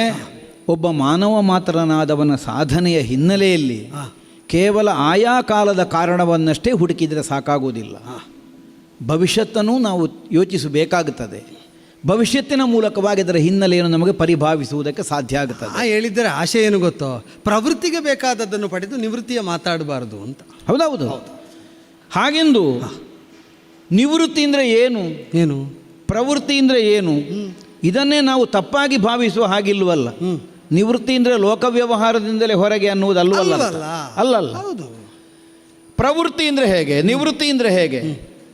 ಯಾವುದರಲ್ಲಿ ನಮ್ಮನ್ನು ನಾವು ತೊಡಗಿಸಿಕೊಳ್ಳಬೇಕೋ ಅದೇ ಒಂದರ್ಥದ ನಿವೃತ್ತಿ. ಯಾವುದರಲ್ಲಿ ನಾವು ತೊಡಗಿಸಿಕೊಳ್ಳಕೂಡದೋ ಅದುವೇ ವಿಪರೀತಾರ್ಥದ ಪ್ರವೃತ್ತಿ.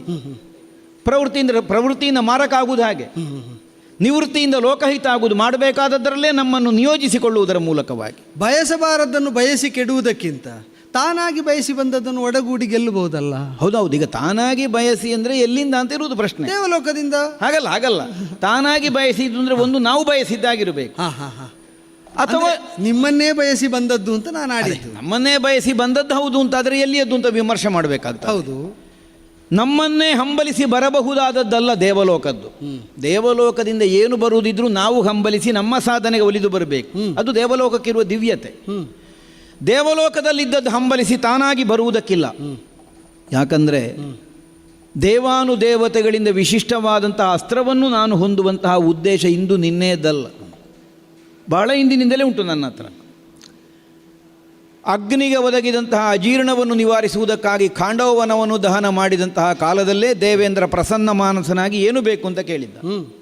ಆಗ ನಾನೇ ಕೇಳಿದ್ದೆ, ವಿಶಿಷ್ಟವಾದಂತಹ ಅಸ್ತ್ರಗಳನ್ನೆಲ್ಲ ನನಗೆ ದಯಪಾಲಿಸಬೇಕು. ಹೌದಪ್ಪ.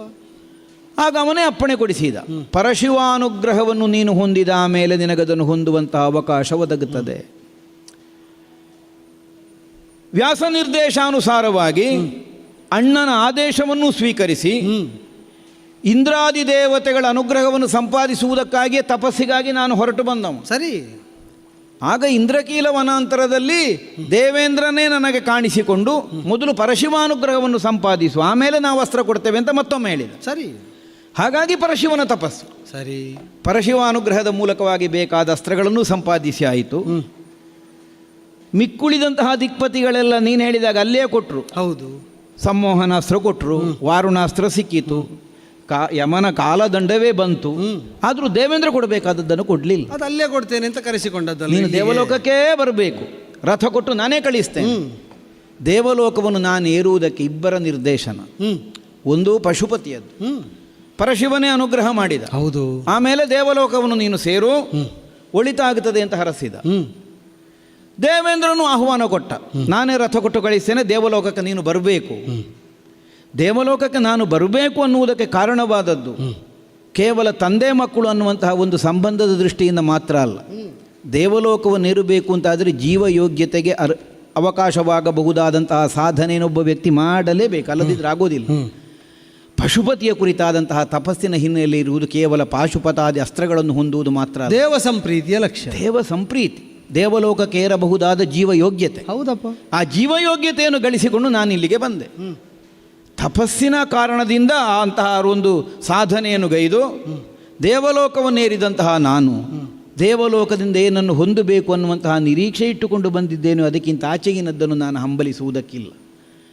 ಆದ್ದರಿಂದಲೇ ನಾನೇನನ್ನು ಹಂಬಲಿಸಿ ಬಂದಿದ್ದೇನೆ, ಅದನ್ನು ಹೊಂದಬೇಕು ಅನ್ನುವಂತಹ ನಿರ್ಣಯ. ಈಗ ಆ ಮಿತಿಯ ಪ್ರಜ್ಞೆ ಇರುವುದಾದರೆ ಮಾನುಷ ಮಿತಿಯ ಒಳಗೆ ಹೊಂದಬಹುದಾದಷ್ಟು ಹೊಂದಬೇಕಾದ ನೀವು ಅದಕ್ಕೂ ಅತೀತವಾದ ಬಾಹಿರವಾದದ್ದನ್ನು ಹೊಂದಿದ್ದಿಲ್ವೋ?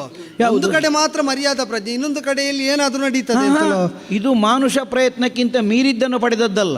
ಮತ್ತೆ ಮಾನುಷ ಪ್ರಯತ್ನದ ಮಿತಿಯಿಂದಲೇ ಹೊಂದಬಹುದಾದದನ್ನು ಮಾತ್ರ ಅಲ್ಲ. ದೇವಲೋಕಕ್ಕೆ ಸಂಬಂಧಿಸಿ ನೀ ಅದನ್ನು ಹೇಳ್ತಿ, ಮನುಷ್ಯ ಲೋಕದಲ್ಲಿ ವ್ಯವಹಾರ ಮಾಡುವಾಗಲೇ ಅಲ್ಲಿನ ಮಿತಿಯನ್ನು ಮೀರಿದ್ದನ್ನು ಪಡೆಯಲಿಲ್ವೋ ಅಂತ. ಅಲ್ವೇ ಅಲ್ಲ, ಮತ್ತೆ ಮೀರಿದ್ದಲ್ಲ. ಮತ್ತೆ ಆಪದ್ಧರ್ಮ ಅನ್ನುವುದು, ಅಪವಾದ ಧರ್ಮ ಅನ್ನುವುದು ಭೂಮಿಯಲ್ಲಿ ಇದ್ದದ್ದೇ, ಇಲ್ಲದೆ ಇದ್ದದ್ದಲ್ಲ. ಆಪದ್ಧರ್ಮಕ್ಕೆ ಮದುವೆ ಆಗ್ತಾರ? ಹೌದೌದು. ಎಂಥದ್ದು? ಅನಿವಾರ್ಯ ಆದದ್ದು. ಅಂತಹ ಒಂದು ಸನ್ನಿವೇಶ ತಾನಾಗಿ ಸೃಷ್ಟಿಯಾದದ್ದು ಅಲ್ಲ. ಕೆಲವರು ವಿಡಂಬನೆಗಾಗಿ ಮದುವೆ ಆದ ಮೇಲೆ ಆಪತ್ತು ಅಂತ ಹೇಳುವುದಕ್ಕೂ ಉಂಟು, ಅಥವಾ ಮದುವೆ ಆದಲ್ಲಿಗೆ ಆಪತ್ತು ನಿವಾರಣೆ ಅಂತ ಮಾಡುವುದಕ್ಕೂ ಉಂಟು. ಇದು ಆಪತ್ತು ನಿವಾರಣೆಗಾಗಿಯೇ ಮದುವೆ ಆಗುದು ಅಂತ ಆಗುಂಟು. ಅಯ್ಯೋ, ಅದೀಗ ಮದುವೆ ಆಗಬೇಕು ಅಂತ ಇಲ್ಲ, ಆಪತ್ತಿಗೆ ಬೇಕಾಗಿ. ಅಲ್ಲ, ಅದೇ ಹೇಳಿದ್ ನಾನು. ಉಳಿದ ಆಪತ್ತು ಬಿಟ್ಟು ಈಗ ಮದುವೆ ಸಂಬಂಧಿಯಾದ ಆಪತ್ತನ್ನು ಕೇಳಿದಾಗ ಒಪ್ಪಿದ್ರು ಆಪತ್ತೆ ಅಲ್ಲ. ಅದಕ್ಕೆಲ್ವ ನನಗೆ ನಿವಾರಿಸುವುದು ಅದು ಬೇಡ ಅಂತ. ಅಲ್ಲ, ಹಾಗಲ್ಲ. ನಾನು ಕೇಳಿದ್ದು ನೀನು ಅಲ್ಲಿ ಮದುವೆ ಆದದ್ದು, ಒಬ್ಬಳಿಗೆ 5 ಪತಿಯಾದದ್ದರ ಕುರಿತಾಗಿ ಹೇಳಿದ್ದು. ಹೌದು. ಅದನ್ನ ಈಗ ನೀವು ಆಪತ್ತು ಅಂತ ಅಂಗೀಕರಿಸದೆ ನಮಗೆ ಸಂಪತ್ತು ಅಂತ ಅಂಗೀಕರಿಸಿರುವಾಗ ಇದು ಮಾತ್ರ ಯಾಕೆ ವಿಪತ್ತಾಗಬೇಕು ಅಂತ. ಆಚರಣ ಯೋಗ್ಯವಾದಂತಹ ಧರ್ಮ ಯಾವುದು ಅನ್ನುವುದನ್ನು ನಾವು ಪ್ರಧಾನವಾಗಿ ಲಕ್ಷಿಸ್ತೇವೆಯೋ ಅದಕ್ಕನುಗುಣವಾಗಿ ಆಚರಿಸುವಂತಹ ಕಾಲದಲ್ಲಿ ಧರ್ಮ ವಿರೋಧ ಅಂತ ಪಕ್ಕನೇ ಕಾಣಿಸಬಹುದಾದಂತಹ ಒಂದು ಆಚಾರವನ್ನಾದರೂ ಕೈಗೊಂಡದ್ದಕ್ಕೆ ಇತಿಹಾಸವೂ ಉಂಟು. ಅಂದರೆ ಅಗ್ನಿ ಸಾಕ್ಷಿಯಾಗಿ ಕೈ ಹಿಡಿದಂತಹ ಹೆಂಡತಿಯನ್ನು ಯಾವ ಕಾರಣಕ್ಕಾದರೂ ಪರರಿಗೆ ವಿಕ್ರಯಿಸಲಿಕ್ಕಾಗುತ್ತದ? ವಿಕ್ರಯಿಸಕೂಡದು.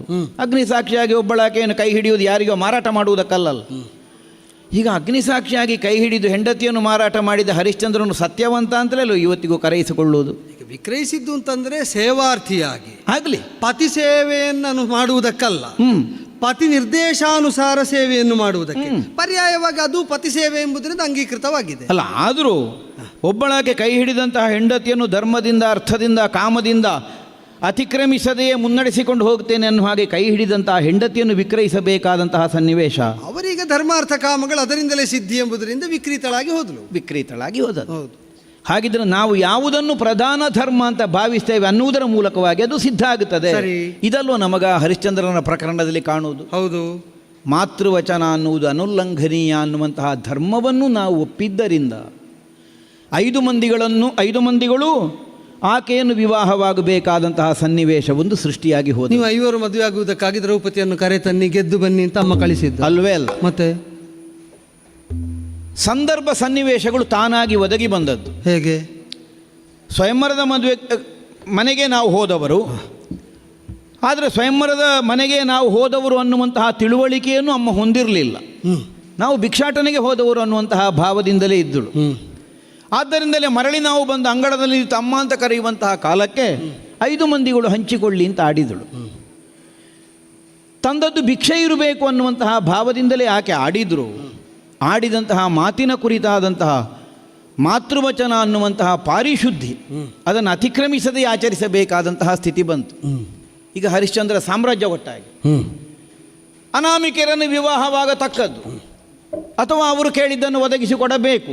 ಹೀಗೆ ವಿಶ್ವಾಮಿತ್ರರು ನಿರ್ಬಂಧಿಸಿದ ಕಾಲಕ್ಕೆ ಅವ ಏನು ಹೇಳಿದ? ನನ್ನ ಸಕಲ ಸಾಮ್ರಾಜ್ಯ ಬೇಕಾದರೂ ಬಿಟ್ಟೇನು, ಅದಾಗುವುದಿಲ್ಲ. ಈಗ ನಿಜವಾಗಿ ಸಾಮ್ರಾಜ್ಯ ಬಿಡುವುದಕ್ಕೆ ಹೇಳಿದ್ದ ಅಲ್ಲ, ಇವರನ್ನು ವಿವಾಹವಾಗುವಲ್ಲಿ ಇರುವಂತಹ ನಿಷೇಧವನ್ನು ಸೂಚಿಸುವುದಕ್ಕೆ ಮಾತ್ರ ಅವ ಹೇಳಿದ್ದು. ಅದಕ್ಕೆ ಎಷ್ಟು ಪಾರಮ್ಯ ಕೊಟ್ಟಿದ್ದಾನೆ ಅನ್ನುವುದನ್ನು ನಿರ್ಣಯಿಸುವುದಕ್ಕೆ ಮಾತ್ರ ಹೇಳಿದ್ದು. ಸಾಮ್ರಾಜ್ಯ ಬೇಕಾದರೂ ಬಿಟ್ಟೇನು, ಆದರೂ ಆಗಲಿಕ್ಕಿಲ್ಲ. ಆ ನಿಷೇಧವನ್ನು ಸೂಚಿಸುವುದಕ್ಕೆ ಹೇಳಿದ ವಾಕ್ಯವನ್ನೇ ವಿಶ್ವಾಮಿತ್ರರು ಹಿಡ್ಕೊಂಡ್ರು. ನೀನು ಸಾಮ್ರಾಜ್ಯ ಕೊಡ್ತೇನೆ ಹೇಳಿದ್ಯಲ್ಲ, ಕೊಡು. ಇಲ್ಲ, ನಾನು ಅದು ಕೊಡುವುದಕ್ಕೆ ಹೇಳಿದ್ದಲ್ಲ ಅಂತ ಮತ್ತೇನಾದರೂ ಕೊಟ್ಟ ವಚನಕ್ಕಿಂತ ಹಿಂದೆ ಬಂದನು ಹರಿಶ್ಚಂದ್ರ. ಕೊಡಬೇಕಾಗೇ ಬಂತು. ತಾಯಿ ಗೊತ್ತಿದ್ದು ಹೇಳಲಿ, ಗೊತ್ತಿಲ್ಲದೇ ಹೇಳಲಿ, ಹೇಳಿದ್ದು ತಾಯಿ ಮಾತೃವಚನ ಅದು ಅನುಲ್ಲಂಘನೀಯ. ಅನ್ನುವಂತಹ ಕಾರಣಕ್ಕಾಗಿ 5 ಮಂದಿಗಳೂ ವಿವಾಹವಾಗಬೇಕು ಅನ್ನುವಂತಹ ನಿಲುಮೆಯನ್ನು ನಾವು ತಳೆಯಬೇಕಾಗಿ ಬಂತು.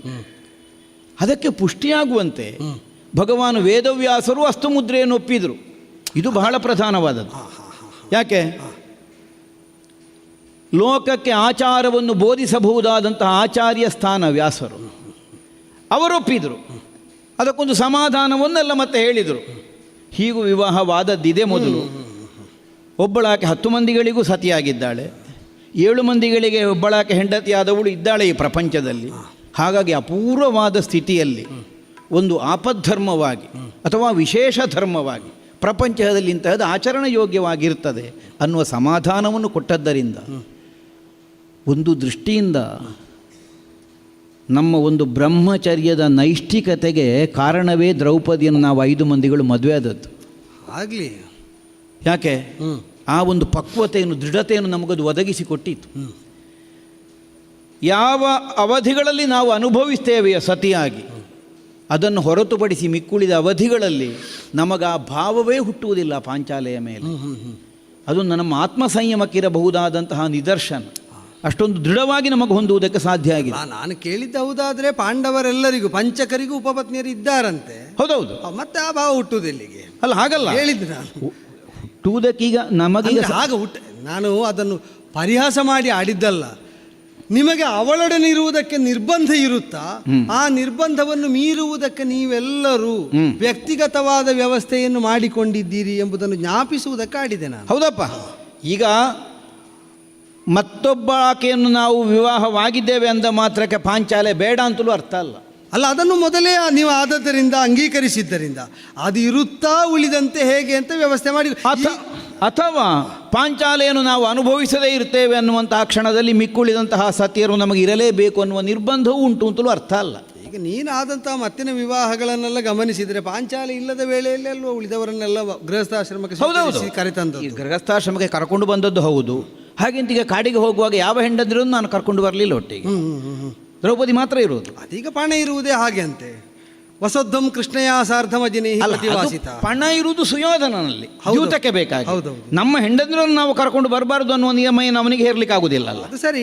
ಒಬ್ಬೊಬ್ಬರು ಒಂದೊಂದು ಕಾರಣ ಹೇಳಿರಬಹುದು ಅಥವಾ ಏನೂ ಇರಲಿ. ಅಲ್ಲ, ಹೇಳಿದ್ ನಾನು. ಈಗ ನಮಗೆ ಅನಿವಾರ್ಯ ಅದು ಹೌದು ಅಂತ ಆದರೆ ಬಿಟ್ಟಿರುವುದಕ್ಕಾಗುವುದಿಲ್ಲ ಅನ್ನುವ ಕಾರಣವನ್ನೇ ನಾವು ಪ್ರಧಾನವಾಗಿ ಗಮನಿಸಿದರೆ ಈಗಲಾದರೂ ನಮಗದನ್ನು ಇರಿಸಿಕೊಳ್ಳಬೇಕಾದ ಅನಿವಾರ್ಯತೆ ಬರ್ತಿತ್ತು ಹೇಳಿದ್ದು. ಅದು ಬರಲಿಲ್ಲ ಅಂದ್ರೆ ಅರ್ಥ ಏನು? ಆ ಸಂಯಮವನ್ನು ಹೊಂದುವಂತಹ ದೃಢತೆ ನಮ್ಮಲ್ಲಿ ಉಂಟೇ ಉಂಟು. ಈ ದೇಹದ ಮೂಲಕವಾಗಿ ಹೊಂದಬಹುದಾದಂತಹ ಸಂಸಾರ ಸುಖದಿಂದ ನಾವು ಹೊರಗೋ ಕೇಳಿದರೆ ಅಲ್ವೇ ಅಲ್ಲ, ಉಂಟೇ ಉಂಟು. ದೇಹಜನ್ಯವಾಗಿ, ದೇಹ ಮಾಧ್ಯಮದ ಮೂಲಕವಾಗಿ ಏನೆಲ್ಲ ಸುಖವನ್ನು ಭೋಗವನ್ನು ಅನುಭವಿಸಬೇಕು, ಅದಕ್ಕಿಂತ ಹೊರತಾಗಿ ನಾವೇನು ಬದುಕುವುದಲ್ಲ, ಎಲ್ಲ ಅನುಭವಿಸಿಯೇ ಬದುಕುತ್ತಾ ಇರುವು. ಅದರ ಅರ್ಥ ಒಟ್ಟು ಅಧರ್ಮದ ದಾರಿಯಲ್ಲಿ ಅನುಭವಿಸ್ತೇವೆ ಅಂತಲ್ಲ. ಅದಕ್ಕಾದರೂ ಒಂದು ಧಾರ್ಮಿಕವಾದ ಚೌಕಟ್ಟು ಬೇಕು. ಒಲಿದು ಬಂದ ಹೆಣ್ಣನ್ನು ಬಿಡಕೂಡದು. ಈ ನ್ಯಾಯೇಣ ಉಲೂಪಿಯನ್ನಾದರೂ ನನಗೆ ಕೈ ಹಿಡಿಬೇಕಾಗಿ ಬಂತು. ಹೌದು, ಅದು ತೀರ್ಥಯಾತ್ರೆ ಆದರೂ ಕೈ ಹಿಡಿಬೇಕಾಯಿತು. ಯಾಕೆ? ಒಲಿದು ಬಂದ ಹೆಣ್ಣನ್ನು ಕೈ ಬಿಡಕೂಡದು ಅನ್ನುವಂತಹ ನ್ಯಾಯದ ವ್ಯಾಪ್ತಿಯನ್ನು ನಾವು ಗಮನಿಸಬೇಕು. ಏನು ಅಂತ? ಅದು ಯಾವ ಹೆಣ್ಣಾಗಿರಬೇಕು ಅನ್ನುವುದು ಉಂಟು. ಒಟ್ಟು ಅನಾವೃತೆಯರಾದವರೆಲ್ಲ ಬಂದು ಹಂಬಲಿಸಿದ ಕಾಲದಲ್ಲಿ ಹೊಂದಬೇಕು ಅನ್ನುವುದಲ್ಲ ಶಾಸ್ತ್ರವಚನ ಅಲ್ವಾ? ಅಂತೂ ಹೇಗೆ ಬಂದರೂ ಕೂಡ ನಾವೊಂದು ಪುತ್ರೋತ್ಪತ್ತಿ ಆದ ಬಳಿಕ ಅವಳನ್ನು ಬಿಟ್ಟು ಶಾಶ್ವತವಾಗಿ ಅಗಲಿದ ಸ್ಥಿತಿಯೇ ಬಂದರೂ ಕೂಡ ಅವರು ಅನಾವೃತೆಯರಾದರೆ ಆಗುವುದಿಲ್ಲ, ಅದಲ್ಲದಿದ್ದರೆ ಆಗ್ತದೆ. ಹೌದು. ಯಾಕೆಂದರೆ ಒಲಿದು ಬಂದ ಹೆಣ್ಣು ಅನ್ನುವಲ್ಲಿ ಈಗ ಅನಾವೃತೆಯರನ್ನಿಸಿಕೊಂಡವರು ಅಥವಾ ಪಣ್ಯಾಂಗನೆಯರನ್ನಿಸಿಕೊಂಡವರು ಆ ಸೀಮೆಯೊಳಗೆ ಬರುವುದಿಲ್ಲ ಹೇಳಿದ್ ನಾನು. ಈಗ ದೊರೆ ಪುರೂರವನಿಗೆ ಅರಸಿ ಆಗುವುದಕ್ಕಾಗುವಾಗ ಅದು ತೊಡಕಾಗಲಿಲ್ಲ ಅಲ್ಲ ಹೇಳಿದ್ದು ನಾನು. ಹಾಗಲ್ಲ, ಅಲ್ಲಿ ಒಲಿದು ಬಂದ ಹೆಣ್ಣನ್ನು ಕೈ ಹಿಡಿಬೇಕನ್ನುವ ನ್ಯಾಯದಿಂದ ಆದದ್ದಲ್ಲ. ಅಲ್ಲಲ್ಲ, ನಾನು ಈಗ ಪಣ್ಯಾಂಗನೆಯರನ್ನು ಒಲಿದು ಬಂದ ನೆಲೆಯಲ್ಲಿ ಕೈ ಹಿಡಿಯಬಾರದು ಅಂತಿದ್ದರೆ ಗಾರ್ಹಸ್ಥ್ಯಕ್ಕೆ ಯುಕ್ತವಾಗಿ ಸತಿಯಾಗಿಯೂ ಸ್ವೀಕರಿಸಬಾರದಲ್ಲ. ಅಲ್ಲ, ಹಾಗಲ್ಲ. ಮತ್ತೆ ಈಗ ಪಣ್ಯಾಂಗನೆಯರು ಗೃಹಸ್ಥಾಶ್ರಮಕ್ಕೆ ಯುಕ್ತರ ಅಲ್ಲ. ಗಾರ್ಹಸ್ಥ್ಯಕ್ಕೆ ಅನುಗುಣವಾಗಿ ನಿನ್ನ ಕೈ ಹಿಡಿದದ್ದು ನಾನು ಹಾಗೂ ಆಡುವುದಕ್ಕಿಲ್ಲ, ಕೇವಲ ಸಂತಾನಕ್ಕಾಗಿ ಮಾತ್ರ ಅಲ್ವ ಆದದ್ದು. ಈಗ ಗಾರ್ಹಸ್ಥ್ಯಕ್ಕಾಗಿ ಆಗಲಿಲ್ಲ. ಗಾರ್ಹಸ್ಥ್ಯ ಇರುವುದು ಸಂತಾನಾಪೇಕ್ಷೆಯಿಂದಲೇ ಅಲ್ವೋ? ಅಲ್ಲ, ಅದು ಹೌದು. ಆದ್ರೆ ಈಗ ಗಾರ್ಹಸ್ಥ್ಯವಾಗಿ ನೀನು ಉಳಿಲಿಲ್ಲಲ್ಲ. ಸರಿ, ನೀನಲ್ಲಿ ಉಳಿದಿದ್ರೆ ಸರಿ, ನೀನದನ್ನು ಬಿಟ್ಟು ಬಂದಿದ್ದಿ. ಸರಿ, ನೀನು ಬಿಟ್ಟು ಬಂದಿದ್ದಿ ಅಂತ ಮಾತ್ರಕ್ಕೆ ನಮ್ಮಂದ ಆ ಭಾವ ಹೊರಟು ಹೋಗಿದೆ ಅಂತ ಅರ್ಥ ಅಲ್ಲ. ನಮ್ಮ ವಂಶ ಬೆಳೆಯುವುದಕ್ಕೆ ನಿನ್ನ ಕೊಡುಗೆ ಉಂಟು ಅನ್ನುವುದನ್ನು ನಾವು ಈಗಲೂ ಪ್ರಾಮಾಣಿಕವಾಗಿ ಒಪ್ಪುತ್ತೇವೆ. ಈಗ ಯಾವುದೇ ಕಾರಣದಿಂದ ಇರಲಿ, ತಾನಾಗಿ ಒಂದು ನೆರೆಯಲ್ಲಿ ಕೊಚ್ಚಿ ಹೋಗುತ್ತಿರುವವನಿಗೆ ಸಿಕ್ಕಿದಂತಹ ಆಸರೆಯ ಮೂಲಕವಾಗಿ ಅವ ಮೇಲಕ್ಕೆ ಬರ್ತಾನೆ. ಏನಾದರೂ ಅವನನ್ನು ಮೇಲಕ್ಕೆ ಬರುವುದಕ್ಕಿದ್ದ ಕಲ್ಲಲ್ಲ ಅಲ್ಲಿದ್ದದ್ದು, ಅದು ಹೊಳೆಯಲ್ಲಿ ಮೊದಲೇ ಇದ್ದ ಕಲ್ಲು. ಈಗ ಅವನಿಗೆ ಆಸರೆಗೆ ಅಂತ ಯಾರಾದರೂ ಕಲ್ಲು ತಂದಿಟ್ಟದ್ದು, ಆ ಕಲ್ಲಿನ ಮೂಲಕವಾಗಿ ಆಸರೆಯನ್ನು ಹೊಂದಿ ಅವ ಮೇಲಕ್ಕೆ ಬಂದ. ಅವನಲ್ಲಿ ಒಂದು ಕೃತಜ್ಞತಾ ಭಾವ ಇರಬೇಕಾದದ್ದು. ನಾನು ಮೇಲೆ ಬರಲಿಕ್ಕೆ ಆ ಕಲ್ಲು ನನಗೆ ಉಪಕಾರ ಮಾಡಿದೆ. ಈಗ ಕಲ್ಲು ಅವನಿಗೆ ಮೇಲೆ ಬರಲಿಕ್ಕಿಂತ ಯಾರೂ ತಂದು ಹಾಕಿದ್ದಲ್ಲ ಅಲ್ಲಿ. ನೀವು ಗಾರ್ಹಸ್ಥ್ಯ ಜೀವನವನ್ನು ಮುನ್ನಡೆಸಬೇಕು ಅನ್ನುವಂತಹ ಉದ್ದೇಶಕ್ಕಾಗಿ ಅಲ್ಲದೆ ಹೋದರೂ ನಮ್ಮ ವಂಶ ಬೆಳೆಯುವುದಕ್ಕೆ ಕಾರಣವಾಗುವ ಹಾಗೆ ಸಂತಾನವನ್ನು ಕೊಟ್ಟಂತಹ ಮಹಾ ತಾಯಿ ಹೌದಲ್ಲ, ಆ ಭಾವ, ಆ ಕೃತಜ್ಞತಾ ಭಾವ ನಮ್ಮಲ್ಲಿ ಉಂಟು ಹೇಳಿದ್ದು ನಾನು. ಆದ್ದರಿಂದಲೇ ಕೂಡುವುದಕ್ಕಾಗುವುದಿಲ್ಲ. ಈಗ ದೇವಲೋಕದ ಯಾವ ಅಪ್ಸರೆಯರನ್ನು ಕೂಡುವುದು ಅನ್ನುವುದಲ್ಲ ನನ್ನ ನಿರ್ಬಂಧ, ಅಥವಾ ಈ ಸಂದರ್ಭದಲ್ಲಿ ನಾನು ಬಯಸಿದ್ದೇನೆ ಇಲ್ಲವೋ ಅನ್ನೋದು ಆಮೇಲೆ ಪ್ರಶ್ನೆಗೆ ಬಂದವಳು ನೀನಾದ್ದರಿಂದ ಮಾತ್ರ ನಿನ್ನ ಕುರಿತಾಗಿ ಅಷ್ಟೇ. ನಿನ್ನನ್ನು ಹೊಂದುವುದಕ್ಕಾಗದೇ ಇರುವುದಕ್ಕೆ ಕಾರಣವಾದದ್ದು ಯಾವುದು? ಮನುಜ ದೇಹದಿಂದಲೇ ಹೊಂದಬಹುದಾದಂತಹ ಸನ್ನಿವೇಶ ಇದ್ದರೂ ನೀನು ನಮ್ಮ ವಂಶಕ್ಕೆ ಮೂಲ ಕಾರಣಗಳು ಬೆಳೆಯುವುದಕ್ಕನ್ನುವಂತಹ ಕಾರಣದಿಂದಲೇ ಪ್ರಧಾನ ಉದ್ದೇಶವಾಗಿ ನಿನ್ನನ್ನು ಸ್ವೀಕರಿಸುವುದಕ್ಕಾಗೋದಿಲ್ಲ. ಈಗ ಪಣ್ಯಾಂಗನೆ ಗೃಹಸ್ಥಾಶ್ರಮಕ್ಕೆ ಆಯುಕ್ತಳು ಅಂತ ಆದಾಗ, ಗೃಹಸ್ಥಾಶ್ರಮ ಎಂಬುದು ಯಾವ ಜೀವ ಇರಬೇಕಾದದ್ದು ಅಂತ ಅಂಗೀಕರಿಸಿದ ಲೋಕದಲ್ಲಿ ನಿರ್ಬಂಧಕ್ಕೊಳಗಾದ ಗಂಗೆಯನ್ನಾಗಲಿ ಊರ್ವಶಿಯನ್ನಾಗಲಿ ಪುರೂರವನೋ ಅಥವಾ ಶಾಂತನು ಚಕ್ರವರ್ತಿಗಳು ಸ್ವೀಕರಿಸ್ತಾರೆ ಅಂದರೆ ಏನರ್ಥ? ವಿಚ್ಛೇದಕ್ಕೆ ಅವಕಾಶ ಇರುವಾಗಲೂ ತಮಗೆ ಬೇಕು ಅಂತ ಸ್ವೀಕರಿಸಿದ್ದನ್ನು ಮಾನ್ಯ ಮಾಡಿದ ವಂಶದಲ್ಲಿ ಬೆಳೆದು ಬಂದ ಕುಡಿಪಾರ್ಥ ನೀನು. ಯೋಚನೆ ಮಾಡು. ಹಾಗಾದರೆ ತಮಗೆ ಬೇಕೆನಿಸಿದಾಗ ಆ ನಿರ್ಬಂಧ ಏನುಂಟು, ನನ್ನ ಸ್ಥಿತಿ ಏನುಂಟು, ಅಥವಾ ನನ್ನಂಥವರ ಸ್ಥಿತಿ ಏನುಂಟು, ಅದು ಅಮಾನ್ಯವಾಗಿ ನಮಗೆ ಬೇಕೆನಿಸಿದ್ದನ್ನು ಸ್ವೀಕರಿಸುವುದಕ್ಕೆ ಹಾತೊರೆದವರ ವಂಶ ನಿಮ್ಮದು. ಅದನ್ನೇ ನೀವು ಮುಂದಿರಿಸಿಕೊಂಡು ಮನುಜ ದೇಹಕ್ಕೆ ಅಬದ್ಧವಾದಂತಹ ಏಕಸತಿಗೆ ಬಹುಮಂದಿ ಪತಿಯರು, ಇದಕ್ಕೆ ಅಪವಾದವನ್ನು ನ್ಯಾಯವಾಗಿ ನೀವು ಅಂಗೀಕರಿಸ್ತೀರಿ. ಈಗ ದಶಪ್ರಚೇತಸರನ್ನು ವರಿಸಿದವಳಾಗಲಿ ಅಥವಾ ಜಟಿಲಾರಾಮಕಳಾಗಲಿ, ಇವರೆಲ್ಲರೂ 7 ಮಂದಿಯೋ 10 ಮಂದಿ ಇವರೆಲ್ಲ ಮದುವೆಯಾದ ಅಪೂರ್ವವಾದಂತಹ ಕೆಲವು ದೃಷ್ಟಾಂತಗಳುಂಟು ಅಂತ ಆದ ಮೇಲೆ ದೃಷ್ಟಾಂತ ಒದಗಿ ಬಂತು. ವ್ಯಾಸರ ಮೂಲಕವಾಗಿ ದೃಪದನಿಗೋ ದೃಷ್ಟದ್ಯುಮ್ನಿಗೋ ಯಾರಿಗೇ ಇರಲಿ, ಭರವಸೆಯನ್ನು ಕೊಟ್ಟ ಮೇಲೆ ನೀವು ಸ್ವೀಕರಿಸಿದ್ದು ಸರಿ ಅಂತಾಯಿತು. ಈಗ ಆ ಭರವಸೆ ಬರ್ತದೆ ಎಂಬ ಭರವಸೆಯಲ್ಲಿ ನೀವು ಸ್ವೀಕರಿಸಿದ್ದಲ್ಲ, ಅದಕ್ಕೆ ನಿಮಗೆ ಪ್ರಮಾಣವಾದದ್ದು ತಾಯಿ ಎಂದ ಮಾತು ಅಲ್ವೋ? ತಾಯಿ ಎಂದ ಮಾತಿಗಂತೆ ಈಗ ದ್ರೌಪದಿ ದೇವಿಯನ್ನು ಮದುವೆ ಆಗುವುದಕ್ಕೆ ಮೊದಲೇ ಒಬ್ಬಾಕೆ ರಾಕ್ಷಸಿಯನ್ನು ನೀವು ಸ್ವೀಕರಿಸಲಿಲ್ವೋ? ನೀನೇ ಸ್ವೀಕರಿಸಿದ್ದಿಂತಲ್ಲ, ನಿನಗೆ ಅಗ್ರಜನಾದವನು ಸ್ವೀಕರಿಸಲಿಲ್ವೋ? ಹಿಡಿಂಬ ನಾಮಕಳಾದವಳು ಕಾಮಾರ್ಥಳಾಗಿ ತನ್ನ ಅಣ್ಣನ ಹೆಣ ಬಿದ್ದ ಮೇಲೂ ನೀನೇ ಬೇಕು ಅಂತ ಕೇಳಿದ ಕಾಲದಲ್ಲಿ ಸ್ವೀಕರಿಸುವುದಕ್ಕೆ ತಾಯಿ ಕೊಟ್ಟಂತಹ ನಿರೂಪ ಏನು, ಯುಕ್ತಿ ಏನು, ಶಾಸ್ತ್ರ ಏನು? ಒಲಿದು ಬಂದವಳನ್ನು ಅವಳನ್ನು ನಿರಸನಗೊಳಿಸಕೂಡದು. ಅವಳ ಆವ ಸ್ಥಿತಿಯಲ್ಲಿರಲಿ, ಆವ ವರ್ಗದಲ್ಲಿರಲಿ, ಅದನ್ನು ನೀ ಸ್ವೀಕರಿಸಬೇಕೆಂಬ ಮಾತೃವಚನಕ್ಕೆ ಮಾನ್ಯತೆಯನ್ನು ಕೊಟ್ಟೇ ಅದನ್ನು ಸ್ವೀಕರಿಸಿದ್ದು ಅಲ್ವೋ? ಈಗ ನಿನಗೆ ಇಲ್ಲಿ ದೃಢತೆಯನ್ನು ಒದಗಿಸುವ ಪೂರಕವಾದ ಆಧಾರಗಳು ಬೇಕು ಅಂತ ಆದರೆ ನೋಡು, ತಾಯಿಯ ಮಾತನ್ನು ಸ್ವೀಕರಿಸಿದ್ದಕ್ಕೆ ದೃಪದನಿಗೆ ನಿರ್ಣಯ ಮಾಡುವುದಕ್ಕೆ ವ್ಯಾಸರು ಒದಗಿದ್ರು. ಇಲ್ಲಿ ಹೇಳಿದ್ದು ಇಂದ್ರ, ಅಲ್ಲಿ ತಾಯಿ ಆದ್ರೆ ಇಲ್ಲಿ ತಂದೆ ಹೇಳಿದ್ದು. ತಂದೆ ಹೇಳಿದ ಮಾತಿಗೆ ಪೂರಕವಾಗಿ ಆಚಾರ್ಯ ಬೃಹಸ್ಪತಿಗಳಿದ್ದ. ಇಂದ್ರ ಹೇಳಿದ್ದನ್ನು ಸಮುಚಿತ ಅಂತ ಹೇಳ್ತಾ ಶಾಸ್ತ್ರೀಯ ಕಕ್ಷೆಯೊಳಗೆ ಅದನ್ನು ಇರಿಸ್ತಾ ಅದನ್ನು ಸರ್ವಸಮ್ಮತವಾಗಿಸುವಂತಹ ಶಾಸ್ತ್ರಜ್ಞಾನ ಮಹನೀಯರಲ್ಲಿ ಇದ್ದದ್ದರಿಂದ ಬೃಹಸ್ಪತಿಗಳು ನಿಂದಿಸುವ ಕರ್ಮವನ್ನು ಇಂದ್ರನೂ ಮಾಡಲಾರ. ಸಾಮಾನ್ಯತಃ ಇಂದ್ರನಿಂದ ಪ್ರಚೋದಿತವಾದಂತಹ ಕರ್ಮವನ್ನು ಬೃಹಸ್ಪತಿ ಆಚಾರ್ಯರು ಅನುಮೋದಿಸದೆಯೂ ಇರಲಾರರು. ಆದ್ದರಿಂದ ಧರ್ಮಶಾಸ್ತ್ರೀಯವಾಗಿ ಬಾಧಕ ಇಲ್ಲ. ಅಪರೂಪದ್ದನ್ನು ಅಪವಾದ ಪ್ರಕರಣ ಅಂತ ನೀವು ದ್ರೌಪದಿ ಸ್ವಯಂವರವನ್ನು ಸ್ವೀಕರಿಸ್ತೀಯಾದರೆ ಸಾಮಾನ್ಯತಃ ಮನುಜ ದೇಹದಲ್ಲಿ ಬಂದು ಸ್ವರ್ಗಭೋಗ ಅನುಭವಿಸುವುದಕ್ಕಿಲ್ಲ. ಅಪರೂಪದಲ್ಲಿ ಪರಶಿವಾನುಗ್ರಹವನ್ನು ಹೊಂದಿದವನು ಊರ್ವಶಿಯನ್ನು ಅನುಭವಿಸಬಹುದು, ಸ್ವರ್ಗಾಧಿಪತ್ಯದ ಸುರಪೀಠವನ್ನು ಏರಬಹುದು. ಈಗ ಅದಕ್ಕೊಂದು ನಿರ್ಬಂಧ ಇಲ್ವೋ? ಯೋಚನೆ ಮಾಡು. ಸುರಗದ್ದುಗೆಯನ್ನೇರುವುದಕ್ಕೆ ಶತಮಖಾದಿ ಪುಣ್ಯಕರ್ಮಗಳನ್ನು ಮಾಡಿ ಅಪೂರ್ವೋತ್ಪತ್ತಿಯಾಗಿ ಅದು ಕಾಲಾಂತರದಲ್ಲಿ ಕರ್ಮಾಧ್ಯಕ್ಷನ ಅನುಗ್ರಹ ವಿಶೇಷದಿಂದಲೇ ಸಿದ್ಧಿಸಬಹುದಾದ ಔನ್ನತ್ಯ ಅಂತಿದ್ದರೆ ಪರಶಿವಾನುಗ್ರಹ ಒಂದರಿಂದಲೇ ಇದು ಪ್ರಾಪ್ತವಾಗಿದೆ ಅಂತ ಆದರೆ ಅದಕ್ಕಿಂತ ಎಲ್ಲದೂ ಸಣ್ಣದಲ್ವೋ ಪಾರ್ಥ? ಯೋಚನೆ ಮಾಡು. ಅದು ಇದ್ದದ್ದರಲ್ಲಿ ಅತ್ಯುಚ್ಚವಾದದ್ದು. ಸ್ವರ್ಗ ಪ್ರಾಪ್ತಿಯಲ್ಲಿ ಒಬ್ಬ ಆತ ಹೊಂದಬಹುದಾದ ಅತ್ಯುಚ್ಚ ಮಟ್ಟದ ಪ್ರಾಪ್ತಿ, ಗೌರವ, ಯೋಗ್ಯತೆ ಎಂದರೆ ಸುರಗದ್ದುಗೆ ನಡೆರುವುದು. ಅದೇ ವಶ್ಯ ಆದ ಮೇಲೆ ಅದಕ್ಕೆ ಅಧೀನವಾಗಿದ್ದದ್ದಕ್ಕೆಲ್ಲ ಧರ್ಮಶಾಸ್ತ್ರದ ಕಾರಣ ಹೇಳುವುದು. ಇದು ಜನಕ ಹೇಳಿದ ಮಾತು. ನಾ ಹೇಳಿದನಲ್ಲ ನಿನಗೆ, ಗುರುಸ್ಥಾನೀಯನಾದ ಚಿತ್ರಸೇನ ಗಂಧರ್ವನಾಡಿದ ಮಾತು, ಜನಕನ ಮಾತು, ಜನನಿಯ ಮಾತು. ಕಾಮಾರ್ಥಳಾದವಳನ್ನು ಸ್ವೀಕರಿಸಲೇಬೇಕೆಂಬ ಜನನಿಯ ಮಾತು ಇಲ್ಲಿಗೆ ಅನ್ವಯಿಸಿದ್ರಾಯ್ತು. ಈಗ ಅಣ್ಣನಿಗಿಂತ ಮೊದಲು ಮದುವೆಯಾಗುವುದು ಸರಿಯೋ, ಮಾತ್ರ ಅಲ್ಲ ರಾಕ್ಷಸಿಯನ್ನು ಮದುವೆಯಾಗುವುದು ಸರಿಯೋ, ಇದೆಲ್ಲವೂ ನಿವೃತ್ತವಾದದ್ದು ಒಂದು ಜನನೀಯ ಮಾತಿನಿಂದ. ಅದನ್ನು ಇಲ್ಲಿ ಪ್ರಮಾಣ ಅಂತ ಅಂಗೀಕರಿಸು. ಅದಕ್ಕೆ ಶಾಸ್ತ್ರವು ಪೂರಕವಾಗಿ ಹೇಳುತ್ತದೆ. ಯೋಚನೆ ಮಾಡು, ಅತಿಥಿಯಾದವನು ಭಗ್ನಾಶರಾಗಿ ಮರಳಿದ್ದು ಹೌದು ಅಂತ ಆದರೆ ತನ್ನ ದುರಿತವನ್ನು ಆತಿಥೇಯನಿಗೆ ಹೊರಿಸಿ ಅವನ ಪುಣ್ಯವನ್ನು ಕಸಿದುಕೊಂಡು ಹೋಗುತ್ತಾರೆ. ಇದು ಶಾಸ್ತ್ರ ಸಿದ್ಧವಾದದ್ದು. ಈಗ ಆತಿಥೇಯ ಧರ್ಮದಲ್ಲೇ ನನ್ನನ್ನು ಸ್ವಾಗತಿಸಿದ್ದ ಹೌದೋ, ಪೂಜಾದಿ ಉಪಚಾರಗಳನ್ನು ಮಾಡಿ ಆಸನಾದಿಗಳನ್ನು ವಿರಚಿಸಿದ್ದ ಹೌದೋ, ನಿನಗೆ ನಿರೀಕ್ಷೆ ಇಲ್ಲದೆ ತಿಥಿವಾರ ನಕ್ಷತ್ರ ಯೋಗಕರಣಗಳನ್ನು ನೋಡದೆ ನಾ ಬಂದದ್ದು ಹೌದೋ, ನಾನೊಂದು ವಿಶಿಷ್ಟಾಪೇಕ್ಷೆಯನ್ನು ಹೊತ್ತು ಬಂದಿರುವಾಗ ಭಗ್ನಾಶಳಾಗಿ ನನ್ನನ್ನು ಮರಳಿಸುವಂತಹ ಪ್ರಯತ್ನ ಮಾಡಿದರೆ ನಾ ದುರಿತ ಮಾಡಿದ್ದೇನೆ ಅಂತಲ್ಲ, ನೀನು ಹೊತ್ತುಕೊಳ್ಳುವುದು ದುರಿತ ಆಗ್ತದೆ. ಮಾತ್ರ ಅಲ್ಲ, ನಿನ್ನ ಸುಕೃತ ಏನುಂಟು, ತಪದಿಂದ ಅರ್ಜಿಸಿದ್ದೋ ಅನುಗ್ರಹದಿಂದ ಅರ್ಜಿಸಿದ್ದೋ ಅದಕ್ಕೆ ನಾನು ಹಣೆ ಕೊಡಬೇಕಾಗ್ತದೆ. ಅದೆಲ್ಲ ನನ್ನ ಪಾಲಾಗುತ್ತದೆ. ನೀನು ಆತಿಥೇಯನಾಗಿ ನಾನು ಅತಿಥಿಯಾಗಿ ಈಗ ಬಂದು ಒಂದು ಆಶೆಯನ್ನು ವ್ಯಕ್ತಪಡಿಸಿದ್ದರಿಂದ ಆ ಕಾರಣದಿಂದ ಜನಕನೆಂದ ಮಾತಿಗಾಗಿ ಎಂಬುದು ಪರಮ ಪ್ರಮಾಣವಾಗುತ್ತದೆ. ಅತಿಥಿ ಆದ್ದರಿಂದ ನನ್ನ ಆಶೆಯನ್ನು ಈಡೇರಿಸುವುದು ನಿನಗೆ ಅತ್ಯಂತ ಕರ್ತವ್ಯ ಅಂತ ಆಗುತ್ತದೆ. ಮಾತ್ರ ಅಲ್ಲ, ಯೋಚನೆ ಮಾಡು, ಪಾರ್ಥನೆ ಬಯಸಿದ್ದಾನೆ ಅಂತ ಅಪ್ಪ ಹೇಳಿದಾಗ ಅದು ಬಯಸಿದ್ದಾನೆ ಅಂದಾಗ ಬರಬೇಕಾದ್ರೆ ಮನೋಭೂಮಿಕೆಯನ್ನು ಅದಕ್ಕೆ ಬೇಕಾದಂತೆ ಒಗ್ಗಿಸಿ ಬಗ್ಗಿಸಿ ನಾನು ಬಂದು ನಿಲ್ಲಬೇಡುವ. ನಾವು ಅಪೇಕ್ಷಿಸಿದ್ದು ಕೈಗೆಟಕುವುದಲ್ಲ ಅಂತ ನಾವು ದೂರದಿಂದಲೇ ತೃಪ್ತರಾಗಿರ್ತೇವೆ. ಆದರೆ ಆ ಅಪೇಕ್ಷಿಸಿದ್ದನ್ನು ಹೋಗಿ ಹೊಂದು ಅಂತ ಆಡಿದ ಕಾಲದಲ್ಲಿ ಮನ ಅರಳಿಸಿಕೊಂಡು ಅದೋ ಮೈಯನ್ನು ಸಿಂಗರಿಸಿಕೊಂಡು ಎಲ್ಲದಕ್ಕೆ ಅನುವಾಗುವಂತೆ ಬಂದು ನಿಂತ ಕಾಮಾರ್ಥಳಾದಂತಹ ನನ್ನನ್ನು ಒಂದು ಹೆಣ್ಣು ಅಂತ ಪರಿಗಣಿಸು ಪಾರ್ಥ. ಒಂದು ಹೆಣ್ಣು ಅಂತ ಪರಿಗಣಿಸಿ ಸ್ವೀಕರಿಸಿದರೆ ಅದೋ ವಿಶಿಷ್ಟ ಪ್ರಾಪ್ತಿ ಆಗುತ್ತದೆ. ಮಾತ್ರ ಅಲ್ಲ, ಪರಶಿವಾನುಗ್ರಹ ಹೊಂದಿದಂತಹ ಪುರುಷ ಪುಂಗವನ ಸಂಯೋಗವೆಂಬುದು ನಿಜ ಹೇಳ್ತೇನೆ. ಸ್ವರ್ಗದಲ್ಲಿದ್ದ ಸರ್ವವನ್ನು ಹೊಂದಬಹುದಾದ ನನಗೂ ದೇವವರ್ಗಕ್ಕೆ ಸೇರಿದ ನನಗೂ ದುರ್ಲಭವಾದ ಪ್ರಾಪ್ತಿ ಅಂತ ಅನುಸ್ಮರಿಸ್ತಾ ನಿನಗೆ ಕೃತಜ್ಞಳಾಗಿರ್ತೇನೆ. ಕಾಲು ಹಿಡಿತೇನೆ, ಸ್ವೀಕರಿಸು. ಕಾಮದಿಂದ ಮನಸ್ಸು ಹುಚ್ಚಾಗಿದೆ ಅಲ್ವಾ, ಬೇಕು ಅಂತ ಕಾಣ್ತದಲ್ವಾ. ಕಾಡಬೇಡ ತಾಯಿ ಮುಂದಿನ ಆಡನೊಮ್ಮಿನಾರು ಬೇಡಿಕೊಂಡೆ ಪಾದ ಕೆದಗಿ ತಾಯಿ ತನುಜರನ್ನು ಮೊಡ ಬಂದ ಕೊರತೆಯುಂಡೆ ವಿಜಯ ಗೈ ಕಾಡಬೇಡ ತಾಯಿ.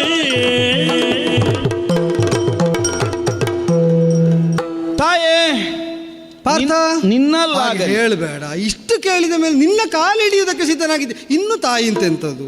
ನಿನ್ನಲ್ಲಾಗಲಿ, ನೀನು ಕಳುಹಿಸಿಕೊಟ್ಟಿದ್ದಾನೆ ಅನ್ನುವಂತಹ ನಿನ್ನೊಡೆಯ ನನ್ನ ಅಯ್ಯನ ಸ್ಥಾನದಲ್ಲಿರುವಂತಹ ಇಂದ್ರನಲ್ಲಾಗಲಿ, ನನಗೆ ಗುರುಸ್ಥಾನೀಯನಾದಂತಹ ಚಿತ್ರಸೇನನಲ್ಲಾಗಲಿ ಹೌದು ಗೌರವ ಇಲ್ಲದೆ ನಾನು ಆಡ್ತಾ ಇದ್ದೇನೆ ಅಂತ ನೀನು ತಪ್ಪಾಗಿಯೂ ಕಲ್ಪಿಸಿಕೊಳ್ಳಕೂಡದು. ಅವರ ಶಾಸನ ಉಲ್ಲಂಘ್ಯ ಅಂತ ಸೇರಬಹುದಲ್ಲ. ಅಮ್ಮ, ನನಗೆ ಸಂದಿಗ್ಧವನ್ನು ತಂದು ಕೊಡಬೇಡ. ನೀ ಸಂದಿಗ್ಧ ಉಂಟು ಮಾಡುವುದು, ಇಲ್ಲಿ ಸಂದಿಗ್ಧವೇ ಇಲ್ಲ. ಕೇವಲ ಒಂದು ಗಂಡು ಹೆಣ್ಣು ಒಂದಾಗುವುದು ಅನ್ನುವುದು ಕೇವಲ ಏಕಮುಖವಾದಂತಹ ತೀರ್ಮಾನ ಅಲ್ಲಲ್ಲ, ಅದು ಎರಡು ಕಡೆಯಿಂದಲೂ ಒದಗಿ ಬರಬೇಡ. ಅದರಿಂದಲೇ ಎಲ್ಲ ಓಲೈಸಿ ನೀನು ಒಪ್ಪಿಕೋ ಅಂತ ಯಾಚಿಸ್ತಾ ಇರುವುದು. ತಾಯೇ, ಓ ಅಲ್ಲ, ಈಗ ನೀನು ಹೇಳ್ತಿ, ನೀ ಕರೆಯುವಾಗ ಓ ಅಂದು ಹೋಗ್ತದೆ, ನೀ ಕರೆದದ್ದು ಏನು ಅಂತ ಮತ್ತೆ ತಲೆಗೆ ಮನಸ್ಸು ಸೋತೋಗಿದೆ. ನನಗಿರಬಹುದಾದಂಥ ಅರ್ಹತೆ, ನಾನು ಪಡೆದಂತಹ ಜೀವಯೋಗ್ಯತೆ, ನನಗಿರಬಹುದಾದಂತಹ ದೈವಾನುಗ್ರಹ, ಆ ಮೂಲಕವಾಗಿ ಒದಗಿ ಬಂದಂತಹ ಪುಣ್ಯ, ನನ್ನ ಶರೀರದಲ್ಲಿರಬಹುದಾದ ಸೌಷ್ಠವ, ಇದನ್ನೆಲ್ಲ ನೋಡಿ ನನ್ನನ್ನು ಅನುಭವಿಸಬೇಕು ಅನ್ನುವಂಥ ಅಪೇಕ್ಷೆ ನಿನ್ನ ಅಂತರಂಗಕ್ಕೆ ಮೂಡಿದೆ. ಈಗ ನಾನಾಗಿ ಮೂಡಿಸಿಕೊಂಡು ಹೇಗೋ ಯಾರ್ಯಾರದ್ದೋ ಅಪ್ಪಣೆಯನ್ನು ಬಲಾತ್ಕಾರವಾಗಿ ಪಡೆದು ಬಂದದ್ದಲ್ಲ.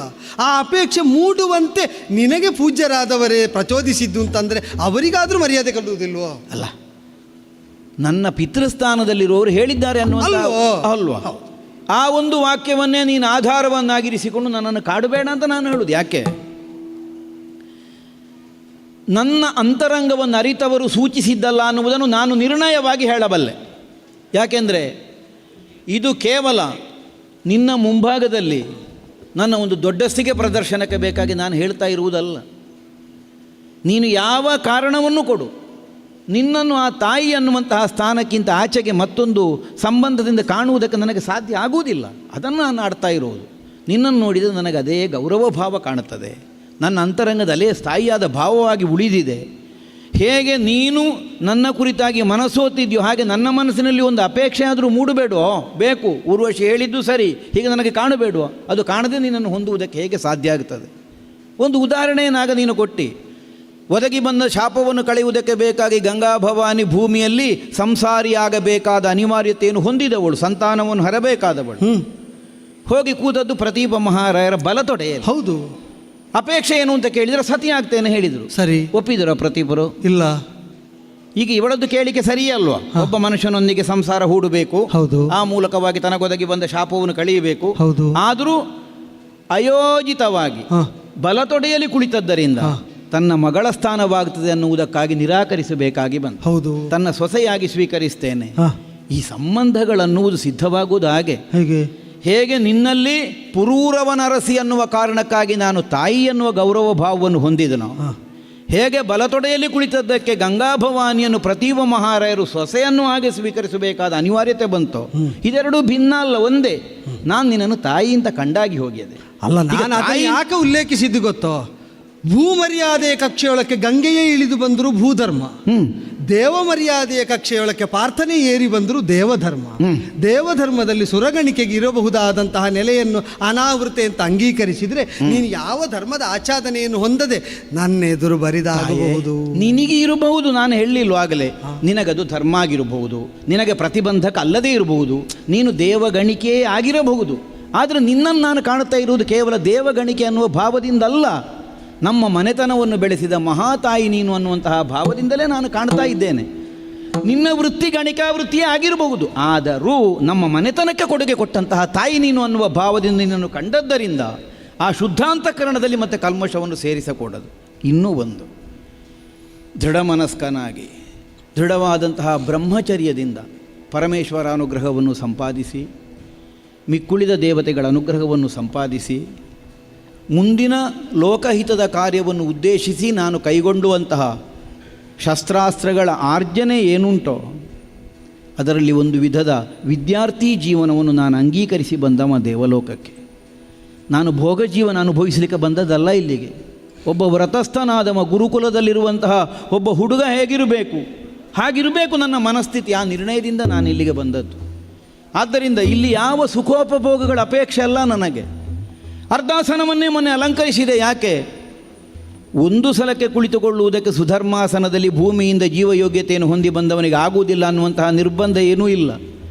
ಮನ್ವಂತರದ ಕಾಲ ಆಳಬೇಕು ಅಂತ ಆದರೆ ಅಂತಹ ಶತಮುಖಗಳನ್ನು ಎಸಗಿದ ಪುಣ್ಯಾತ್ಮನ ನಿರ್ಬಂಧಿತವಾದರೆ ದಿವ್ಯ ಯೋಗ್ಯತೆ ಹೊಂದಿದ ಅನೇಕರು ಕುಳಿತುಕೊಳ್ತಾ ಇರಲಿಲ್ವೋ? ಇಂದ್ರಾಸನದಲ್ಲಿ ಅರ್ಧಾಸನವನ್ನು ಅಲಂಕರಿಸಿದ ಯೋಗ್ಯತೆ ಈ ತನಕ ಚರಿತ್ರೆಯಲ್ಲಿ ಯಾರಿಗೂ ಇಲ್ಲ. ಅದು ಹಾಗಾದ್ರೆ ಅದು ಅಪೂರ್ವವಾದದ್ದು ಅಂತ. ಹೌದೇ? ಅದೇ ಸಿದ್ಧಿಯಾದ ಮೇಲೆ ಅಪೂರ್ವವಾಗಿ ಶಾಶ್ವತವಾಗಿ ಇಂದ್ರನಿಗೆ ಊರ್ವಶಿ ಸಿಕ್ಕುವ ಹಾಗಲ್ಲ.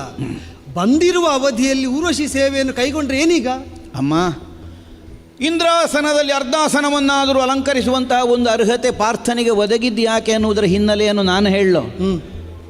ತಾನು ಗಣಿಕಾ ಧರ್ಮವನ್ನು ಅನುಸರಿಸಿಯೇ ಬದುಕುತ್ತಾ ಇರುವವಳು. ಆದ್ದರಿಂದ ಅನುಭವಿಸುವುದು ಅಂತ ಒತ್ತಾಯಿಸುವ ನಿನ್ನಲ್ಲಾದರೂ ಗಣಿಕೆಯನ್ನು ಗುರುತಿಸದೆ ತಾಯಿ ಅಂತ ಕಾಣುವ ಸಂಸ್ಕಾರಕ್ಕೆ ಸಿಕ್ಕಿದ ಪುರಸ್ಕಾರ ಅದು.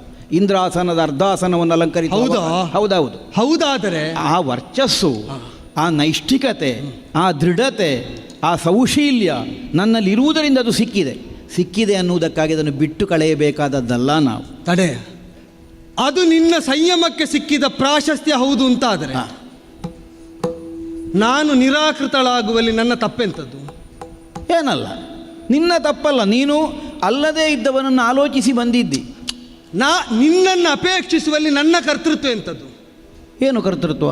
ನಿನ್ನನ್ನು ಅಪೇಕ್ಷಿಸುವಲ್ಲಿ ನಾನು ಸ್ವೇಚ್ಛೆಯಿಂದ ಬಂದದ್ದಲ್ಲ, ನನ್ನ ಧರ್ಮವನ್ನು ಮೀರಿ ನಡೆದದ್ದಲ್ಲ, ನನ್ನ ಒಡೆಯನ ಆಜ್ಞೆಯನ್ನು ಉಲ್ಲಂಘಿಸಿದ್ದಿಲ್ಲ. ನನ್ನ ವ್ಯಾಪ್ತಿಯೊಳಗೆ ನಾನು ವ್ಯವಹರಿಸುವಾಗ, ನನ್ನ ಕರ್ತವ್ಯದಲ್ಲಿ ನಾನು ಚ್ಯುತಳಾಗದಿರುವಾಗ, ಸ್ವಧರ್ಮನಿಷ್ಠ ವ್ಯವಹಾರವನ್ನೇ ನಾನು ಮಾಡ್ತಾ ಇರುವಾಗ ನನಗೆ ನಿರಾಕರಣೆ ಬಂದದ್ದು ಯಾವುದರಿಂದ?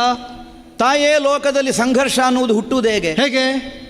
ಸಮಾನವಾದಂತಹ ಪಥದಲ್ಲೇ ಇದುರಾಗಿ ಸಾಗುವಂತಹ ಕಾಲಕ್ಕೆ ಸಂಘರ್ಷ ಬರುವುದು. ಹೌದು. ಅಥವಾ ಒಂದೇ ವಿಧದಲ್ಲಿ ಸಮಾನಾಂತರದಲ್ಲಿ ಸಾಗುತ್ತಾ ಇದ್ರೆ ಸಂಘರ್ಷವೇ ಬರುವುದಿಲ್ಲ ಈ ಪ್ರಪಂಚ. ಅದೇ ಬರುವುದಿಲ್ಲ ಅಂತಾದ್ರೆ ನಿಮ್ಮ ಲೋಕದಲ್ಲಿ ಧರ್ಮಶಾಸ್ತ್ರಕಾರರು ಹೇಳಿದ್ರಲ್ಲ, ನದಿ ತೀರದಲ್ಲಿ ಅರುಣೋದಯ ಕಾಲದಲ್ಲಿ ಅರ್ಘ್ಯ ಪ್ರದಾನ ಮಾಡುವುದಕ್ಕೆ ಬೊಗಸೆ ಎತ್ತಿದ ಅರ್ಘ್ಯ ಜಲದ ಬಿಂದು ಇನ್ನೊಬ್ಬನ ಅರ್ಘ್ಯ ಜಲವನ್ನು ಸ್ವಧರ್ಮನಿಷ್ಠನಾಗಿ ಭಂಗಗೊಳಿಸಿದರೆ ಇವ ಬಿಟ್ಟದ್ದು ಅರ್ಘ್ಯವಾದರೂ ಅದು ಧರ್ಮವಾದರೂ ಇದು ಅಧರ್ಮವಾಗುತ್ತದೆ. ಈ ಮಾತಿನ ಮರ್ಮ ಎಂಥದ್ದು? ಏನು? ತಾನು ಆಚರಿಸುವ ಧರ್ಮ ಅನ್ಯರ ಧರ್ಮಕ್ಕೆ ಬಾಧೆಯೊದಗಿಸಿದ ಕಾಲದಲ್ಲಿ ಸ್ವಧರ್ಮನಿಷ್ಠನ ಕರ್ಮವಾದರೂ ಅಧರ್ಮವಾಗುತ್ತದೆ ಅಂದರೆ ಧರ್ಮದ ಹೆಸರು ಹೇಳಿಕೊಂಡು ನನಗೆ ಹೀಗೆ ನಿರಸನವನ್ನುಂಟು ಮಾಡಿ ನನ್ನ ಧರ್ಮಕ್ಕೆ ಭಂಗ ತಂದು ನೀನು ನೆಟ್ಟಗೆ ಹೋಗಬಹುದು ಅಂತ ಭಾವಿಸಿದ್ಯೋ? ಅದನ್ನು ಒಂದೇ ಮುಖದಿಂದ ಯೋಚಿಸಬೇಕಾದದ್ದಲ್ಲ. ಮತ್ತೆ ಹೇಗೆ? ನೀನು ಹೇಳ್ತಿ ನಿನ್ನದ್ದು ಧರ್ಮ ಅಂತ. ಹೌದು. ನಾನು ಹೇಳ್ತೇನೆ ನನ್ನದಿದು ಧರ್ಮ. ಹೌದು. ಈಗ ಒಬ್ಬರ ಧರ್ಮದಿಂದ ಮತ್ತೊಬ್ಬರ ಧರ್ಮಕ್ಕೆ ಪ್ರತಿಬಂಧಕ ಬರ್ತದೆ. ನಾನು ಹೇಳುವುದು ಇಲ್ಲ, ಆಗುವುದಿಲ್ಲ. ನಾನು ಆಡಿದ್ದನ್ನು ನೀನು ಒಪ್ಪಿದರೆ ಪಿತೃವಚನ ಪರಿಪಾಲನೆ ಮಾತೃವಚನ ಪರಿಪಾಲನೆ ಆಗುತ್ತದೆ. ನಿನ್ನ ಮನಸ್ಸನ್ನು ನೀನು ಅದಕ್ಕೆ ಒಗ್ಗಿಸಿಕೊಳ್ಳಬೇಕಷ್ಟೇ. ಹಾಗೆ ಅಂತ ನಾನು ಬಂದದ್ದೇ ಅನುಚಿತ, ನನ್ನನ್ನು ಸೇರುವುದೇ ಅನುಚಿತ ಎಂಬ ನಿನ್ನ ಮಾತು ಒಪ್ಪಿದರೆ ನಾ ಕೇಳಿದ್ದು ಅಸಾಧು ಅಂತ ಆಗುತ್ತದೆ, ಅನ್ಯಾಯ ಅಂತ ಆಗುತ್ತದೆ, ಅಧರ್ಮ ಅಂತ ಆಗುತ್ತದೆ. ಅದಾಗುವುದಕ್ಕೆ ದೇವತಲದಲ್ಲಿ ಅವಕಾಶ ಇಲ್ಲ.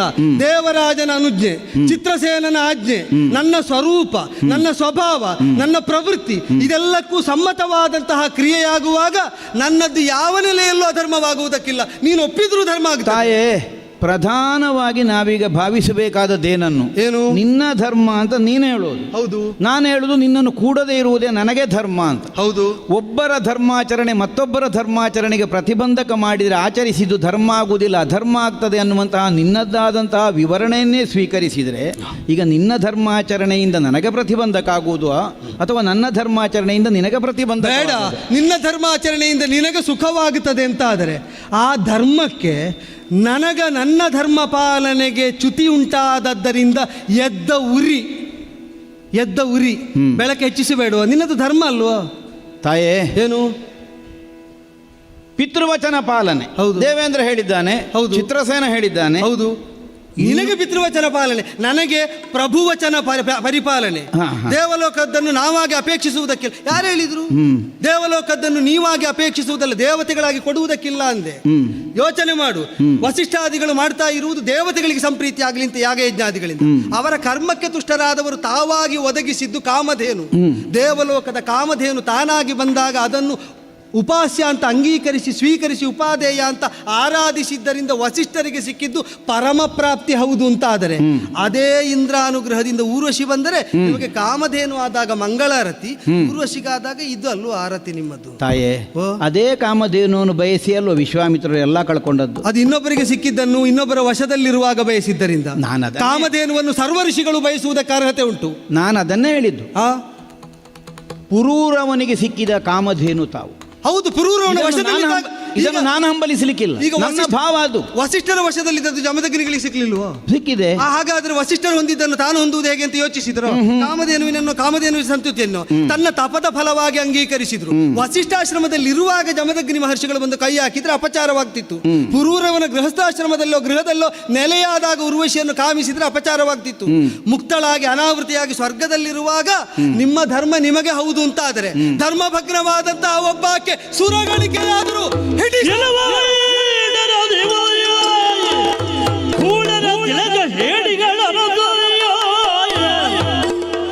ಷಂಡರ ಕುಲದಿರು ತಾನವಳೆಂಬುದು ತಿಳಿಯದಾದೆನೆನುದ ರೋಜದೊಳೆಂದಳು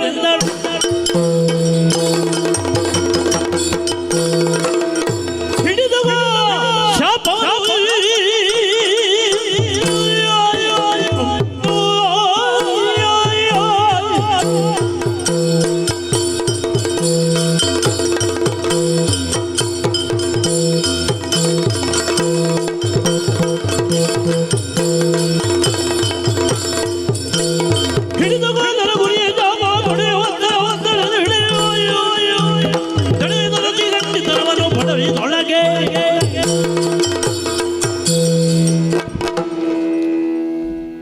ನನ್ನ ಪಾಲಿಗೆ ನೀನು ಪೌರುಷ ವಿಹೀನನಾದ ಷಂಡ ನರಗುರಿಯಾಗಿ ಕಾಣಿಸಿಕೊಂಡಿದ್ದೆ.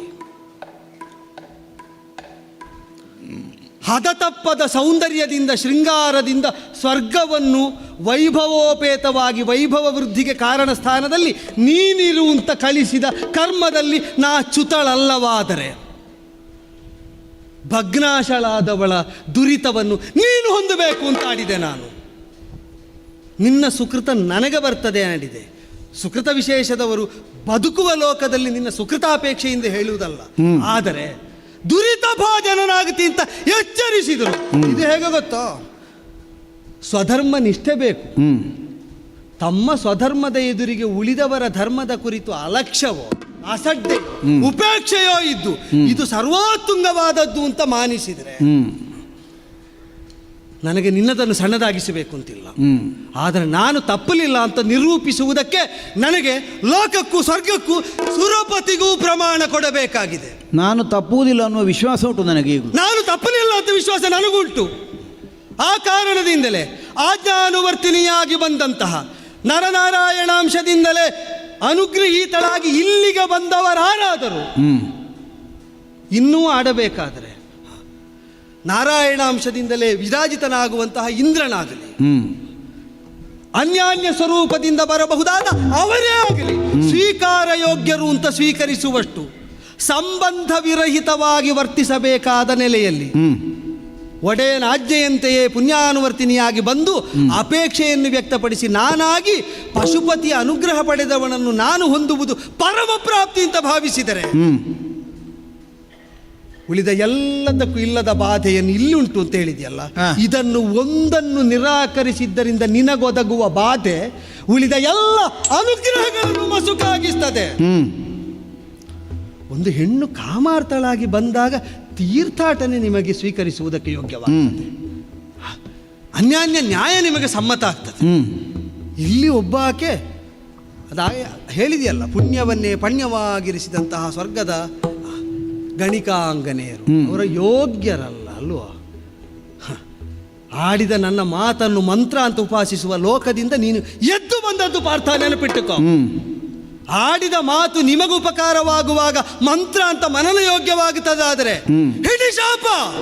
ಹರಿಹರ ಬ್ರಹ್ಮಾವರೇಂದ್ರರು ನಿರಾಕರಿಸದಂತೆ ನನ್ನಲ್ಲಿ ತೋರಿದ ಷಂಡನಾಗಿ ಭೂಮಿಯಲ್ಲೂ ನೀನು ಸಂಚರಿಸಬೇಕಾಗ್ತದೆ. ಇದು ಸಿದ್ಧವಾಗಿ ಹೋಗಲಿ. ಸ್ವಧರ್ಮ ಪಾಲನೆ ಹೌದಾದರೆ ಆ ಸ್ವಧರ್ಮಕ್ಕೆ ದೀಪ್ತಿಯನ್ನು ಶಾಪದ ಉರಿ ಒದಗಿಸಲಿ, ಅನುಭವಿಸಿ. ಹರ ಹರ ತರುಣಿಯಲ್ಲ ಜರೆದು ಹೋದು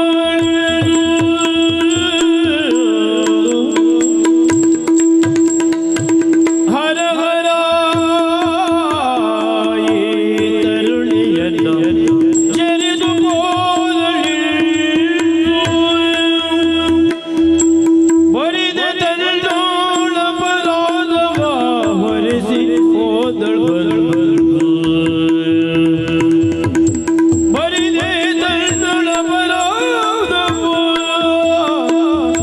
ಹೊರಿಸಿ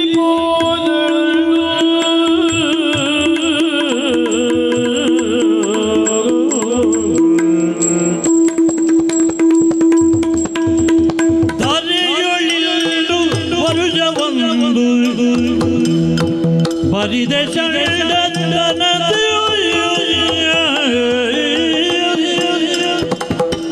ಧರೆಯೊಳಿಲು ವರುಜವೊಂದು ಬರಿದೆ ಷಂಡತನದಿ ಇರುವುದಿಂತೆ ಕುರಿಗಳಂತೆ ಇರುವುದೆಂದೇ ಕುರಿಗಳಂತೆ ಕನ್ನಡ ಬಿಡಿದು ಬರದಿ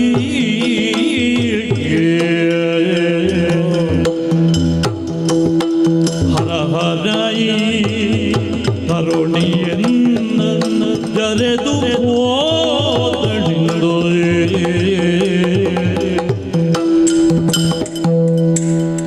ಅನಗರಾಯಿ ತರುಣಿಯಲ್ಲ ಜರೆದು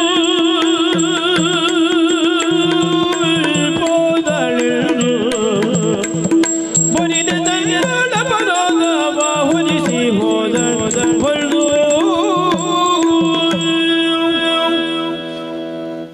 ಏನು ದೈವ ಲೀಲೆ ಇದು! ಮದನಾರಿಯ ಪರಮಾನುಗ್ರಹವನ್ನು ಹೊಂದಿ ದೇವಲೋಕವನ್ನು ನಾನೇರಿದರೆ ಮದನನ ಬಾಧೆಯಿಂದ ಪೀಡಿತಳಾದಂತಹ ಈಕೆ ನನ್ನನ್ನು ಶಪಿಸಿಯೇ ಬಿಟ್ಟಳಲ್ಲ. ಏನು ಅನ್ಬೇಕಿದಕ್ಕೆ? ಆಕೆಯಲ್ಲಿ ತಾಯ್ತನವನ್ನು ಗುರುತಿಸಿದರೆ ನನ್ನನ್ನು ಪುತ್ರವತ್ತು ಭಾವದಿಂದ ಕಾಣುವುದಕ್ಕೆ ಆಕೆಗೆ ಸಾಧ್ಯವೇ ಆಗಲಿಲ್ಲ. ಸಿದ್ಧಳಾಗಲಿಲ್ಲ ಆಕೆ ಆ ವಿಧದಿಂದ. ಯಾಕೆ? ಆವರಿಸಿದ್ದು ಕಾಮಭಾವ. ಕಾಮದ ಕಣ್ಣಿಂದ ಕಂಡ ಕಾಲಕ್ಕೆ ಆಮೇಲೆ ಬದುಕಿನ ಮೌಲ್ಯಗಳು ಎಲ್ಲಿ ಅರ್ಥ ಆಗ್ತದೆ ಯಾವನಿಗಾದರೂ? ದೇವಕನ್ನೆಯಾದರೇನು ಆದದ್ದದೇ. ಆದ್ದರಿಂದಲೇ ಆಕ್ರೋಶಕ್ಕೆ ಒಳಗಾದಳು. ಕಾಮ ಕೆಟ್ಟ ಕಾಲಕ್ಕೆ ಕ್ರೋಧಕ್ಕೆ ಒಳಗಾಗುವುದು ಲೋಕದ ರೂಢಿ. ಅದಕ್ಕನುಗುಣವಾಗಿ ಕ್ರೋಧವಶಳಾಗಿ ಶಪಿಸಿಯೇ ಬಿಟ್ಲು. ಒಬ್ಬಳಾಕೆ ಕಾಮಾರ್ತೆಯಾಗಿ ಬಂದಂತಹ ಹೆಣ್ಣಿನ ಆರ್ತತೆಯನ್ನು ಅಂತರಂಗವನ್ನು ಅರ್ಥ ಮಾಡಿಕೊಳ್ಳುವಲ್ಲಿ ಅಸಮರ್ಥನಾದ ನನಗೆ ಸ್ತ್ರೀತ್ವ ಬರಲಿ ಅಂತ ಶಾಪ ಕೊಡಲಿಲ್ಲ ಅವಳು. ಷಂಡತ್ವ ಬರಲಿ, ನಪುಂಸಕನಾಗಿ ಹೋಗು. ಅತ್ತ ಗಂಡು ಅಲ್ಲದ, ಇತ್ತ ಹೆಣ್ಣೂ ಅಲ್ಲದ, ಅಥವಾ ಗಂಡು ಹೆಣ್ಣಿನ ಕುರಿತಾದಂತಹ ಆಕರ್ಷಣೆಯೇ ಹುಟ್ಟದೇ ಇದ್ದ ಒಂದು ಸ್ಥಿತಿ ಸಿದ್ಧ ಆಗಲಿ. ಒಂದು ದೃಷ್ಟಿಯಿಂದ ನಾನಿಲ್ಲಿ ಅವಳ ಮುಂಭಾಗದಲ್ಲಿ ಮಾಡಿದ್ದ ಅದನ್ನೇ ಅಲ್ವ. ಮೇಲಿಂದ ಮೇಲೆ ನೋಡಿದ್ರೆ ಆಕೆ ಅಷ್ಟು ಹಂಬಲಿಸಿದ್ರು ನನಗೆ ಆಕೆಯ ಮೇಲೆ ಮೋಹ ಹುಟ್ಟಲಿಲ್ಲ. ಈಗ ಗಂಡಾದ್ರೆ ಹುಟ್ಟಬೇಡುವ? ಹುಟ್ಟಲಿಲ್ಲ ಅಂದ್ರೆ ಅರ್ಥ ಏನು? ಗಂಡಾಗಿಯೂ ದೇವಲೋಕದ ಕನ್ನೆಯಾದಂತಹ ಊರ್ವಶಿಯಂತವರ ಅಪೇಕ್ಷೆಯನ್ನು ಅಷ್ಟು ಒತ್ತಾಯಿಸಿದ ಕಾಲದಲ್ಲಿಯೂ ನಾನು ಸ್ವೀಕರಿಸದೆ ಉಳಿದಿದ್ದೇನೆ. ಹಾಗಿದ್ರೆ ಷಂಡನು. ನಿಜವಾಗಿ ನೋಡಿದ್ರಲ್ಲ, ಅದು ಮೇಲಿಂದ ಮೇಲೆ ಮಾತ್ರ.